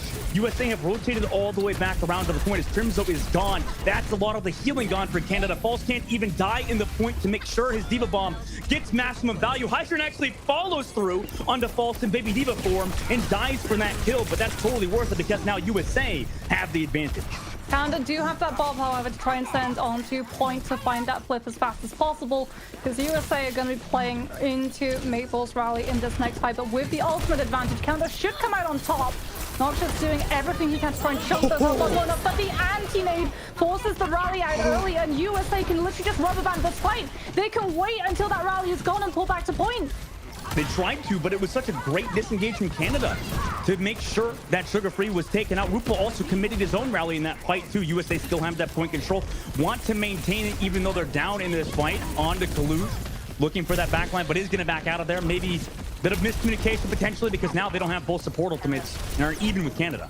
Yeah, they don't have the nano boost, crucially, to send on to Kalush to be able to hypercharge up to that Primal and take the fight to the point where Primal is at its most dangerous, pushing those players towards those edges. As Canada now can literally just jump on these dive targets, making sure that USA do not get the opportunity to play off of Sugar Free's damage, but Seeker goes too aggressive and gets traded. I mean, they've noticed who to focus here. Seeker on that back line, trying to play towards the Mega Health Pack, but unfortunately chased down by Sugar Free and the rest of Team USA. Meanwhile, Sugar Free, the target of Canada in this fight, integrated also onto False, who loses the mech and then give up that point to Team USA. Canada surely are going to start backing up. They still have the Baby Diva here. Crimzo also has found Sugar Free in a trade, but Hydra eventually finds the Baby Diva of False. Mateball also gets staggered as well. That's going to be so annoying for Canada to deal with. Staggered of your Baby Diva and your Brigida, and now potentially Noxious too. Oh no, here it is. Hydron waits in position, doesn't even need to commit the pulseman for the interception, as USA are going to be able to, in a pretty dominant style, take the first map between these two teams. And honestly, Dustin, I was not expecting it to be that decisive between these two. No, at points, you know, Toronto, what the heck? I was starting to call him Toronto because of Team USA, but, you know, at time, Canada did look solid, but, you know, obviously USA overall just had the control, had the tempo, but it's still an enthralling series regardless. I think that Canada could still have their wig additions on the upcoming maps. Obviously, you know, I hate to be that guy, but Seeker on Tracer, I don't know if that's the play, Moxie. Like, what do you think? Like, it just feels like Seeker on Tracer is the focus of Team USA. They keep hunting him down, and it's been relatively difficult. We'll have to gauge your thoughts with Ash here as we bring back our lovely host. Ooh, okay. Team USA, like you said, a very dominant showing here for this first matchup. And I mean, they've got a fire lit under them, right, Moxie? You got the fact that people have been down on those Team USA stunks. They need to start off with this strong showing to prove everyone wrong. I mean, I think they've done that. You look at that performance, you look at that first round of Ruins, False didn't get to use Rampage, literally until the very last fight on that map, because of just how well they're able to play that macro. The fact that they're able to take control of that point, and then even though some of them should be vulnerable when the Junker Queen gets close, they always make sure that the point of contact in those engagements is Kalush, and he has the means of being able to absorb the damage, jump back to his Ana, even change that as well into Nano Charge so that you always have your Ana ultimate up and have the means of just sustaining on that point to absolute eternity. Yeah, no, all really good shots there. I mean, it's just general understanding of those timings, having that synergy coming through overall, and like you said, manipulating the map and their opponents to the best of their ability. And that was what Team USA did, and it is kind of scary for Team Canada. I think going into the second map, again, it's only a best of 3 series, so not a lot of opportunity to make that big comeback happen because you don't have as many maps to work with, Dustin. No, yeah, it's not exactly a lot to work with, but you know, these teams just want to get that qualification, right? Yeah. If they could at least get a map off of Team USA, that'll be quite good, or even get the win, obviously. But realistically, both of these teams are quite ahead in terms of at least leading into the tournament than the other teams in their group. So this matchup really is just, like you said, a grudge match. However, it won't go that full first to 3 distance. It will be that first to 2. So obviously the next, if USA can win the next map, that'll be the end of the series. But you know, USA at points did look super good with their overall disengages, rotations around the point. They even at times had Hydron swap over to the Tracer, have Sugar Free play the Echo. I like their overall ideology. I think the overall meta in Overwatch and their flexibility is really what's going to give them an edge over Canada at the moment, because it truly feels like Canada's flexibility has been kind of strange, with Noxious and Seeker obviously overlapping in terms of hero pool.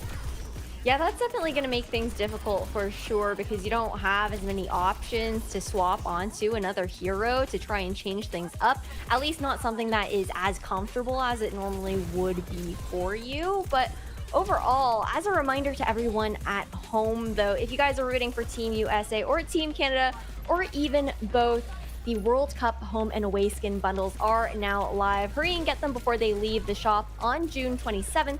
There are 3 bundles, the EMEC, APAC, and American bundles. You get all home and away skins for all the heroes within those bundles, and they support the teams directly by contributing to the World Cup prize pool. So you guys can shop now at battle.net.com or on the Overwatch 2 in-game shop. Learn more at overwatchworldcup.com. But as I wrap up all of those thoughts and hype everybody up in chat for these two teams, Moxie, I gotta know, as far as Team Canada goes, what adjustments do they need to make right here, right now, going into match number 2? I think the biggest concern is unfortunately not going to go away, and that's just that USA were able to keep controlling the tempo. Players like Hydra and Kaluge were always able to really be able to just chase those straggling, disengaging players coming through from Canada's side and make sure that Canada were forced to be backed against the wall, throw in ultimates, not to be able to cycle through ultimate economy in smart ways, but to just try and save their own skins a lot of the time with things like the self-destructs. And that meant that they didn't really get to play off of each other's synergy, and the big glaring warning sign of that occurring was, like Dustin pointed out, Seeker a lot of the time would be found out because there would be no other distraction when the Tracer went in for those picks. A lot of the time when Hydron was going in for those picks, he wasn't the focus that Canada was having to turn and deal with. Instead, it was Sugar Free and Kaluge being in their faces and allowing that Tracer to get so much more room to breathe. Well, we'll see if this map pick coming out from Team Canada, though, will allow them to find a bit more success on those types of plays that you were just mentioning there, Moxie. Dustin, I know that you hate that I keep throwing you into the prediction spot, but do you think we go 1-1 here? I think so. I think on this next map, Canada has the potential to maybe swap over to Secret or something maybe that's more up his alley, right? I think Noxious obviously may have that hero pool where they have to play around it, maybe more so than Seeker. I think he has that flexibility. Obviously, Canada still can decide some things on Nubani. This is a map where you still kind of need that Tracer player, so you do kind of want Seeker to probably still play that Tracer. However, at least from the outside looking in, I don't know if if I were to analyze this, decide that Seeker is really the play on Tracer here compared to the likes of Sugar Free and even at times Hydra, even though he hadn't played the Tracer here, it feels like on Nubani, which is the map we're going into, it does feel like USA still has the edge. So I actually take it back, Ash. I go back. I think it's gonna be a 2-0 for USA here, honestly, just because of what we've seen so far. Yeah. Okay, Justin ruling back that prediction, but we'll see how things do end up panning out here. Again, it is Team USA versus Canada. Right now, USA up 1-0. Justin, Moxie, take it away. Thank you, Ash. And yeah, I kind of thought it through, Moxie. I think that maybe if it was a King's Row, you know what I mean? But I don't know. Do you agree with me? Not on a map like Nubani? I'm just a little bit concerned because we already saw that Canada did get tempo rushed over with the Echo, and Numbani is very much centered, point A especially, around about that Echo play. The fact that you can go around close, you can avoid a lot of that poke pressure coming through from the defense set up on high ground already, and try and drop down to either pressure the high ground and force the defenders off it, allowing your rest of your team to be able to move into the point itself and overwhelm them, or you can just go straight for the point itself and look at that point percentage. But Canada, it's definitely one of their favorite maps. When I talked to Cal, he did say that Numbani was one of the aces up the team sleeves. So they've got something planned.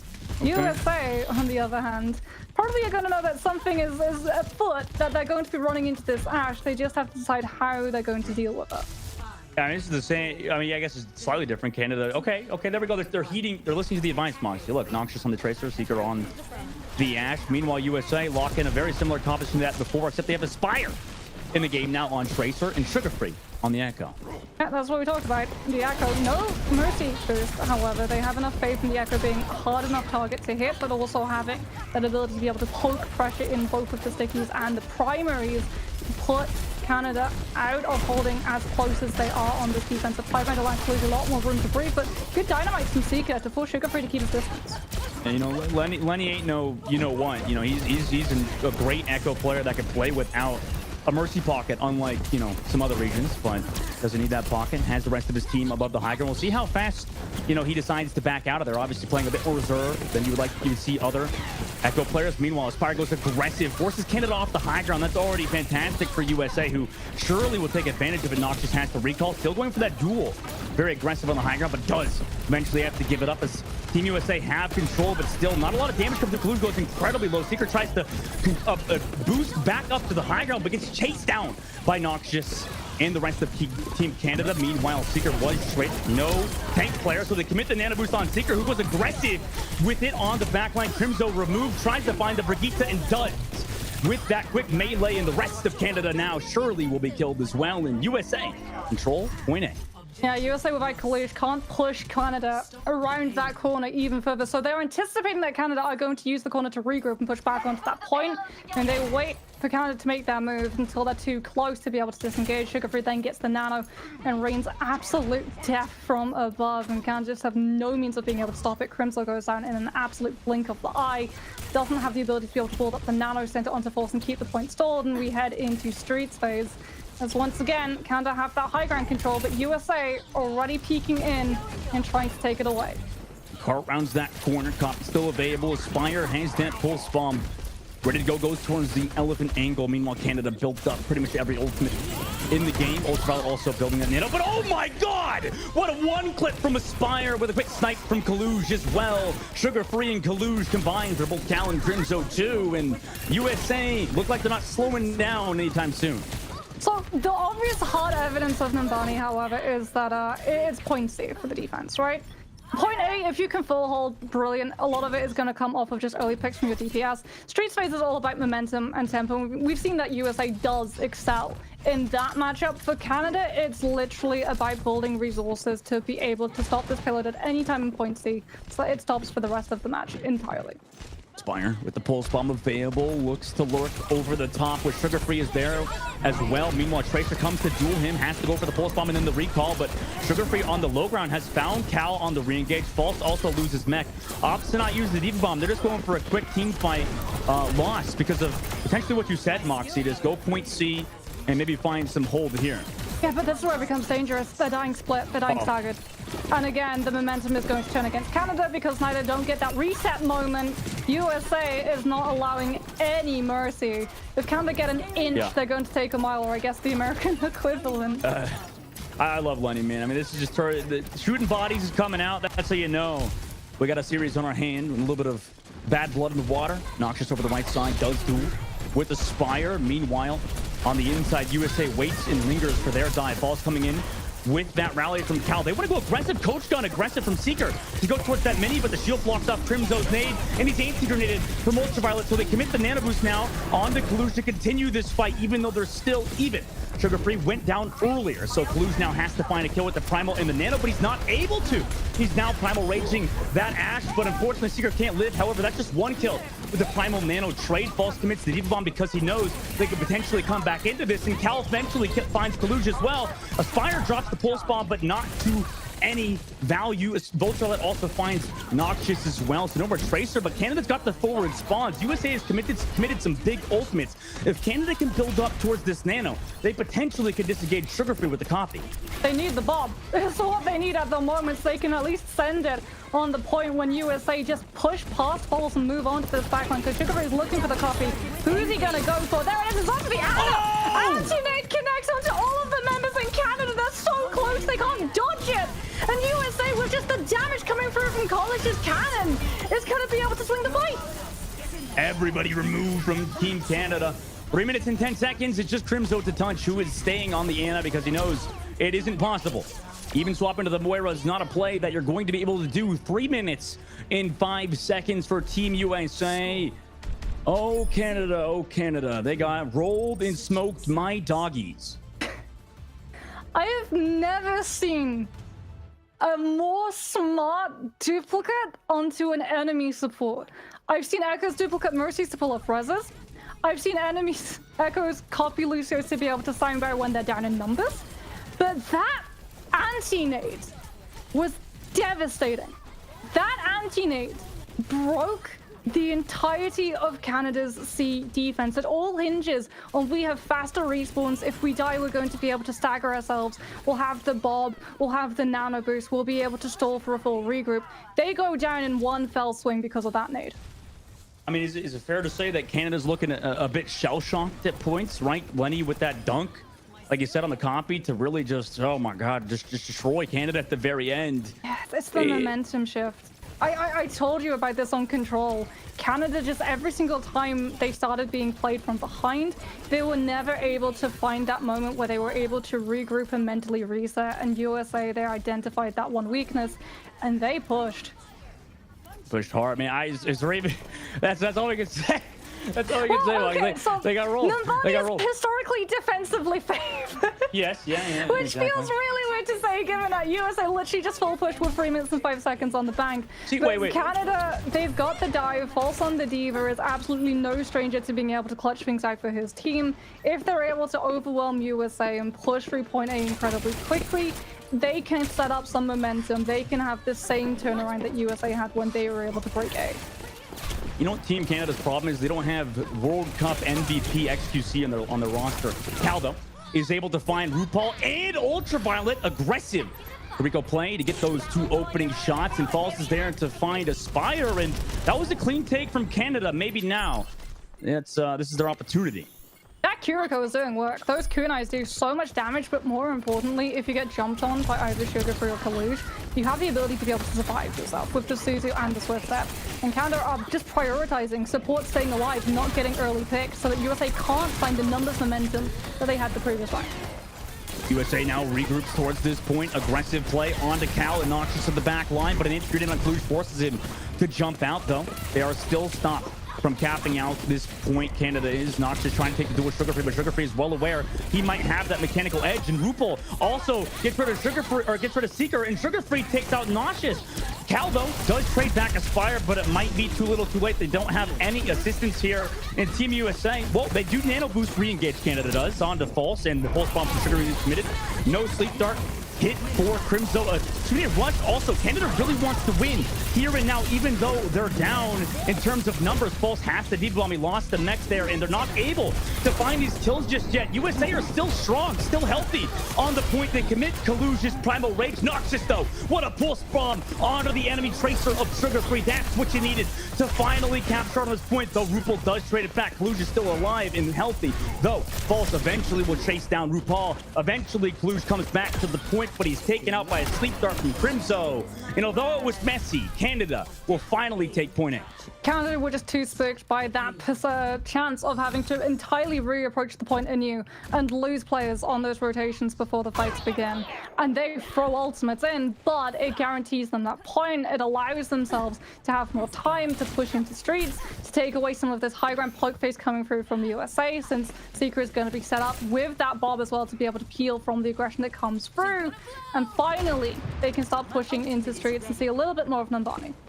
Seeker earns that Bob ready to go in the main side. Nail boost also from Crimzo coming up. USA just have a Bob and a Pulse Bomb coming up on their side. Seeker looking for that backline over the top. Kaluge gets naded on the front of that cart as well, so he has to back up to the rest of his team. A lot of cart space given now to Seeker, who is pushing that payload with the rest of his team. They've got that nano engage. The Canada wants it, but they're just taking this free cart space, ready to disengage USA's dive, which is surely coming in just a moment. There it is. Kaluge goes deep, already towards that side of the statue. No kills just yet. He's also anti-grenaded and is chased down, but he backs up. Now, the Bob committed from his fire. Seeker as well. Pulse Bomb from Sugarfree! And it's huge! It's a 2K! Pulse Bomb from him. False also connects onto RuPaul, but Kaluge has continued USA's dominance in the kill department. Cal is trying to equalize it, but he cannot stop Lenny time like he called it earlier. That's a 3K for Sugarfree. That Pulse Bomb did more than pick up a 2K cancelled nano boost as well. Oh, it's the classic. You go for the Ana. If you go for another squishy, the Kiriko can Swift Step from Suzu. Crimzo can just nano them. Go for the Ana. You can't nano yourself. It's not solo deathmatch. And in doing so, Canada groups up. They try and get in distance to be able to Suzu, and Crimzo goes down alongside. And USA, again with that momentum, do have to pull back a little bit. Good anti-nade hits onto Kaluge, incredibly low. Do have to regroup back to his team, but all that does is just supercharge Ultraviolet and RuPaul's ultimate economies as Canada just trying to push this payload and get any more time, any distance without having to go past the gauntlet and Sugarfree in the back line. With a nade 2 from across the map, Ultraviolet connected. 2 meters and 69, or 2.69 meters left to go. Diva Bomb from False committed to try to zone and make sure they capture out that payload with the Kitsune Rush, but unfortunately not enough follow-up damage is there towards Kaluge, who was touching that payload. USA will stomp yet again, another Canada push. Payload pretty close to that line, however, so if Seeker builds the Bob, they might be able to send it on to Cart and at least buy themselves that second checkpoint. But the problem is that they are going to have to fully reapproach that objective, and USA now get the time to be able to set up this dive once again onto Canada's left behind back line, as Noxious isn't getting to aggress. He's having to just mark Sugar Free's location and call it out to the team. Just constantly dealing with that Tracer. Seeker now is dove upon by that nano boosted Winston, and he's all alone now here. Does have some support from the Rico, but it's not enough to save him from Kaluj. With that nano boost, gets 2 in that fight with the help of Sugar Free and Ultraviolet False. Did trade back Aspire, but not enough healing is available at the moment for Canada, and not enough manpower actually as they regroup yet again towards this Sugar Free still got that pulse bomb. Seeker's gonna have a Bob, but Aspire's gonna have one pretty soon as well to be able to peel for as Pulse has been found out. Good sleep onto Kalush, however, but they're not able to translate it into a kill. As Sugar Free still not allowing Noxious past. He did go for the mini though, so stole that from Sugar Free. However, he does have to turn the back. Oh my god! The pulse bomb sticky, but Sugar Free had that recall still available to go. And Ultraviolet was there to peel off Noxious. I mean, this back line of Ultraviolet and RuPaul has truly been amazing. The sleep darts consistently from Ultraviolet are there, and they want to continue the pressure. They're running it onto Canada at the moment, who are desperately trying to live. False trying to back off from RuPaul, who is pretty much all the way in Canada's spawn. Crimzo tries to go for the sleep dart and Sugar Free, but cannot connect. Now there's 20 seconds left to go for Canada. Yeah, USA just making sure that Canada doesn't get the ability to be able to use this Bob to back capture Sugar Free. As Pulse Bomb is looking for an in into that back line. Canada has one good shot left at this next fight. Yeah, they go from that dive already. Kaluj on the top of the bus. Bob is here though, like you said.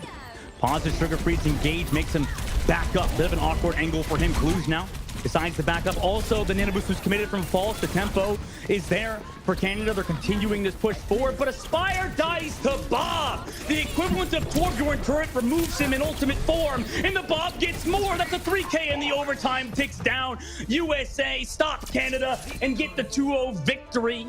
Oh my God, USA look good as heck. Stocks very much on the rise for Team USA. That entire last fight is just an absolute highlight reel. The tragedy is that everyone has to go into the Bob, and Crimzo, the one person who could maybe keep them healed up in the face of it, is being gate-capped by Sugar Free all the way in the backline, and no one can peel for him, because if they peel for the Ana, they lose off of not tapping the objective, and they're just forced to throw themselves directly into that minefield. That is just so much damage coming through from Team USA. We were concerned when we saw that Nambani pick, but we were concerned for the wrong team. USA looked absolutely unstoppable. Oh, they did. I mean, it was a 2-0 for them. And we'll bring back our host Ash to kind of let's dissect that a bit, huh, Ash?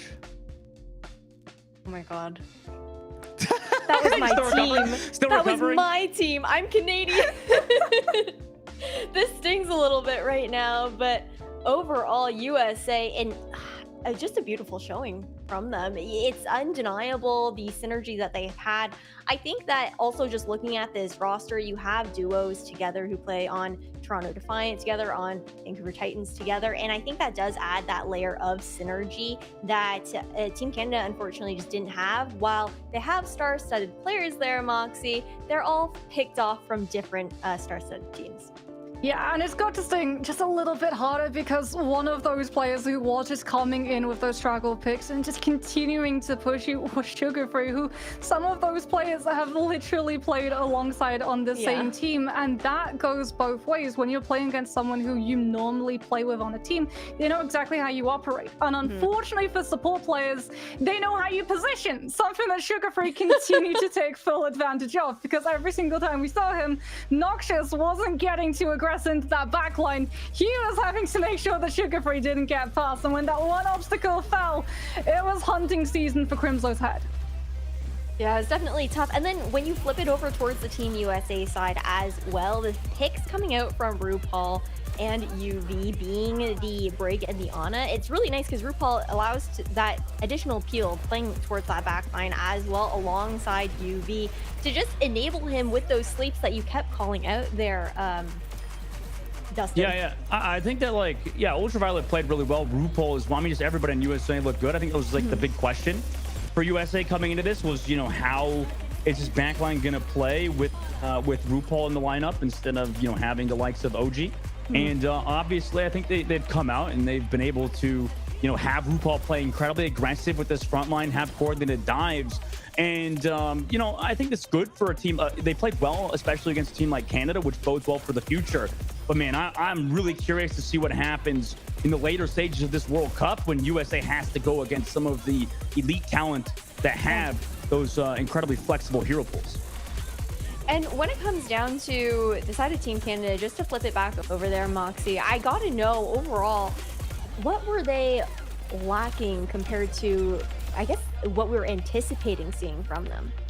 Yeah, I can't, like, they weren't, like, lacking mechanically. A lot of the time, it was just they got overwhelmed on all angles. And this is something that actually USA did a very good job of.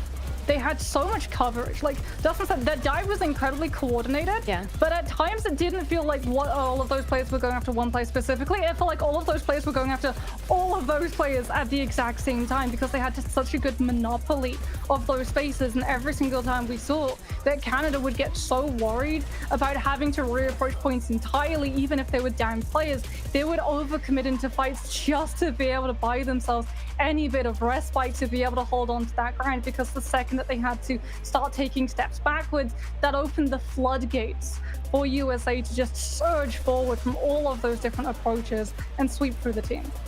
I pretty much just to add on to you, Moxie, I just think that, like, you know, it's easy to scapegoat, right? And that's why I'm going to do it. I think that obviously, you know, not having a good tracer player is a big deal. Like, it feels like both of these players, both Seeker and Noxious, are incredibly talented Ashe players, right? Both super good.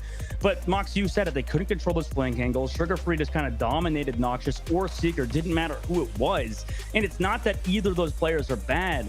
It might just be that Canada's lacking in that tracer department. Could be. Man, Ultraviolet coming in with this team MVP here for the side of Team USA. Absolutely massive. I think what would be interesting is I wish we did have the sleep dart statistic coming up. Curious to see how many of those actually did end up landing with the amount of impact that it had on this matchup. But Moxie, I guess, of course, GG's to Team USA, that 2-0, but for Team Canada, you talked about it on Ilios, about how USA were really good at just controlling that tempo. How do you think Team Canada could move forward going on towards the remainder of the Overwatch World Cup to kind of take that back into their own power? So it's actually something that Dustin brought up, having that lack of hit scan. A lot of the time when we were seeing the previous matchups, when you have something like a Hanzo, who technically isn't a hit scan, he is projectile, but still having that zoning potential of just burst damage DPS. Ashe can be pretty decent at being able to buy yourself space with things like dynamites, but a lot of the time we were seeing that when a dynamite was exhausted, everyone from USA would just unsigned coach guns on cooldown, dynamites on cooldown, we are a go, and would just press forward, as opposed to something like the Hanzo or the Cassidy, who has that consistent damage threat that can immediately just grab your head off if you approach an angle a little bit wrong. And it meant that USA never really had anything slowing them down. They were always able to exhaust the cooldowns and then come in when they were at full strength and their opponent was vulnerable. Well, we'll see how Team Canada is going to be able to adapt as the Overwatch World Cup does continue on. But we will have an interview coming up from well, we'll see later who the player will end up being. We'll leave it a bit of a surprise for you guys. But we are just going to say a little bit of a goodbye right now, and we will be right back on the other side of this quick break.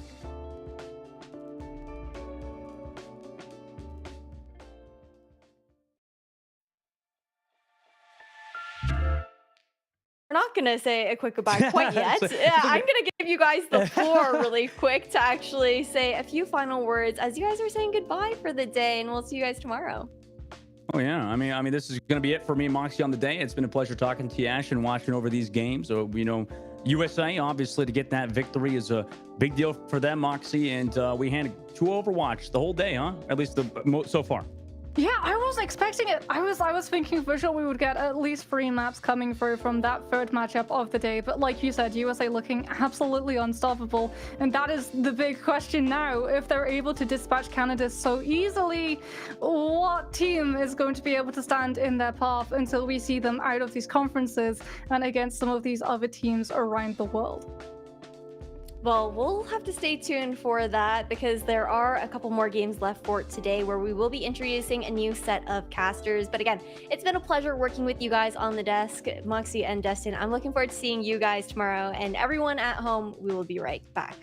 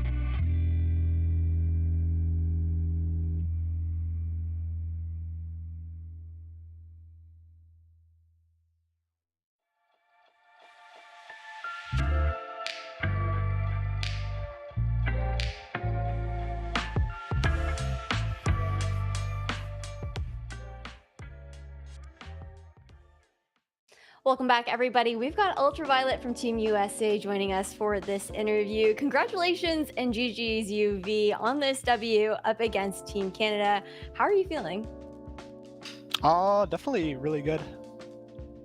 Okay, let's go. And I know that this was one of the most anticipated matches for day one of the Overwatch World Cup here for Americas.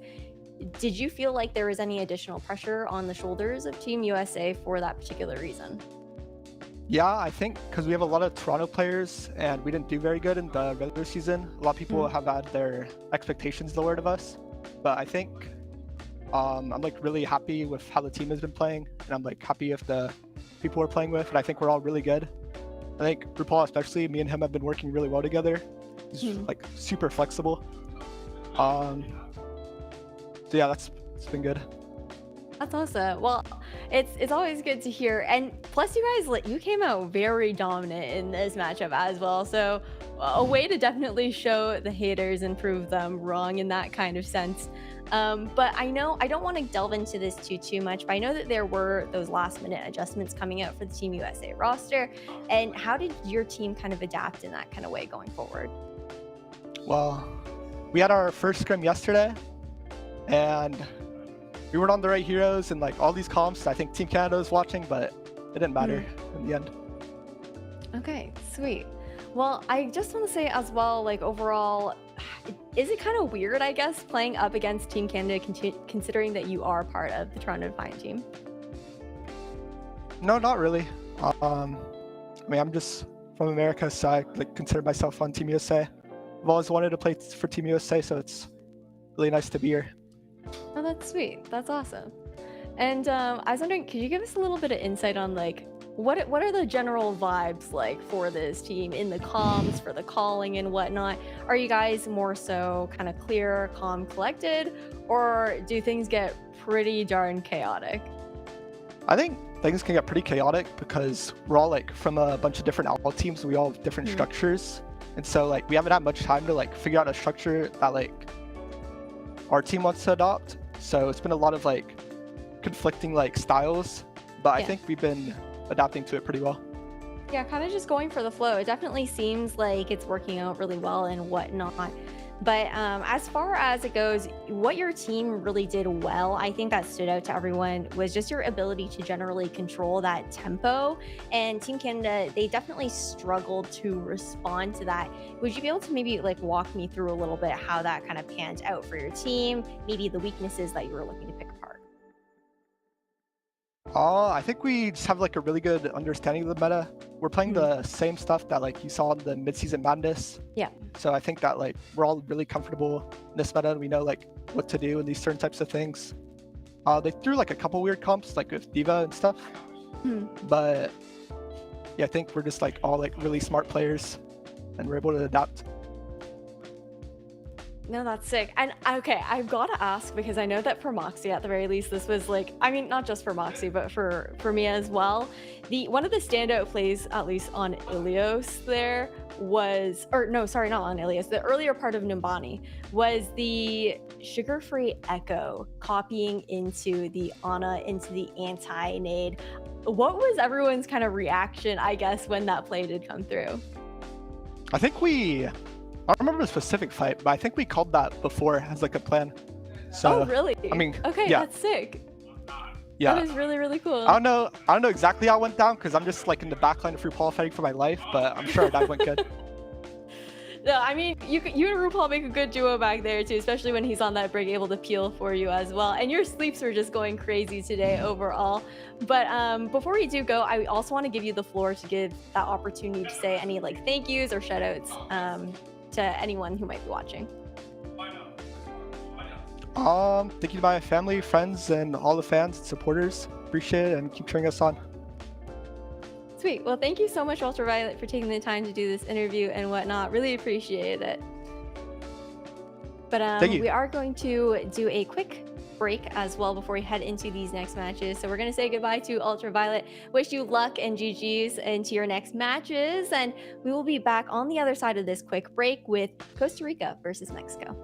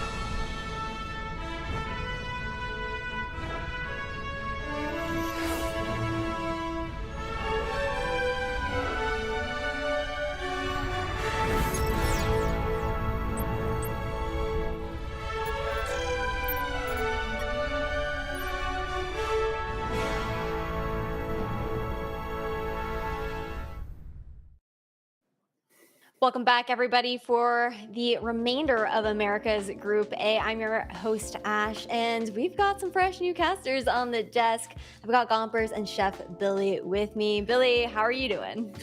Oh my Lord, I am so excited to be here. I have been waiting for this moment ever since I saw the first Overwatch World Cup back in 2018. This has been a dream for so many years now, and it's just an honor to be here. Plus, I get to cast Latin American teams, which just makes it even better because the spice level is up. The socials have been crazy going between these teams. They've been kind of calling each other out. Definitely looking for the fireworks to start.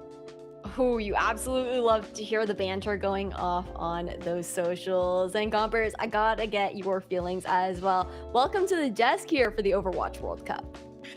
Thank you so much. Honestly, kind of what Billy said, I'm excited as well. We're coming into more of the Latin region, which listen, I'm a Hispanic myself, so being able to sit here and kind of watch these teams and represent that origin of pretty much my own nature, I guess you can say, is exciting in itself. Absolutely love to hear it. The vibes are high here for the remainder of the day here in Americas for the Overwatch World Cup. And as you all know, we've got Costa Rica versus Mexico coming up into this best of 3 series. Billy, I've got to get your thoughts on these teams. I mean, look, let's be completely honest with each other here. The third spot is what's up for grabs here between Canada and the United States. They should go 1 and 2, though, based upon L'Équipe Canada. I mean, they kind of pooped the bed there. If I got to be completely honest, they got smoked by Team USA. So kind of a little bit up in the air for me. Mexico on paper looks great. Looking at how they got here, looking through the trials process and everything like that, I think they're very sturdy, especially being led by Nomi, formerly of Shock and Montreal Rebellion, the academy team back in the day. So I think that they've got on paper, they've got the structure, they've got the players. I'm looking for Castled, really for me to lead the charge, and then Momo had played on back in 2020 with Dark Mode NA with Petal. So I think that you've got a lot of building blocks here for Mexico. And then, I think that the only other real challenger to them would be the team from Puerto Rico, and that'll be in our last series of the night. But for Costa Rica, I mean, these players have been playing with each other since 2021. They've done a lot of Zotac Cup together. We're looking at Baru. He's actually a professional chef like I am.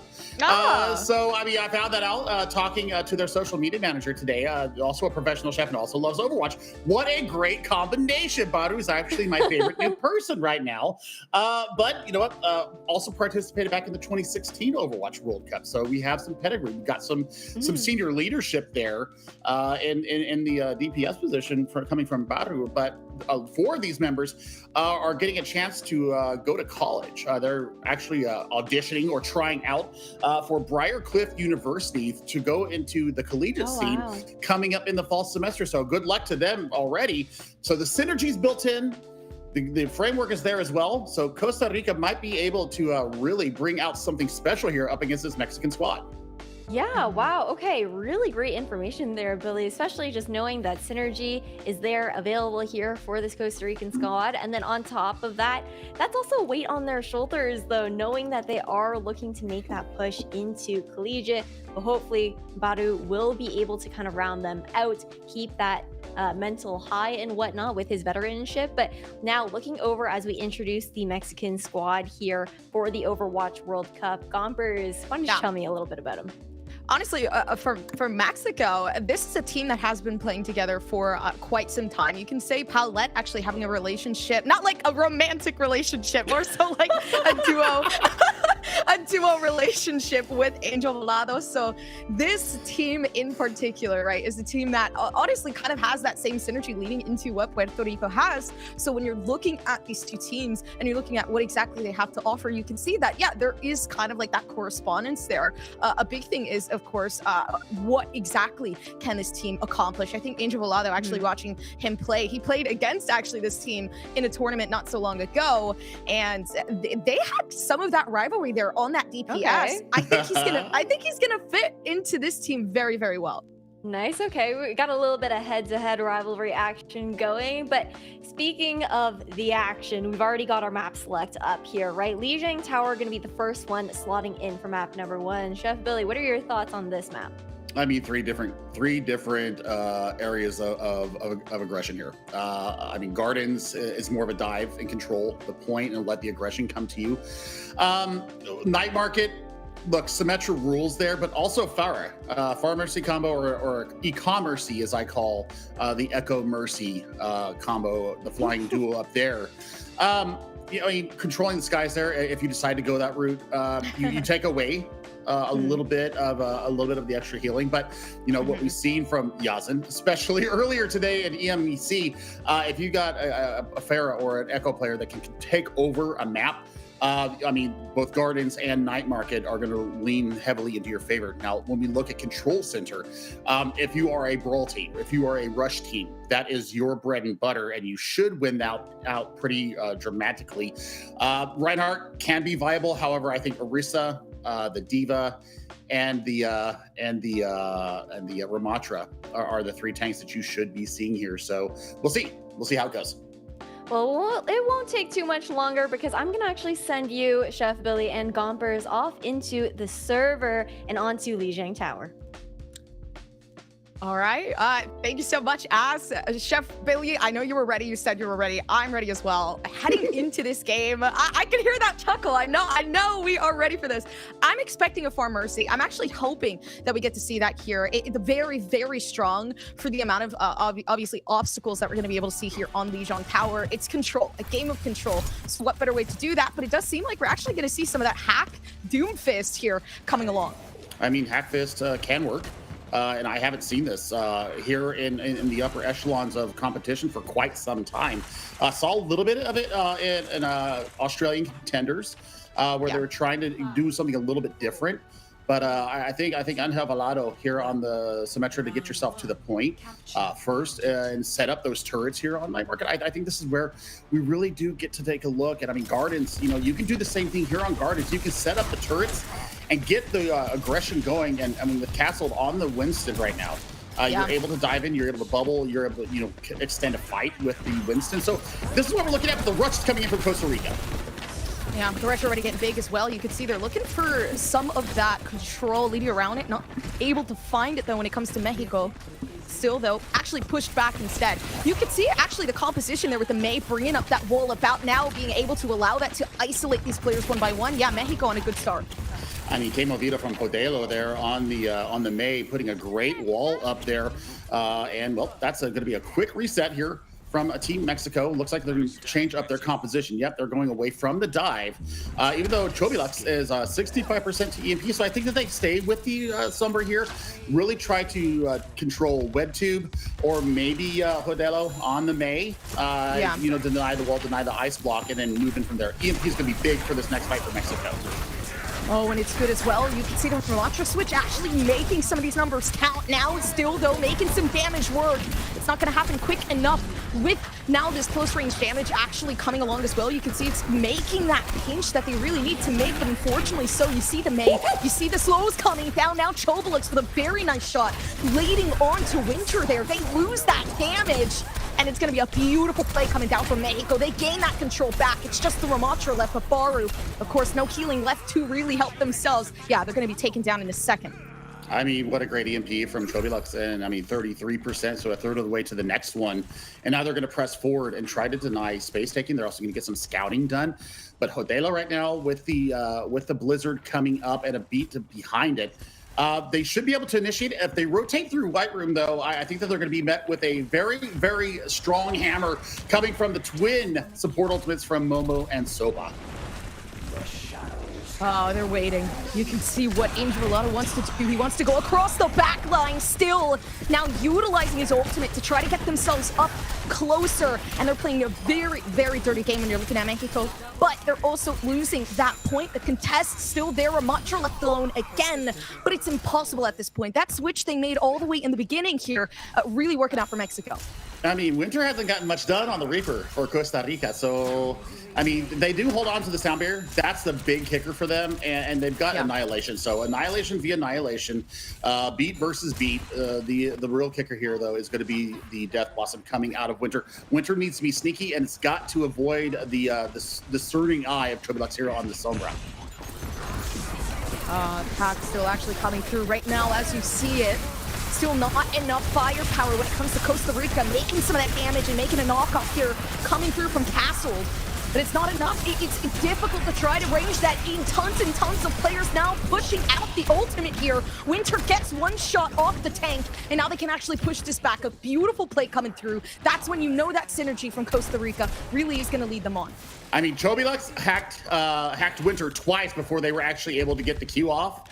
So, I mean, Chobilux knew the ult tracking is absolutely real right now. Comforts, and they just had, I mean, they knew that Winter had it. And I mean, there's been limited to only one kill. That is fantastic from them. Now, you've got the EMP into this next fight, nothing to back it up. Say nothing to back it up.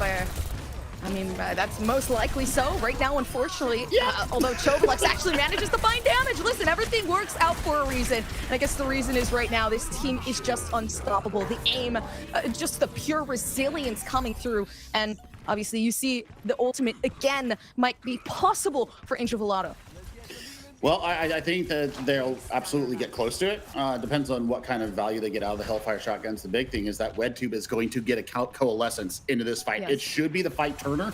And then you're looking at a Blizzard coming from Hodelo. So that's where I'm looking at. This is how this next fight should go. Big half, though.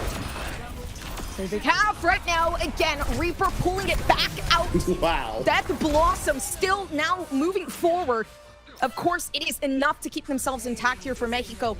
That was big right there. Honestly, the Ramantra coming through and being able to play that alongside the Reaper and the Sombra, I feel like that did work out in a way where I didn't think it would.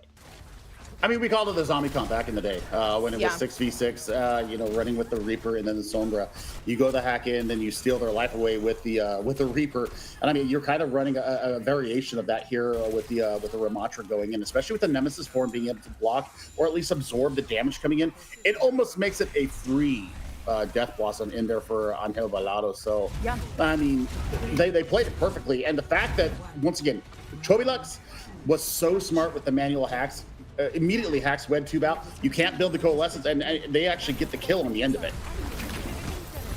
Okay, speaking of kills, quite honestly, it's not looking so good right now. I like the Symmetra switch. I think this is going to be something that really does create that hold here, especially as we switch over to a different map. And looking like numbers are starting to count for something. The shield, though, coming through from the Ramantra, again, going to be a very, very big cause as to why this team cannot come through. Luckily enough, okay, the switch coming through Castle, figuring out a way to make themselves work out even better. They may not work it out so well, though, as that shield is kind of disrupting that momentum, but I'm hoping that this brawl type of composition is going to work out better as they continue alongside. You see the wall come up. It's not covering much, but they're still trying to make their way in. Castle not even hitting the shots as it goes by 4, but you're able to see the Moira start to pull out the stops, and the damage is the cohesion here for this team. Mexico now making themselves go on that side, on that point. I mean, just the sheer aggression. They pushed in on Sopa's beat, or on the Yamp speed coming in, and just blew past Baru's shield. They had nothing on the back of it. Chobilux still getting work done. I mean, the walls were good. I mean, Castle tried to bring out the Reinhardt, but I mean, with Baru on the Ramantra, can just punch through his shield. So now it's all about how do Costa Rica get on the point. Well, they're going to start with Annihilation. Actually doing a good job as well. Still allowing Chobilux to utilize their own util as well. Pushing themselves on. You see the way that it works out. It actually transfers ownership here to Costa Rica now. The point, again, still being fought for. The biggest ideal right now would be to maybe use Ramantra's ultimate here. Try to push out that Annihilation once more for Castle, and it is going to happen right now, pushing themselves up forward even more. And again, playing with the team. Lots of players sitting around that back line. You see that DPS doing their job. I mean, they really did kite well from the initial flop of the point. And then, you know, Costa Rica tries to push back in on tempo, and they just get annihilated there through Castle's Annihilation. So I'm looking right now No, Costa Rica, Winter, the Reaper is not getting the job done right now. You're not chunking down Castle enough. You're not going after Chobilux and making them force the cooldowns out of the May. That's the other reason why you run this Reaper, is because you can chunk yourself down and you have such good self-preservation. Oh, wow. And the TP, great, amazing, Finally! if anything. And that Death Blossom was the winner of that for Costa Rica. If they can keep this together, it was Winter that held this team down. I mean, Winter, finally we got the value that we needed out of it, and it was because they invested the sound barrier into the Death Blossom, so sturdy. I mean, almost unkillable at that point. But Mexico do have some initiation come in with. If they get aggressive with this coalescence, I think that they have the opportunity to turn it around. Angel Valado onto the Hanzo. We saw a couple of matches now, that one-shot potential, that's what we're looking for. Yeah, trying to spam something down there, maybe some damage if anything. They know a headshot is a one tap, so maybe that's all they need right now. The shield, again, making things very difficult. Castle going through the other side, still trying to utilize some of their util here. You can see it. It's not working out so well. But with the Hanzo coming along down the sidelines, Lotto with a nice shot. Yep, it's working out perfectly for this team. The Hanzo switch here, making some good numbers work. I mean, great game awareness. You know that you need to be able to poke a little bit better.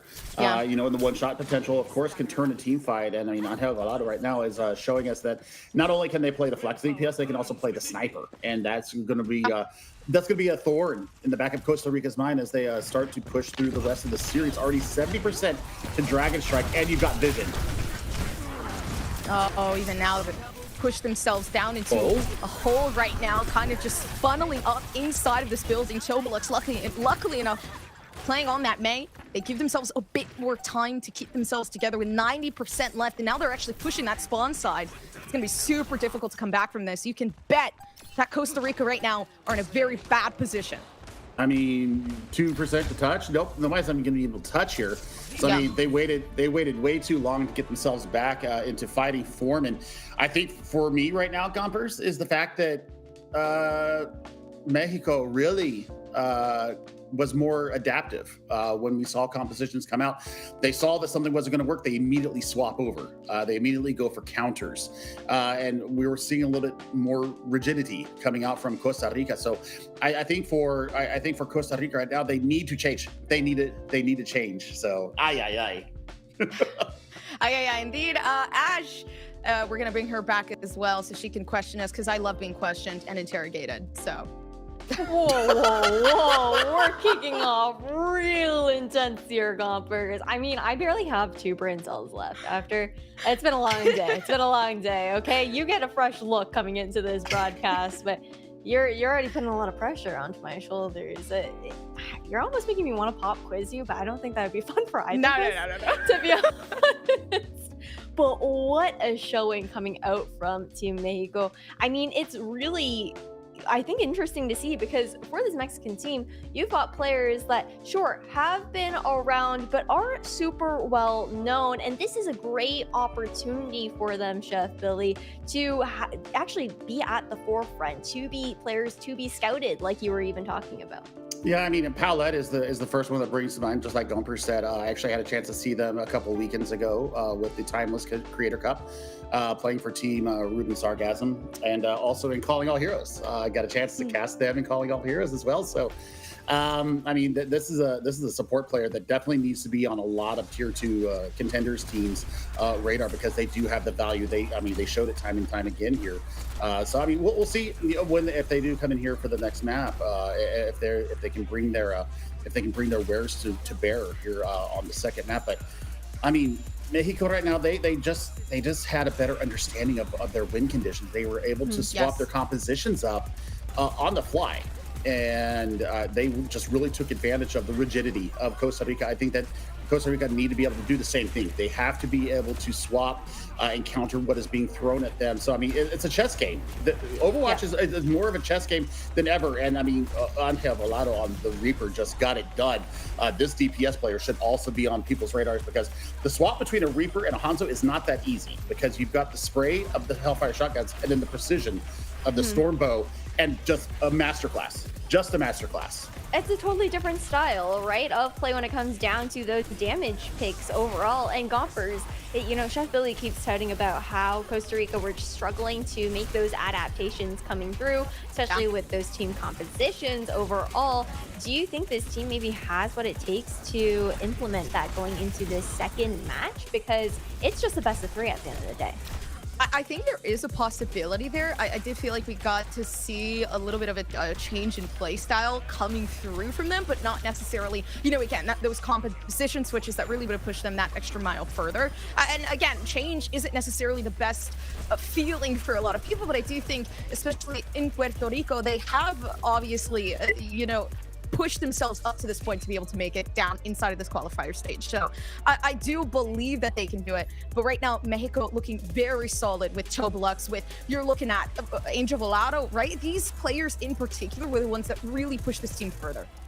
I'm gonna be really interested to see how Mexico also like faces up against teams like Team USA, Team Canada as the group stage does continue on within the round robin, as everyone gets that chance to play against each other, right? But Billy, I want you to talk a little bit about the impact that Castle did have on this Ramatra pick, because he was just so strong at controlling the environment.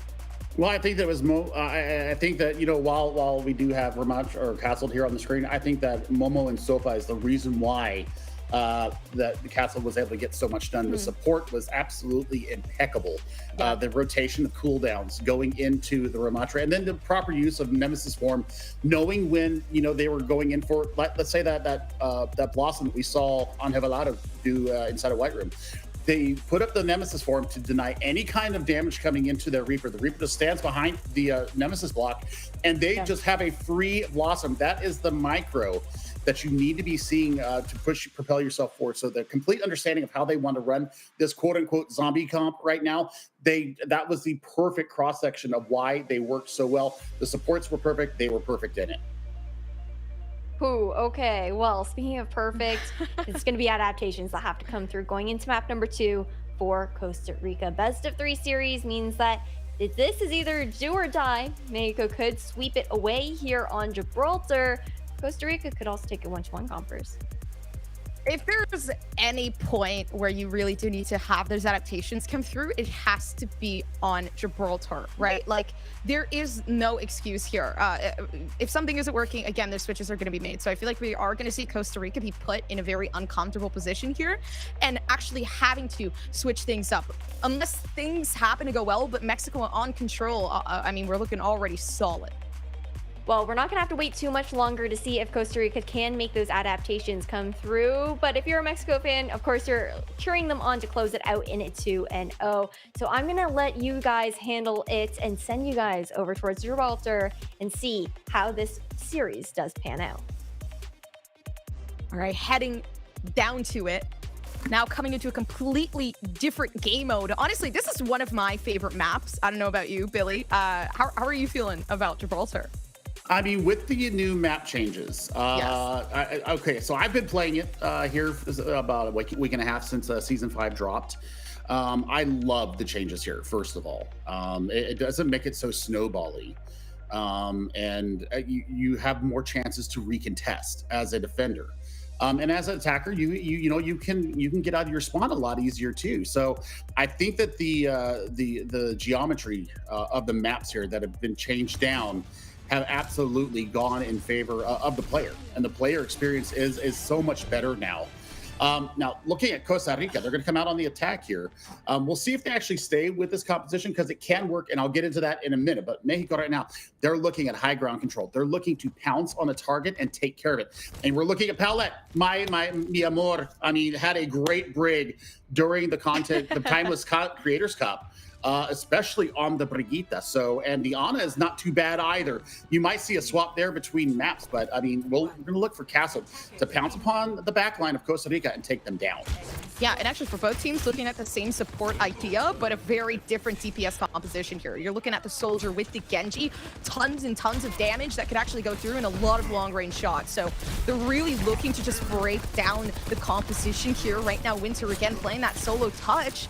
But the Winston is what's really going to make this count for Mexico. I think this is perfect with the composition they've made up with obviously the Hanzo and the Tracer coming through in cohesion. But I mean, again, it's something we're definitely going to have to see already making some of that pressure come down. But the heals are immaculate.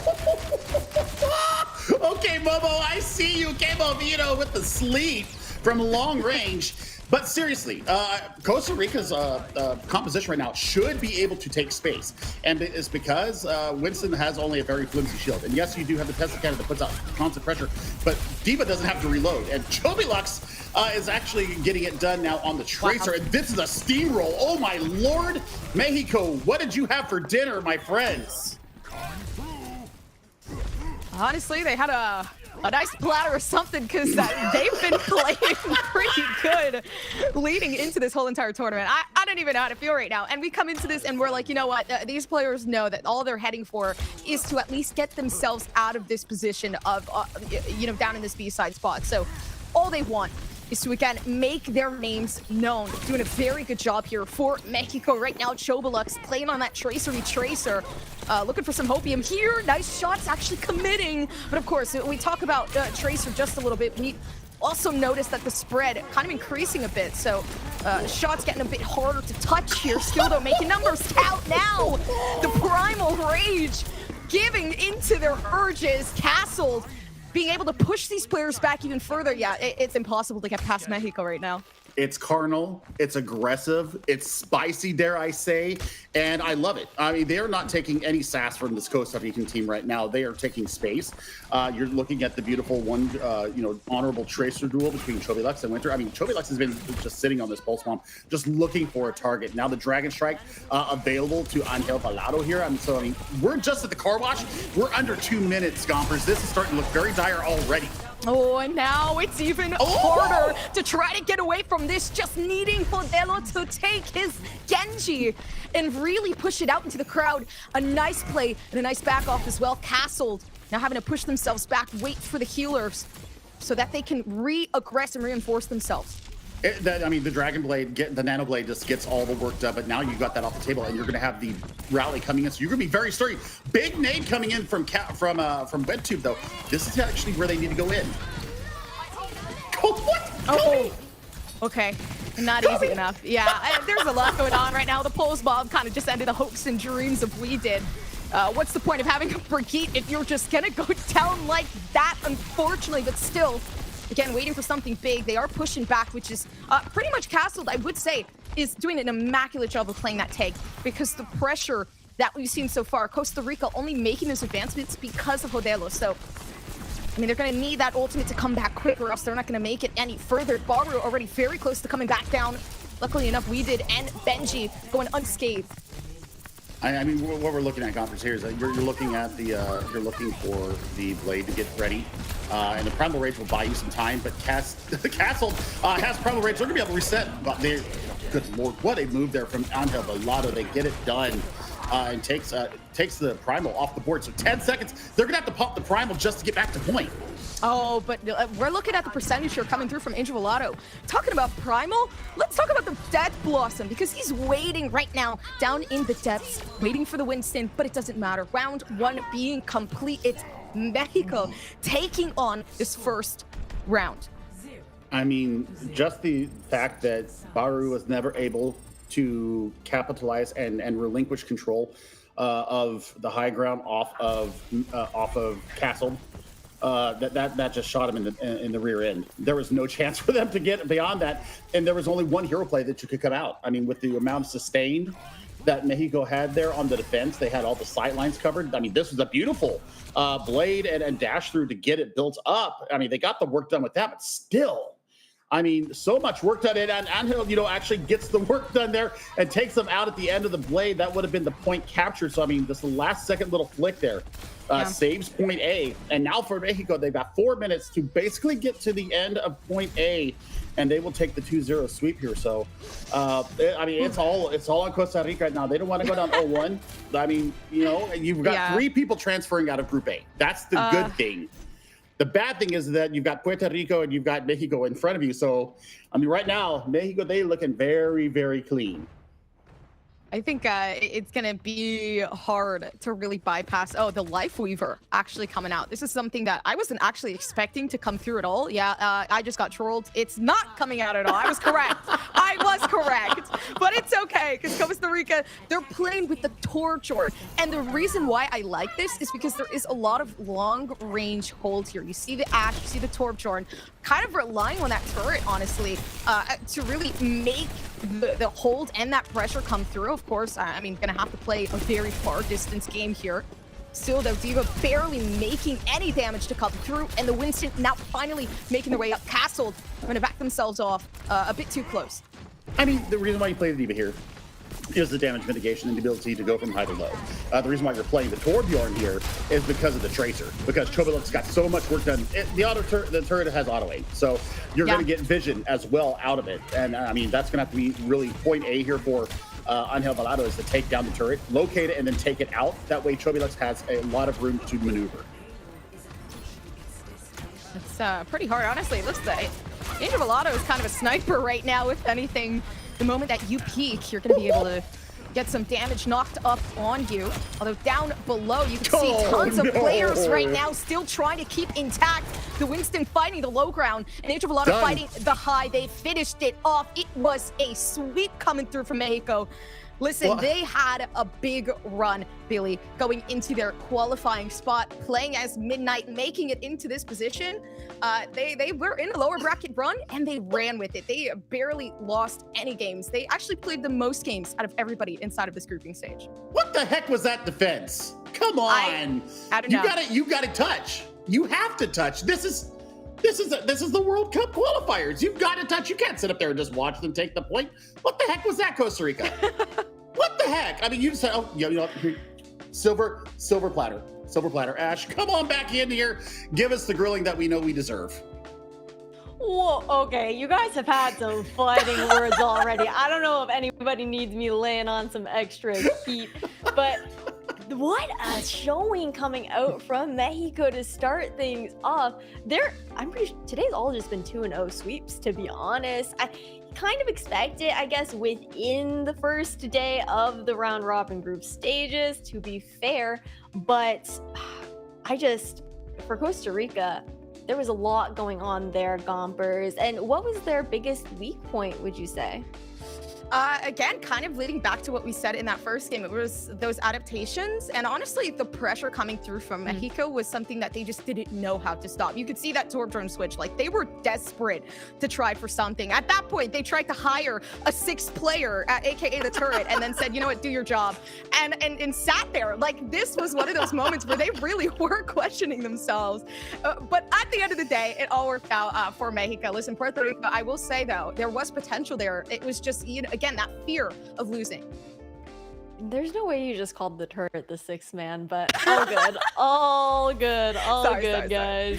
We're going to take a little replay, though, at these last two matches that we just saw between Costa Rica and Mexico. And Chef Billy, Gompers was touching on it just a little bit there, but Mexico very much so more in control of the overall tempo, that aggression, and really pushing Costa Rica between a rock and a hard place. I mean, that little replay light there, even though Angel Velado know that they were going down to the Dragon Blade, the fact that they take the blading Genji out with their last bolt of the storm arrows, I mean, that just shows what heart this Mexican team has. And the reason why Mexico just absolutely decimates Costa Rica here in Gibraltar is the fact that Mexico just controlled the high ground the entire time. There was no displacement. Badru was completely ineffectual trying to get them off the high ground, whether with their own Winston or with the D.Va. I mean, D.Va should be running into the Winston's face and just laying in, just holding down left click and using the defense matrix to eat any kind of healing coming into the Winston and just bursting them down. I mean, 9 times out of 10, D.Va beats Winston in that. That's how good Castle was on this Winston. I mean, just for one section of Gibraltar, 9,225 damage mitigated. That is a very large number for a Winston. So the bubble usage and cycling was absolutely chef's kiss perfect. Very impressed with this tank. And I can't wait to see what they got going on here. So, man, Mexico, I mean, they're looking very clean coming out the gate here in day one of Americas here.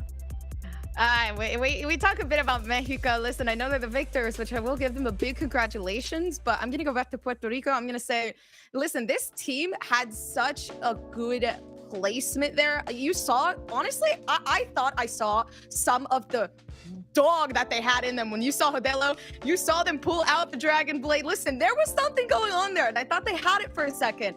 But again, unfortunately, it ended up not working out. I feel like there were definitely those moments from Puerto Rico, which is why I'm not going to count them out just yet. But again, it has to be those moments much more consistently, or else things like this happen.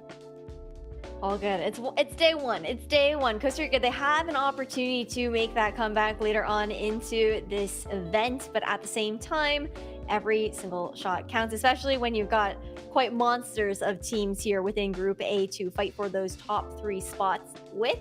But there is still one more match here in Group A for today's Overwatch World Cup online qualifiers. We're going to take it to a quick break, and then right after, we'll be right back with Guatemala versus Puerto Rico.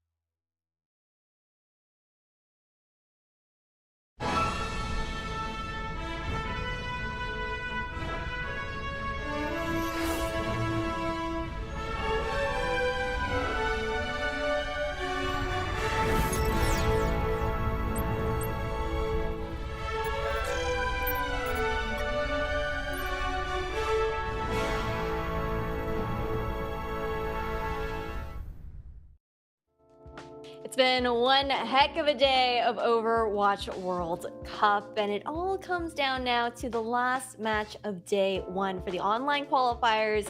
Up next, we've got, finally, Gumpers, Puerto Rico versus Guatemala. Listen.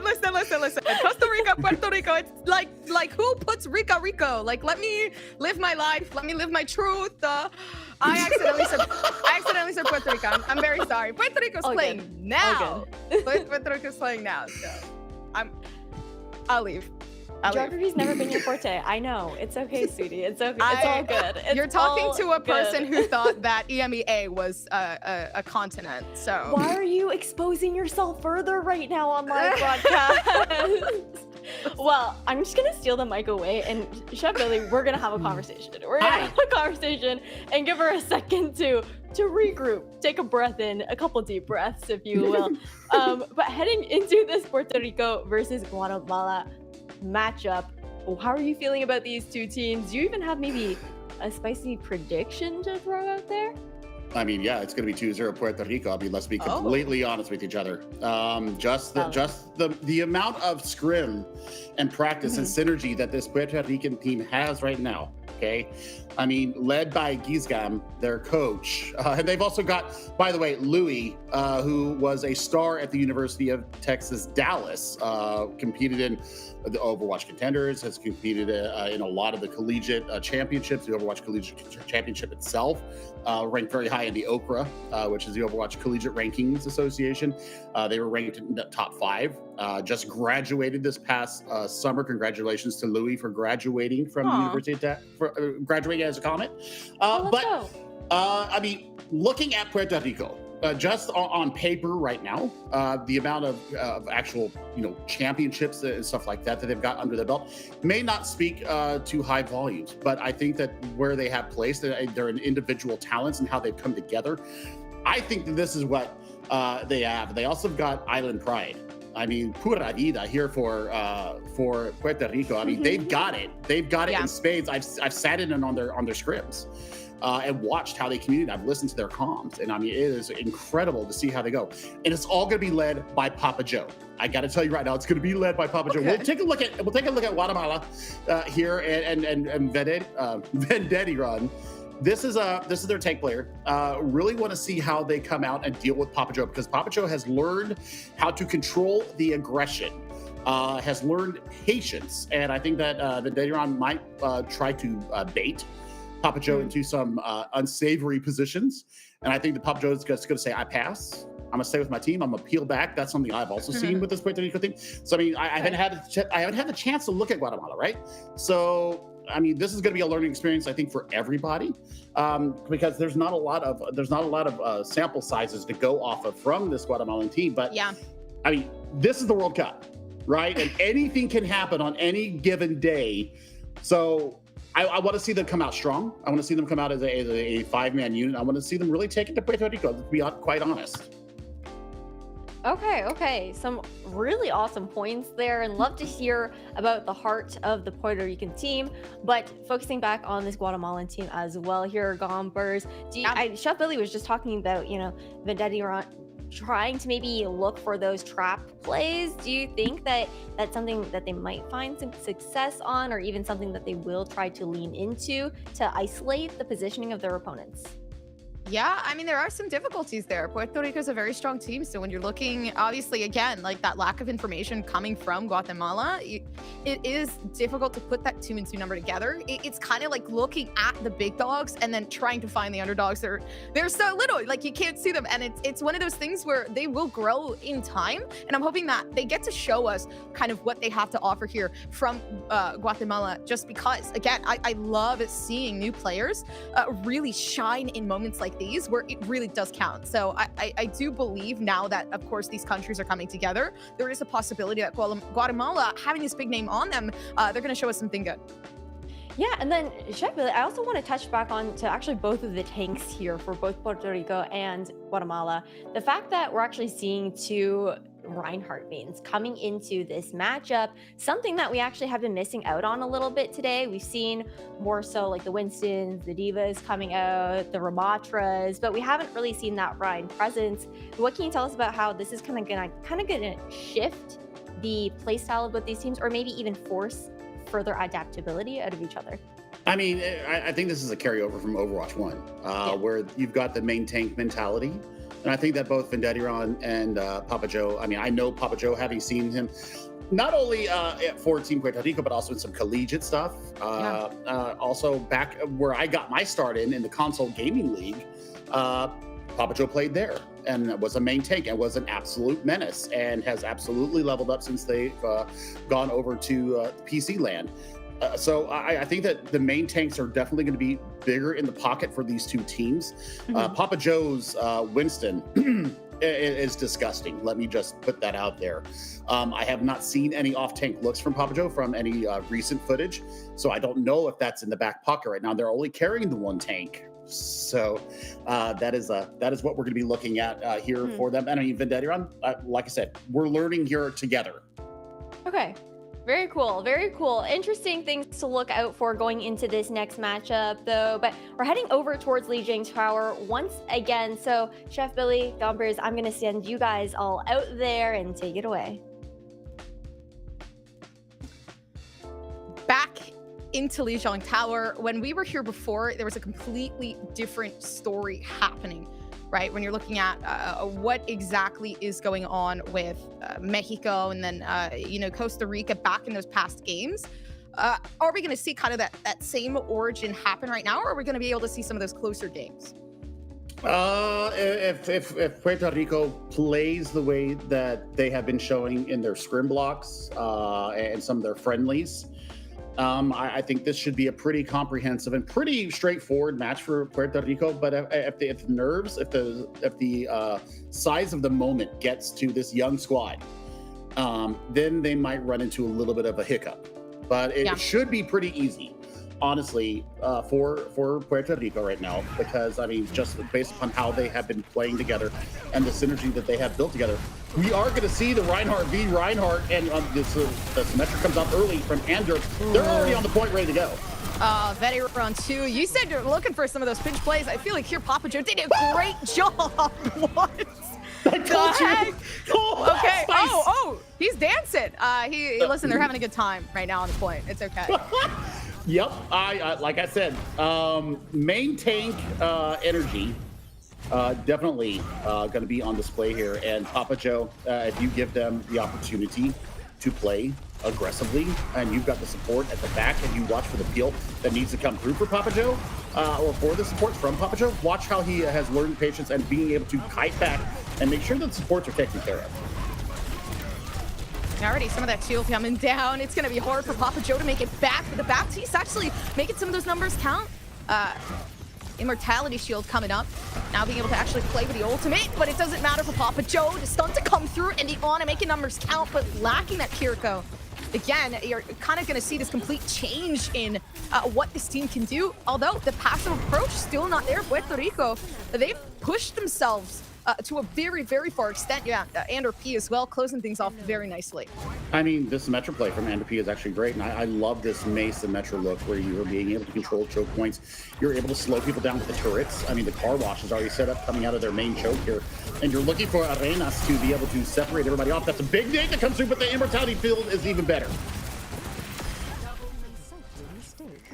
Yeah, actually already, it's happening again and again and again. This is something, that reiteration that we got to see, although Costa Rica last time, again, putting up that fight. So that's kind of what I want to see come out of Guatemala. I want to see them really push those numbers. The Symmetra, though, with the turrets, not making that any easier. So they're going to try to find that other way through and push it to a further extent. Already trying to come down. We still have so many ultimates left to utilize here, but Papa Joe sitting along the back line, gonna be able to see Talisman with the wall come up and push the ultimate down onto the point. Everything coming down to it. Betty Run, now the tank down as well, and it is impossible to try to get onto the point at this point. It is the May wall. It is the combination of that coming through with the tank. Incredible gameplay from Puerto Rico. I mean, they just understood their win condition there. Be able to stop the choke progression coming from Guatemala.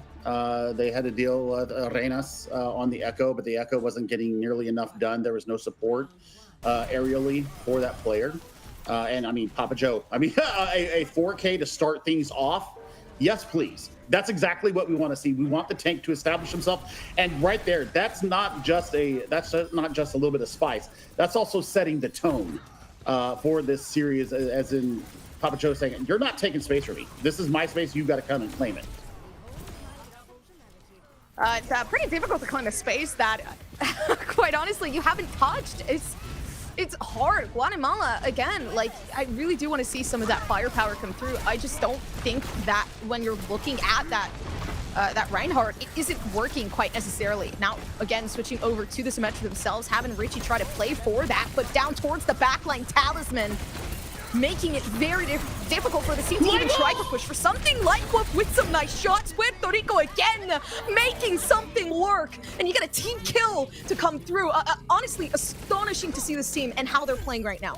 Gulpers, that's a 3K boop off the side. Lightwolf was lying in wait like a black widow and hatched the trap. Sent everybody into the koi pond. Night, see you later. You're done. And now it's all about them trying to get on this point. And with the mobility of Puerto Rico right now, Guatemala are in serious trouble already. Looking at serious trouble again. Even now, Talisman actually still making some good numbers, and they know what to focus on, which is something I really like coming through from this. Still actually pushing themselves back around, try to make sure they're playing with the team, although going to have to regain that composure. This is different. We see something out of Guatemala that we haven't seen before. Still, though, with the Symmetra, I think that extra resource of damage is really working out well. Andrew P can't even get a hack through right now, especially since you've got those turrets really blockading. Yeah, I mean, the Symmetra turrets, once they establish control on the point, it's pretty much done and dusted. Now, they need to pull out the immortality field of Marleo here on the Baptiste. They've got the amp matrix ready to go, so that's also going to be something that Puerto Rico has to push into. But Talisman can really start the tenor of this conversation with a well-placed pulse bomb. They're playing the sneaky game as well. Actually, still using their blink to try to get around the back. Unnoticed very, very nicely. Still, though, the silence is there. You see Papa Joe onto the point trying to get something, but unfortunately, again, the timing is something big here. They're still wasting some of that time. The tank actually backing off, so the opportunity is big. Vetti, Tron, pushing themselves out of the way.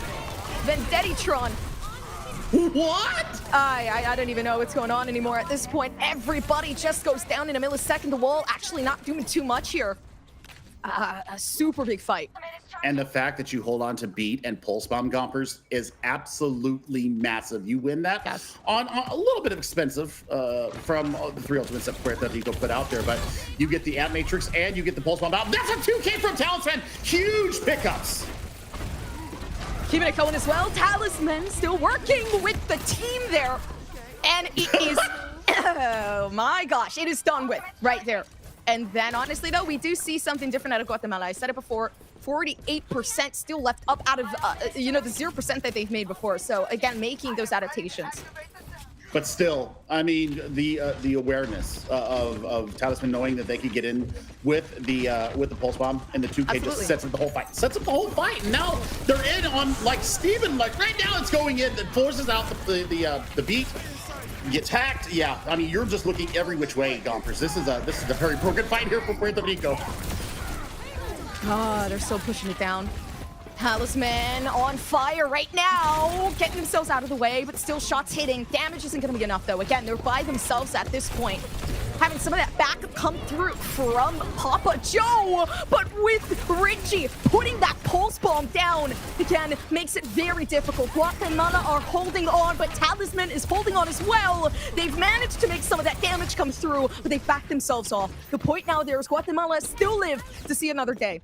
Yeah, and I mean, the fact that Talisman gets out 93 to pulse bomb and is now pulling the aggro from Richie means that you're going to get a free EMP into this next fight. And yep, there's the manual hack. That should be them going down. It is, in fact, now they have the EMP ready to go.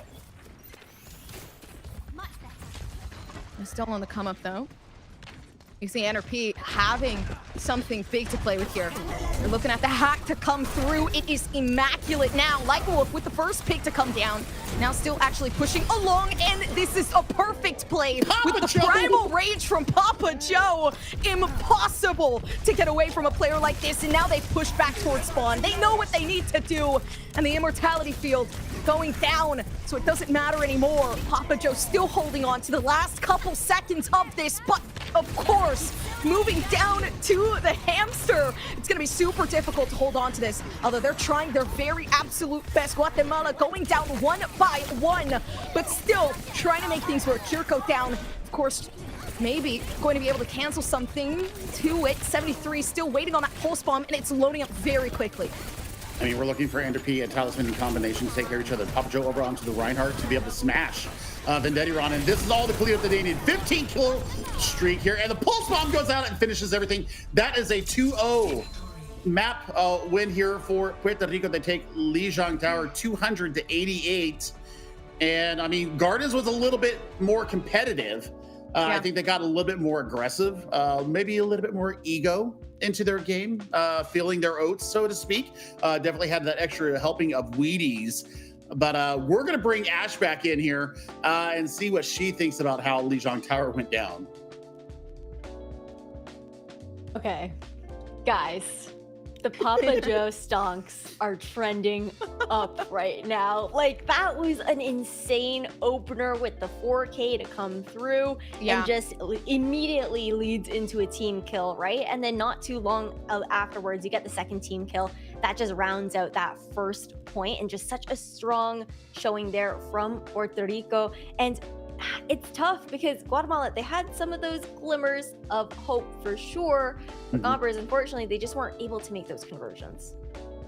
You talk about it, right? Making those conversions. And I felt like a lot of it, you could see them actually trying to make those changes down in composition-wise, but it just was never working out. And a big part of that, bringing it back to the stonks over here, Papa Joe, right? You're looking at the way they're playing, you're looking at what they're doing, bringing out the Primal Rage at such perfect moments to regain that momentum. But again, I did see Guatemala being a lot more comfortable with Puerto Rico as time went on. So there was something there. There was that spark that I felt like we needed to see in that last game there with Mexico and Costa Rica. So when you're looking at these two teams and you're kind of comparing and contrasting, there is at least that development. No, that's for sure. And that's what happens as the series goes on, right? You familiarize yourselves with your opponents that you haven't really played much against before, and then just slowly look to make those adaptations. But Chef Billy, right now, we're on the online qualifiers for the world stage. You cannot afford to take that long to actually implement those changes that are needed. True. And I think that what we did see, that we did not see really out of Costa Rica, was the fact that the adaptation started coming through a lot earlier for them. They realized that they were getting a little bit diffed out. And you saw Arenas go over to their own tracer. I think that was a great change for them.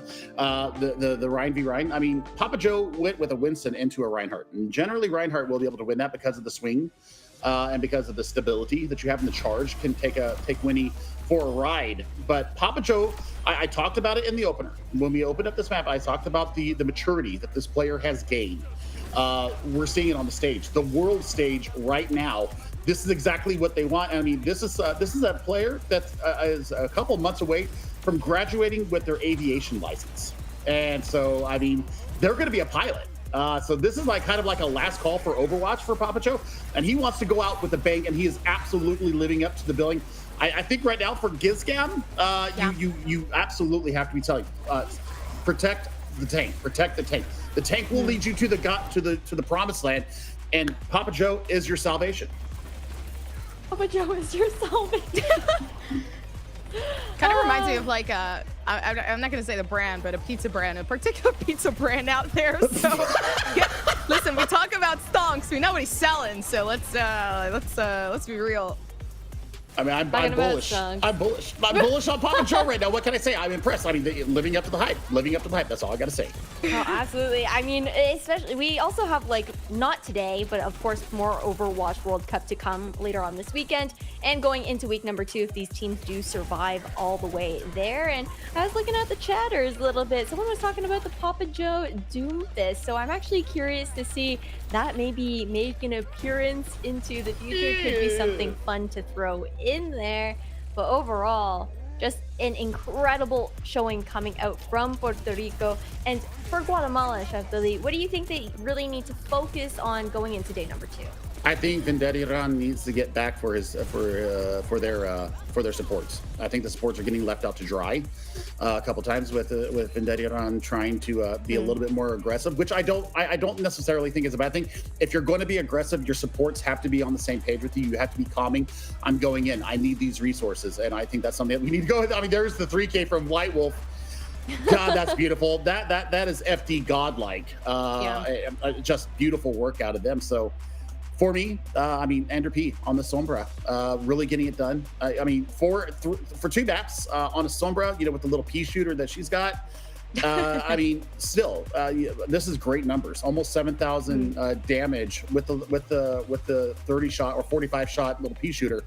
But mitigating the damage, I think that's the big part for Sombra is when you get the hacks out and you deny the damage coming in, you deny the cooldowns. I mean, Andrew P really did play a perfect map as far as a Sombra player. I think I saw them go down maybe once across both maps. So the awareness of the pressure coming in when you need to translocate out, perfect. Their manual hack targets, perfect. That 2K pulse bomb doesn't happen if you don't hack the Baptiste and they can't throw the immortality barrier up. So they really got it done. Yeah, that sustain for the Sombra player is super important just to be able to use that utility and help set up your team to really capitalize on those team fights there, Gompers. Yeah, honestly, speaking of that capitalization as well, a big portion of that too was, again, like the DPS. We talk about the DPS, we talk about the tank, but I do feel like the people behind the scenes that go a lot unnoticed, and only because if you're doing a very good job, it's kind of like when if you don't notice your healers, they're doing a good job because they're doing exactly what they need to do. So I do feel like the support here was immaculate. You're looking at the amount of times that they should have gone down in those group fights, but then they somehow just were not dying. So in my opinion, taking all of that information in, it is big for the support to also get a spotlight of their own. I would have to say, just for that fact of, okay, you're looking at what's happening with Puerto Rico and Guatemala. You're looking at the fact that Light Wolf or Azulix and Croy, whatever, they are there to make things happen. So that's for sure. It's going to be a pretty big shout there over to Guatemala to try and just keep an eye on their backline, keep an eye on their support players, right? Ensuring that they are peeling for them and being able to take them out there. But overall, I mean, now just looking into the next potential map, apparently, we might be heading over to Circuit Royale. Oh. I like it. I like it. I think that for Guatemala, I don't know if they have snipers. This will be something that we get to see coming out from them. This is typically, and I'm going to put this in air quotes, typically a Sigma and double sniper look. I call it the Monaco 5, where you've got the Sigma, you've got Hanzo and Widow, and then you're running with the Baptiste and Zenyatta to burst and chunk down the tank. Space taking is going to be at a premium for an attacking team because the defense can get set up on high ground. They can take their choice of how they want to engage. There's room to kite back. And if you've got an experienced off-tank player that can play the Sigma, it's darn near impossible to get around the first quarter. You might win a fight. And if the kite is good, then you're looking at maybe 2 fights in a total of 4 minutes that you need to win to be able to capture the first point. So it's very defender favored. At least point A is. Point B and point C, it's more of a toss-up. But I think that if you really dig your heels in on point A and you put up a good hold, this can be a first point hold for a defending team. Okay, all big notes to consider here, especially for Guatemala with this map pick coming out for them beyond Circuit Royale, and just the necessity of having to really tighten in on just the general macro and keeping an eye on everyone's positioning, ensuring that you are helping out the team wherever you can. But again, Puerto Rico, they looked really, really strong there on Lijiang Tower. So we'll see if Guatemala can maybe make some sort of comeback to take it 1-1. Otherwise, the majority of today has been 2-0 sweeps, and Chef Billy, Gumpers, take it away. All right, Circuit Royale, a map that we haven't actually seen yet. So this is something I'm very interested in. And I would be lying if I said that I wasn't hoping for a double sniper composition or maybe something relying with the Widow. Listen, I'm a big Widow fan. We talked about it. Yes, we did. we all know about my very, very bad Widow addiction. Naughty girl. You're so naughty. Listen, I'm a big fan. Okay, but I mean, positioning here is so very important for the double snipers. And this is where I think, I bring up that you need to have what I call the shooting blind. And that's where you get the Sigma set up on the high ground. You put the experimental barrier out there and you go for broke. So we're going to see that right here. We do have the Monaco 5 here from Puerto Rico. They're going to be on the attack, so they want to set the tone here. They're going out aggressive. I love this choice that they are going out on the attack. They are going to stick it. Oh no, I'm sorry. Puerto Rico's actually on the defense. I'm sorry. Guatemala is actually going to be on the attack here. So you know what? I'll walk it back and say, Puerto Rico, they're going to know what kind of a benchmark they're going to have to hit here. And the fact that we're coming out with Vinzi substituting in for Diego here for Team Guatemala, you're looking for the Ana look. You're looking for the sleeps. The antis are going to be huge. Papa Joe's going to have to be very cognizant of when to use that kinetic grasp. My dream did also come true. We are seeing a double sniper. And then first shot hit, of course, doesn't work out too well. But this is something that is very risky. Like, you really have to trust your DPS in a position like this. They have to hit their shots with the shield as well. Damage really has to make an account here. With a double shield. Especially, you got two Sigmas coming down, trying to make some of these numbers count. The shield comes down, leaving Talisman a bit left in the open to try to hit for some of these shots, but the push commences, and the Genji actually going to try to counter these snipers. I mean, the fact that Richie gets the initial kill out is pretty huge for Guatemala. They're able to take a lot of space here. And the reason why you're running the Genji here in Arenas is to be able to get on top of either the Widow or on top of the Hanzo. So, I mean, great pushback here from Team Puerto Rico. They take down Vendettiron on the tank. That's a lot of space they're going to be able to take. But Talisman super low. They need the healing right now. Oh, it's impossible. Oh, every shot missed. Talisman having to back off. Still, though, again, relying on the Widow. The Genji Arenas still looking for some pretty big numbers here, but Guatemala actually on the pushback and making something count. And repeat, taking a very, very distant angle. Nice shot. Although not much left to do here except for wait. An air angle to be taken, and still nothing again. Yeah, and that Sonic Arrow is going to let everybody for Guatemala know where the Puerto Rican defense is setting up. About 5 meters-ish to go before they capture point A. This is a better look from Guatemala. The trade's starting to come through. Papa Joe down. That is not good for this team. Oh, actually, the Dragon Strike coming through as well. And nice shot from Richie, leading things to continue here. Guatemala on a completely different stance right now. I really like what I'm seeing here. That was a beautiful shot. I mean, right now, Guatemala is winning the sniper war. They've only got one sniper, unless you count Marleo on the Zenyatta with the 5 or the 6 orb volley, a sniper as well, because we saw them just land that volley onto the unwitting head of Ander P, and well, sights are out. They know exactly where to go. Let's see if Papa Joe can get anything with this gravitic flux. Oh, still though. Okay, snipers coming back on it. Puerto Rico knew that they were losing this fight.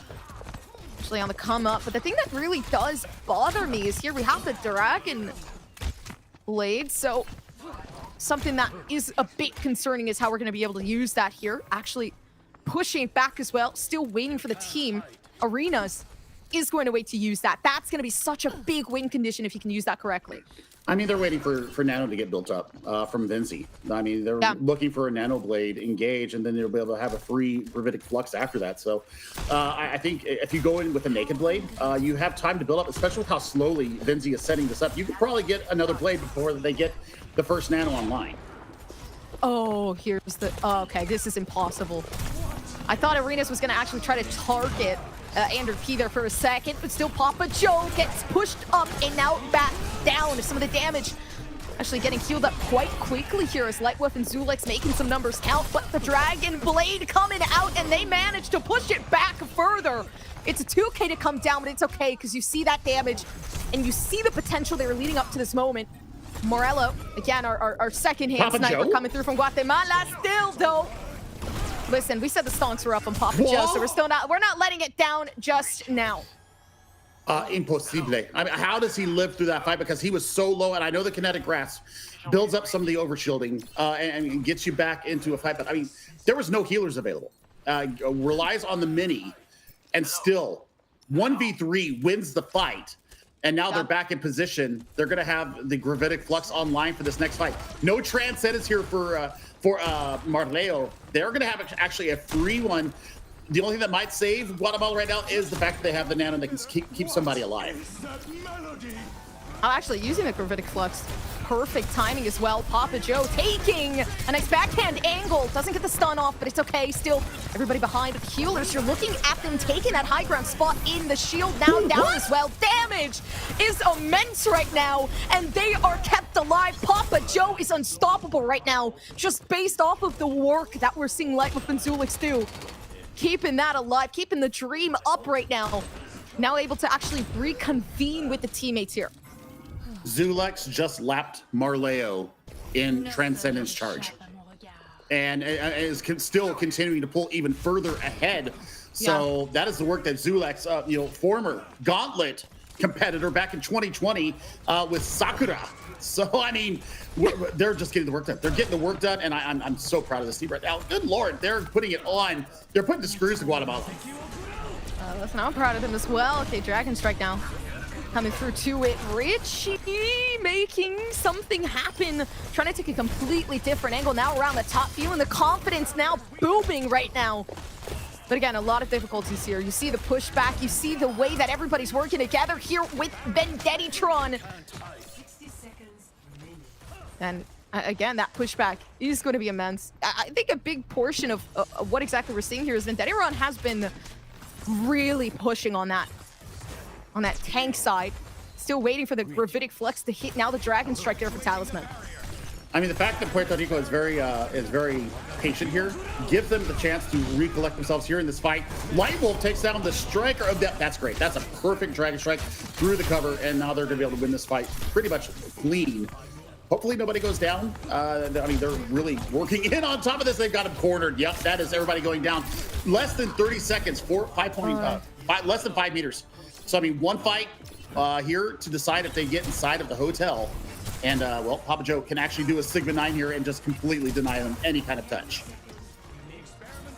Yeah, speaking of denying them any kind of touch, it's pretty evident right now what and why they're just not able to do anything, especially up to this moment. But Guatemala, they pushed very, very far, and I have to give them that OT. Now coming along, Dragon Blade making some numbers, especially as it comes down with the Gravitic Flux. They paused it for a second with a 2K from Arenas. That might actually hold things down just a bit. The overtime still completely there, but the snipers now here coming through. Talisman going down, so it's up to Andrew Pete to try to make some of that damage happen to the OT.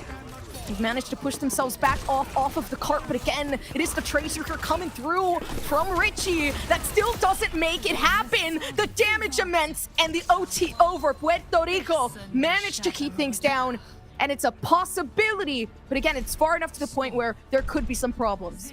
Absolutely. I mean, the fact that Arenas gets a 2K while in the middle of a Gravitic Flux with a Transcendence right on top of them, and they still pick up 2, the Nano Blade getting the full value right there. And I think that we had a little bit of hubris here out of Puerto Rico. They tried to push up too far. They absolutely got completely knocked out of their comfort range.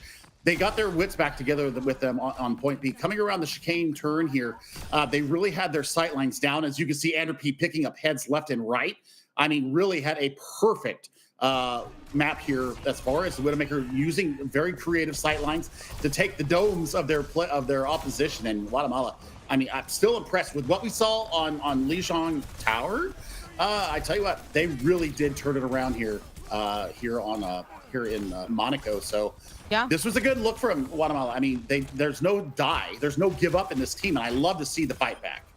Yeah, and there was a lot of fight, honestly, I would have to say, out of Richie, right? Seeing that Hanzo, being able to see the amount of times that, honestly, when the storm arrows came out, the damage came out as well. This was very big on their part to kind of play with that Genji, and of course, you're kind of looking at these two brothers collide here, and that Hanzo, I felt like, really made some of those numbers count. Richie, again, back onto that Hanzo, now playing on the defense, so we're talking about winning out the sniper fight, and I feel like it might just happen again. Well, I mean, it's all about positioning. Once again, you've got the shooting blind up here. Rich is going to take the off angle here while you wait to have the Widowmaker have the better shot. And well, Andrew P has making the rotation, and well, that is a huge kill with the storm arrow right through the dome of Richie. Actually, still stuck towards the bottom. Andrew P having no vision whatsoever on what is going on, but still having to rely on Talisman to make some of these shots count. Still with the Sigma slowly moving upwards. Again, this team very, very big when it comes to Puerto Rico, very big when it comes to pushing these players back, but the biggest portion is losing out on the sniper fights. Arena's actually taken out Andrew P on a shot that they had tried to originally hit. Doesn't work out, so they miss out on that 1 DPS. Damage, of course, running thin here, missing out on some of those shots alone there from Talisman, but still managing to make numbers count. The speed at which Puerto Rico is going right now is insane. Wow, that is that's tasty out of Talisman. I thought the Tracer was darn good. The Hanzo's even better. The tracking is so good. I mean, this is exactly what you want. And Papa Joe doing the right thing here, just claiming all of this space from Guatemala and not allowing any aggression to come in. There's the maturity that I was talking about, Gompers. You go up, you take the space that you can. Once you realize that you're getting to the point of being overwhelmed, you pull back, you regather your resources, and go back in for a second contest. They've already come around the first quarter of the chicane, basically for free. I think a big thing right now is where are the heals for Vendettiron? It feels like everybody's pushed along the back way too far. Zenyatta not even able to actually play for what their role is intended to for the damage right now. Marleo still stuck around the back, and the damage is insane when it comes to it. Puerto Rico right now might have just been able to say GG in the chat because they're still up towards the push. Papa Joe again with the pressure here, and now being able to pull through with their ultimate. Able to see the Graphitic Flux in action now with the accretion to push back even more, and the heals are not there, and they never will be, because it might just be a possibility that a win to come through. Able to utilize some of this Dragon Blade right now. Arena's desperate for the win. It is a beautiful play right now, but Papa Joe ends it before it can start. Everybody off of the point. It's up to Papa Joe with 2v1, and the accretion is going to do a good job, and no heals left. No shot. I mean, he 120 health of 140, and there's the Immortality Bear from downtown. The Frisbee throw gets it done, and now they're back into full fight. I'd be afraid right now. Andrew P's feeling it, especially with the shots that we just saw right now, but the pushback has been pretty good. Still able to see Arenas. They are lacking that ultimate, but the Hanzo was big there. At least being able to see Talisman really pull through for the team in those last seconds. Puerto Rico, they had a very, very good play. Wow. Okay, that was just you done. Be gone. El Cucaracha. Bye-bye. Done. I mean, they treat him like a cockroach there. Seriously. I mean, that was, if there was anything that I could say more about what just happened on the attack phase for Puerto Rico, they lost, I think, 3 people in the entire team. And pulling people back. But Ash, you're coming back in here to talk with us after what you just saw go down in the streets of Monaco on the Formula Lux racetrack. That was pretty comprehensive out of Puerto Rico. I mean, it was really, really solid, but I also still want to give it to Guatemala for the fact that they did try to make those adjustments come through, and it felt like honestly a closer matchup than it did over on Lijiang Tower earlier on. So at least you see that ability to warm up that we had talked about a little bit between both of these matches. But Gompers, I gotta hear it from you. What was the nail in the coffin? Nail in the coffin for me was Papa Joe. I'm gonna be honest with you. The person you always see on the front line, which I hope so because he's a tank, but the person that you're always looking on those front lines, hence why you did get to see, they knew exactly when to push for Papa Joe. They won out the group fight. They managed to push even further so that they could stall for some time and also gain that map control, which is one of the biggest things when it's leading down to a game like hybrid and whatnot. So I think for me was really Papa Joe's game. But you also have to give it over to those supports like we heard Billy talk about earlier as well. Whole reason why he's able to take all of that space is because he's got those players backing him up and being able to feed him all of the health that's needed for the insane sustain that we saw, especially in those last few seconds of that last matchup, Billy. I mean, just the frisbee throw from Light Wolf to get the immortality barrier from way downtown. Papa Joe took that fight 1v3 and had actually taken 2 out before the immortality barrier came in and took out a Kiriko with the accretion and then the hyperspheres after that, and then was battling Vendettiron on the wrecking ball at that point. So I mean, you know, sometimes you need a hero. Sometimes you need to have that main tank energy. And you know, make the main tank diff. And even though it's Sigma, it's traditionally an off tank, plays like a main tank here in Overwatch 2, with the ability to take the space, to mitigate damage, and really just got it done. And the snipers behind, the support behind, I mean, just everything was absolutely working perfectly here for Puerto Rico. I mean, they got a little bit overzealous on point A on their defense. But they really pulled it back together. Look at these creative lines. I mean, would you expect a Widowmaker to be peeking through the signs here or the barriers here and taking a head off? I mean, not me. Not in this economy. No. That was gross. That was really gross coming up for Ander P. I mean, hey, there's a reason why he was the MVP on Lijiang Tower, and we'll see who ends up being the MVP for Circuit Royale here. But Gompers, I gotta know, like, overall, I know we said that the side of Guatemala did make some of those adjustments, but do you think it was as much as you kind of like expected them to be able to make in such a short span of time?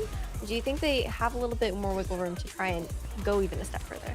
I think it was a perfect pacing from what we saw before, if I'm gonna be pretty blunt with you, because look at what we saw before. They pretty much got 0% at some point down in control. Like, they were suffering when it came down to what Puerto Rico had to offer. And then you kind of saw them very, very progressively get better and better down in that second time. That second time down in control, they actually almost won out that round. And now coming into this, there was that possibility that they could have taken further down to that second point. So for me, I do really feel like this team was showing such promise. But again, you're on a big stage. You have a big name behind your own. You're playing for your country. Like, there's a lot of pressure when it comes to what you're trying to show here and who you're representing. Absolutely. A lot of weight on your shoulders to be the ones to represent the entirety of your nation, right? And again, at least for the side of Puerto Rico, you do have the fact that there is some of that experience bleeding into that as a factor for this team to be able to actually have that mentality to keep pushing forward and whatnot. And I don't quite have as much information on the Guatemalan squad, unfortunately, there, but still, it's huge opportunities just for learning overall here within the Overwatch World Cup as well. And Papa Joe, finally, Chef Billy is getting that MVP that you're looking for. And look at those numbers. Oh my God, the mitigation, insane. That's the big number for a tank player, especially if you've got a shield or defense matrix or something else. This was done through the experimental barrier and also the kinetic grasp. And Papa Joe really did cycle those cooldowns to the highest effect. And I mean, 40 eliminations, that's tickling people with the hypersphere. So I don't really look at that number necessarily. It's the damage I mean that's the secondary number, but the mitigation is the biggest number for a Sigma. If you're through 1.5 points, almost 2 points, and you're at around 9.5k as far as mitigated damage, you are putting in some serious work in the tank position, and I think that really. We saw the maturity come out once again, and taking that 1v3, being able to shield dance. That's something from Overwatch 1 as an Orisa player or a Sigma player that you learned. It's part of your tank core, what you learn how to do, how to be able to dance and keep yourself alive, letting your team get back into the fight. It came out in spades there. Man, I'm impressed. I'm Stonks way up. Papa Joe definitely bullish on this player. Yeah, the ebb and flow, really nice coming out there from Puerto Rico. But that is the wrap up of game number 5 for today. We are going to take a quick little break before you come back with the post-show analysis.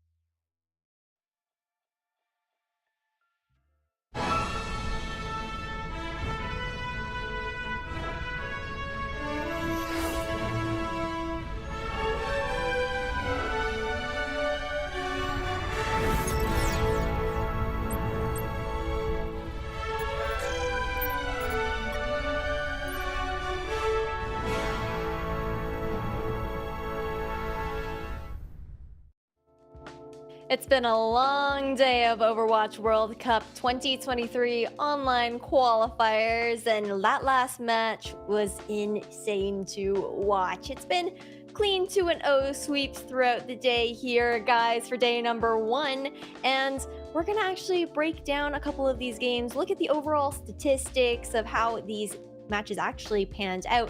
First one we're actually going to be starting with here is going to be Chile versus Brazil.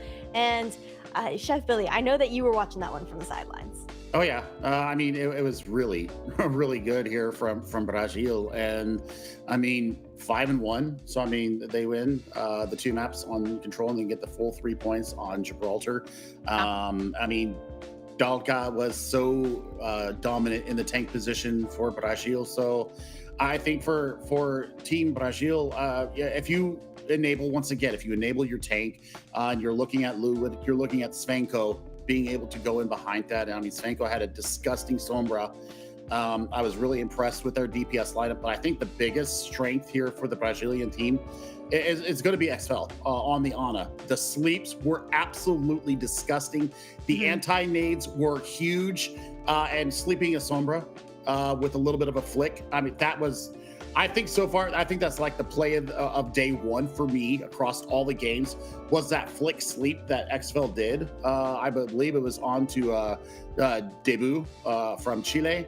So, I mean, Ram did the Barrage 9 on Well. They got a 2K Barrage, but the Mercy wasn't grounded and they weren't close enough in proximity to the point to trigger the overtime and get the flip because they had won the fight, but they lose Ilios on the back of that. So I think that really set the tenor. I think Chile, Frack just didn't have the same amount of resources put into them. I think Lazu and Papo really needed to get it back together and really pump the resources into Frack to be able to deal with the forward aggression that was coming from Dolka. So for them, I think for Chile, when they go into day number 2, I think they need to be very cognizant of making sure that the resources for their tank, if their tank's going to go in that deep, you've got to be able to hold them up.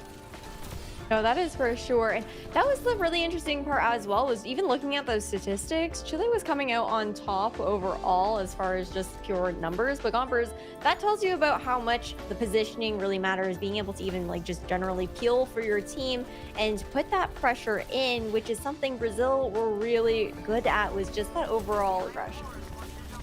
Yeah, overall aggression, again, something that is heavily reliant on, number 1, your tank, number 2, on your support. So, you're kind of looking at, again, this is kind of the trial of who is the strongest teams and who are more per se kind of like the underdogs that need some of that development leading forward into these grouping stages, right? So, again, you get to see some of these very colorful pictures and you get to paint a picture as well as to who you want to put at that top. I think we saw a very, very good showing out of both of these teams, out of obviously, when you're looking at Brazil and I'm brain farting, and Chile, it was those 2 that really kind of put a staple in my mind as to, again, this was kind of one of the closest games that I could have enjoyed. Yeah, and that's the thing, that the part that you were talking about, both of you, about just like that general synergy and just being able to pull that all together and the importance that plays within the matchup, regardless of the numbers that we see on the screen, is the fact that for the Brazilian team, they had that history together, right? Chef Billy, that really allowed them to have that extra edge up where Chile were just not quite as polished because they lacked that chemistry. Sure, and I mean, we joke about it a lot of times. I get accused of putting it out there a lot, but the power of friendship can honestly do so much for a team because you have the familiarity, you have the comfort, you have the understanding of your other players' tendencies. So I think for Brazil, I mean, this is going to be absolutely beautiful for them. I think that they could really make a powerful run through Group B.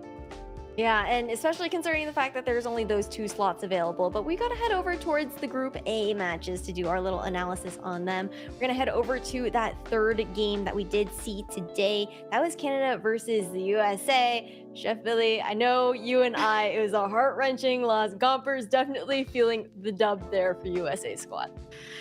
I did feel the dub, man. And listen, I saw you, Cash. You were in a lot of pain during that game. After we headed back to the cameras, I kind of felt bad for you, I'm not gonna lie. But listen, they had a good fight.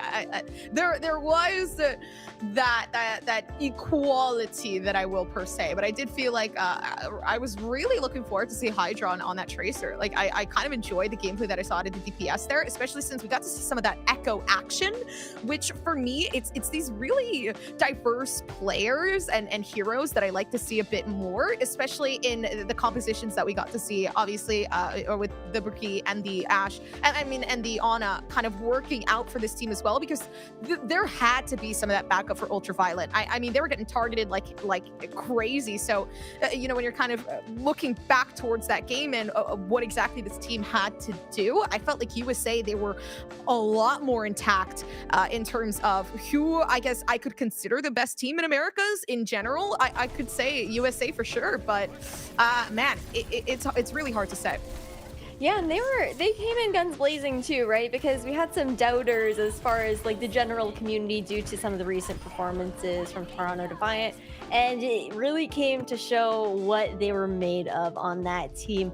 Sugar Free especially stood out to me there on Team USA. He was an absolute menace. Yes. Both on the Echo and Tracer, but especially the Tracer, just continuously poking and prodding on that flank, onto that backline, some insane pulse bombs as well. And USA, a big thing, Chef Billy, that Moxie and Dustin kept touting was the fact that they were just completely in control of the tempo of the game. I mean, they took the fights on their terms. That was the big tenor of the conversation all day long, is that it was on their terms. They decided when to engage. They decided how the fights were going to go. The ultimate rotation was absolutely spot on. And I think that Team Canada, maybe a little bit too much poutine in the mouth and not enough spice in their game. Oh, no. I'm just saying. I mean, I got a chance to meet Hydrant when they were at Illinois State. I got to meet him in person. Got to see him play in person, and just the dedication. I think, and the intensity of Hydron is something that a lot of people, you don't get a chance to see it unless it's in a LAN environment or if you're in person with them. Just the fact that he was up against the Dallas Fuel at the time while the Fuel was still in America, and he was owning the Fuel. So, I mean, I know the drive of this gamer, and he put it on display today big time. Yeah, it's just the showing, just the individual prowess there coming out from Team USA. But enough about that last matchup. We actually have to move on to game number 4. I'm sorry, I got to keep the show rolling as much as I'd love to continue talking about it. We got to revisit that Costa Rica and Mexico matchup that we just saw that you guys ended up casting, and Mexico were so strong, Gompers. They played immaculately. When you're looking at Mexico, listen, I wasn't expecting kind of the stomp that we saw. I was expecting something completely different come out of this team, but being able to kind of put 2 and 2 together when it comes to who you, again, kind of like what I said before, who you can connect to be the best team in said bracket, it's nice to know. Costa Rica, I think they put up such a good fight, but it really was Angel Volado with Chobalux pushing that DPS so far down their throats that it became impossible to play. And I feel like it just really showed the amount of effort and time that the Mexico team invested in under that midnight banner there, Chef Billy, and just the success that they found off of that general investment with building that chemistry over the last few months during the trials to build teams for each nation. The big number that sticks out there for me, because the damage was almost identical between these two teams. The big number is the eliminations. It was almost 2-1 in favor of Mexico. And that's just really shows the focus, and it shows the comms right there. That tells me that they are playing as one hive mind rather than 5 individual players. And you saw it time and time again. I mean, right there, that was my favorite play. It may not have been the singular best play of the day, but I think that really demonstrates what identity that Mexico has right now, is that they play as a 5. They play for each other. They're not playing just for themselves. They're playing for their team. They're playing for their country. It's that cohesion, something that we saw lacking from a few teams today overall, to be honest. I don't want to shout anybody out specifically, but it was that lack of focus on knowing when to focus on one player that's being isolated and actually following up on the picks that you need. Because when it comes down to it with Overwatch, the entire thing is all about moving kind of like a hive mind. You are a unit. The second that you get staggered, it's all over, Gompers. It felt like that happened a couple times too, especially when you're looking at Costa Rica as well. But it's super difficult to kind of, really see what exactly could have worked out, because again, you saw Hodelo with some of those action plays and action shots that really did allow me to see, okay, there's potential here with the DPS, but it felt like, maybe the cohesion there with the tank and, the DPS, or maybe the support just wasn't there to assist, was one of the things that I felt like were really falling apart. So in terms of what Costa Rica had to utilize and what they could do, it was there. It was just not the money maker. Yeah, unfortunate there. You got to make sure that all your priorities are unified here within Overwatch. And now heading on to the last game, the one that we just had the pleasure of watching there between Puerto Rico and Guatemala, that was a star-studded appearance, of course, from Puerto Rico. Talk me through the numbers, Billy. Just look at it. I mean, it's on your screen right now. The damage is only 15,000 apart, right? But look at the mitigation. And then look at the eliminations. That is what? That is 5 times almost more than what Guatemala had. So I mean, that right there is focus fire, pure and simple. And it's them collapsing upon a vulnerable target and getting the work done, and then just steamrolling through. It's almost like the Lord of the Rings, where you see the Ghost Army go into Mordor and just completely annihilate the Dark Kingdom there. I mean, that's Puerto Rico. I mean, they just got in there, they got the job done, and then they moved on to the next fight.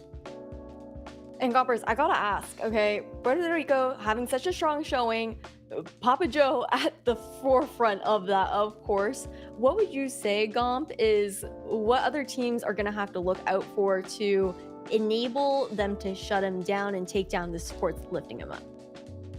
If you want to shut down a team like Puerto Rico, the thing you have to keep in mind is you got to have really good healers backing up your tank. You got to have a support that is unbreakable. And again, I feel like something that kind of plays into that is, I think honestly, something that would have worked is there wasn't a lot of damage coming through for the tank here. I felt like they were playing way too heavy onto, again, that Lucio and that Baptiste, and maybe the Brigitte and the Ana, but I felt like there should have been some of that really high damage plays. We didn't get to see a Mercy, we didn't get to see a Zen. I kind of wanted to see that. I wanted to see them really have that high damage boost to try to actually counter what Papa Joe was hitting for, because it was impossible to get the shield down. And when they finally did, Papa Joe was already in their faces. Like stuff like this, should just not happen. And again, it's that lack of damage control. I can't get over that those environmental picks. The 3K to come off of that bump, Billy, that's just gross. There's no other way you can put it other than just plain disgusting. I mean, and it's disgusting in the most wonderful way. I mean, for the fans, I mean, even if you are a Team Guatemala fan, you still have to applaud that. You have to applaud the play. And I mean, if you don't, then you're a hater, and you should, go put your nose in the corner or something like that, because you have to respect. You have to respect the 3K environmental.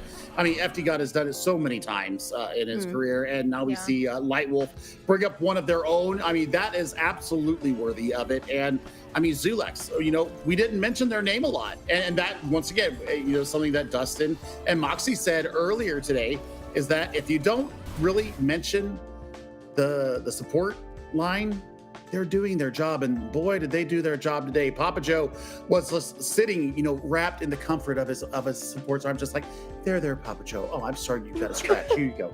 And Papa Joe's like, done. Well, you definitely love to see it, right? So just to take everybody through the results of today's matches, of course, like I mentioned before, is a 2-0 sweep across the board. However, Gompers, I mean, for day one of an online qualifier, day one in events in general, that's when you typically expect to see these kinds of scorelines. Yeah, day one, definitely. Just because, again, you kind of have the Group Bs against the Group As, and there is going to have to be that distinction as to who is the strongest, right? So we're able to figure that out. And tomorrow we actually have some spicy matchups. So for me, like, this is just the beginning. It is just the beginning. However, I know we've talked about it before, but I think that the United States versus Canada matchup was the one that everyone was expecting to really go the distance there, Chef Billy. So when it comes down to this Canadian squad, we do have to talk a little bit about what they need to do tomorrow. Don't crap the bed. I mean, seriously. I mean, they absolutely spaghetti all over the floor. Unwillingness to adapt, unwillingness to coalesce as a 5-man unit. I mean, they were playing like they had repelling magnets against each other. So, I mean, for Team Canada tomorrow, they've got to come back and just completely put what was the marquee matchup of the Americas behind them, get to work, and start taking their frustration out on the rest of Group A. No, for sure. But I'm going to let you guys say your final words before we wrap up on the broadcast. Gumbers, why don't you start us off? Final words for me, honestly, kind of just, we'll go to, I'm brain farting, honestly brain farting. But I guess I'll say more so, thank you guys for having me. Super happy to be able to be a part of, obviously, Overwatch World Cup, not to mention Americas, right? I got to see Costa Rica, Mexico, right? All of Guatemala, all of these, again, Hispanic representations that really fit into being able to see Puerto Rico pop off too was one of the things where it's like, okay, you know, we got some good players. So United States, Canada, whatever, they got to watch out. That's all I'm gonna say. So. You love to hear it. You love to hear it. Okay, Chef Billy, I'm going to give you the floor to say your goodbyes. I just think that for the teams that maybe were expecting an easy ride through this is the World Cup. And you've got to bring your A game every single map, every single team fight. I want to see more focus tomorrow out of everybody. And you know what? For the teams that lost today, steel sharpens steel. So this is your first chance on the world stage. Take the loss, go VOD review with your team, get a positive mindset, make sure you have a full stomach and lots of water, and then, you know, bring it tomorrow because it's a new day. No, that is for sure. To all the teams out there, GG's. Thank you for the games that we got to spectate today and rest up and refuel. For myself, it was a pleasure working with you, Gompers, and Chef Billy on the desk. And of course, Dustin and Moxie earlier on as well. And of course, a big shout out also over towards Lega Ace for the production in the background, the lovely, lovely broadcast team. But that's over and out here for day number 1. You guys stay tuned for tomorrow as we come back for day 2 of the Overwatch World Cup online qualifiers. EQO far left, now Eternal engages with that Blizzard. Diego also committed his own, but he's caught in the Blizzard, but a nice immortality from Poke keeps him healthy as Persona's Dragon Strike connects onto both EQO and Hug. Early 2 picks as well for them. Nice counter engage from Peru as Colombia attempted to engage with the Blizzard. Number pass that goes through the Sonic, coming first from the handler, which goes to show where you are on Southport. Early immortality, so it's an immediate split down by EQO. Is playing the base of the stats absolutely perfectly, finding the picks necessary, buying each other so much room to be able to land these arrows. Early, expecting the drop to be there in time, but eventually Rodrigo a bit late to save Diego nicely on Super Gomez, but the entire team of Poke is going. Just Mastermind on that payload. Persona gets spotted by Super Gomez with running his Sparrow. Now he's coming back down. Exto trying to relocate back around with the fade. He's able to find that damage. Chile has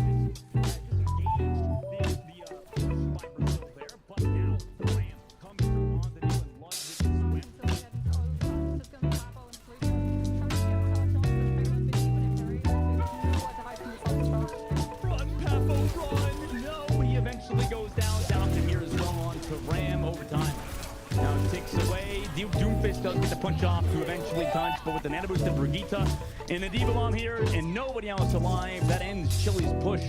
Without that Ashe having the duel on the backside could find some work, but it's anti-detonated and chased down by Hydra. Sugar Free is also immediately there with that beam, and it's just too much damage for Canada to deal with at the moment. They get immediately wiped just without Seeker and False just backing up. Seeker does get delayed, False goes straight back to lose, but will also lose the mech as USA flip that point back in their favor. Yeah, Echoes. And shoot. No kills just yet. He's also anti-grenaded and is chased down, but he backs up. Now, the bomb committed from his fire. Seeker as well. Pulse bomb from Sugar Free! And it's huge! It's a 2K! Pulse bomb from him. False also connects onto RuPaul, but Kaluge has continued. Odelo. So that's where I'm looking at. This is how this next fight should go. Big half though. Big half right now. Again, Reaper pulling it back out. Wow. Dead Blossom still now moving forward. Of course, it is enough to keep themselves intact here for Mexico. That was big. We're just at the car wash. We're under 2 minutes, Scoffers. This is starting to look very dire already. Oh, and now it's even harder to try to get away from this, just needing Modelo to take his See the Reinhardt being Reinhardt, and this metric comes out early from Ander. They're already on the point, ready to go. Betty runs too. You said you're looking for some of those pitch plays. I feel like here Papa Joe did a great job. What the heck? Okay. Oh, he's dancing. He Aggressive, which I don't necessarily think is a bad thing. If you're going to be aggressive, your supports have to be on the same page with you. You have to be calming. I'm going in. I need these resources, and I think that's something that we need to go ahead. I mean, there's the 3K from White Wolf. God, that's beautiful. That is FD godlike. Key there for a second, but still Papa Joe gets pushed up and now back down. Some of the damage actually getting healed up quite quickly here as Lightwolf and Zulex making some numbers count, but the Dragon Blade coming out and they manage to push it back further. It's a 2K to come down, but it's okay because you see that damage and you see the potential they were leading up to this. EQO far left.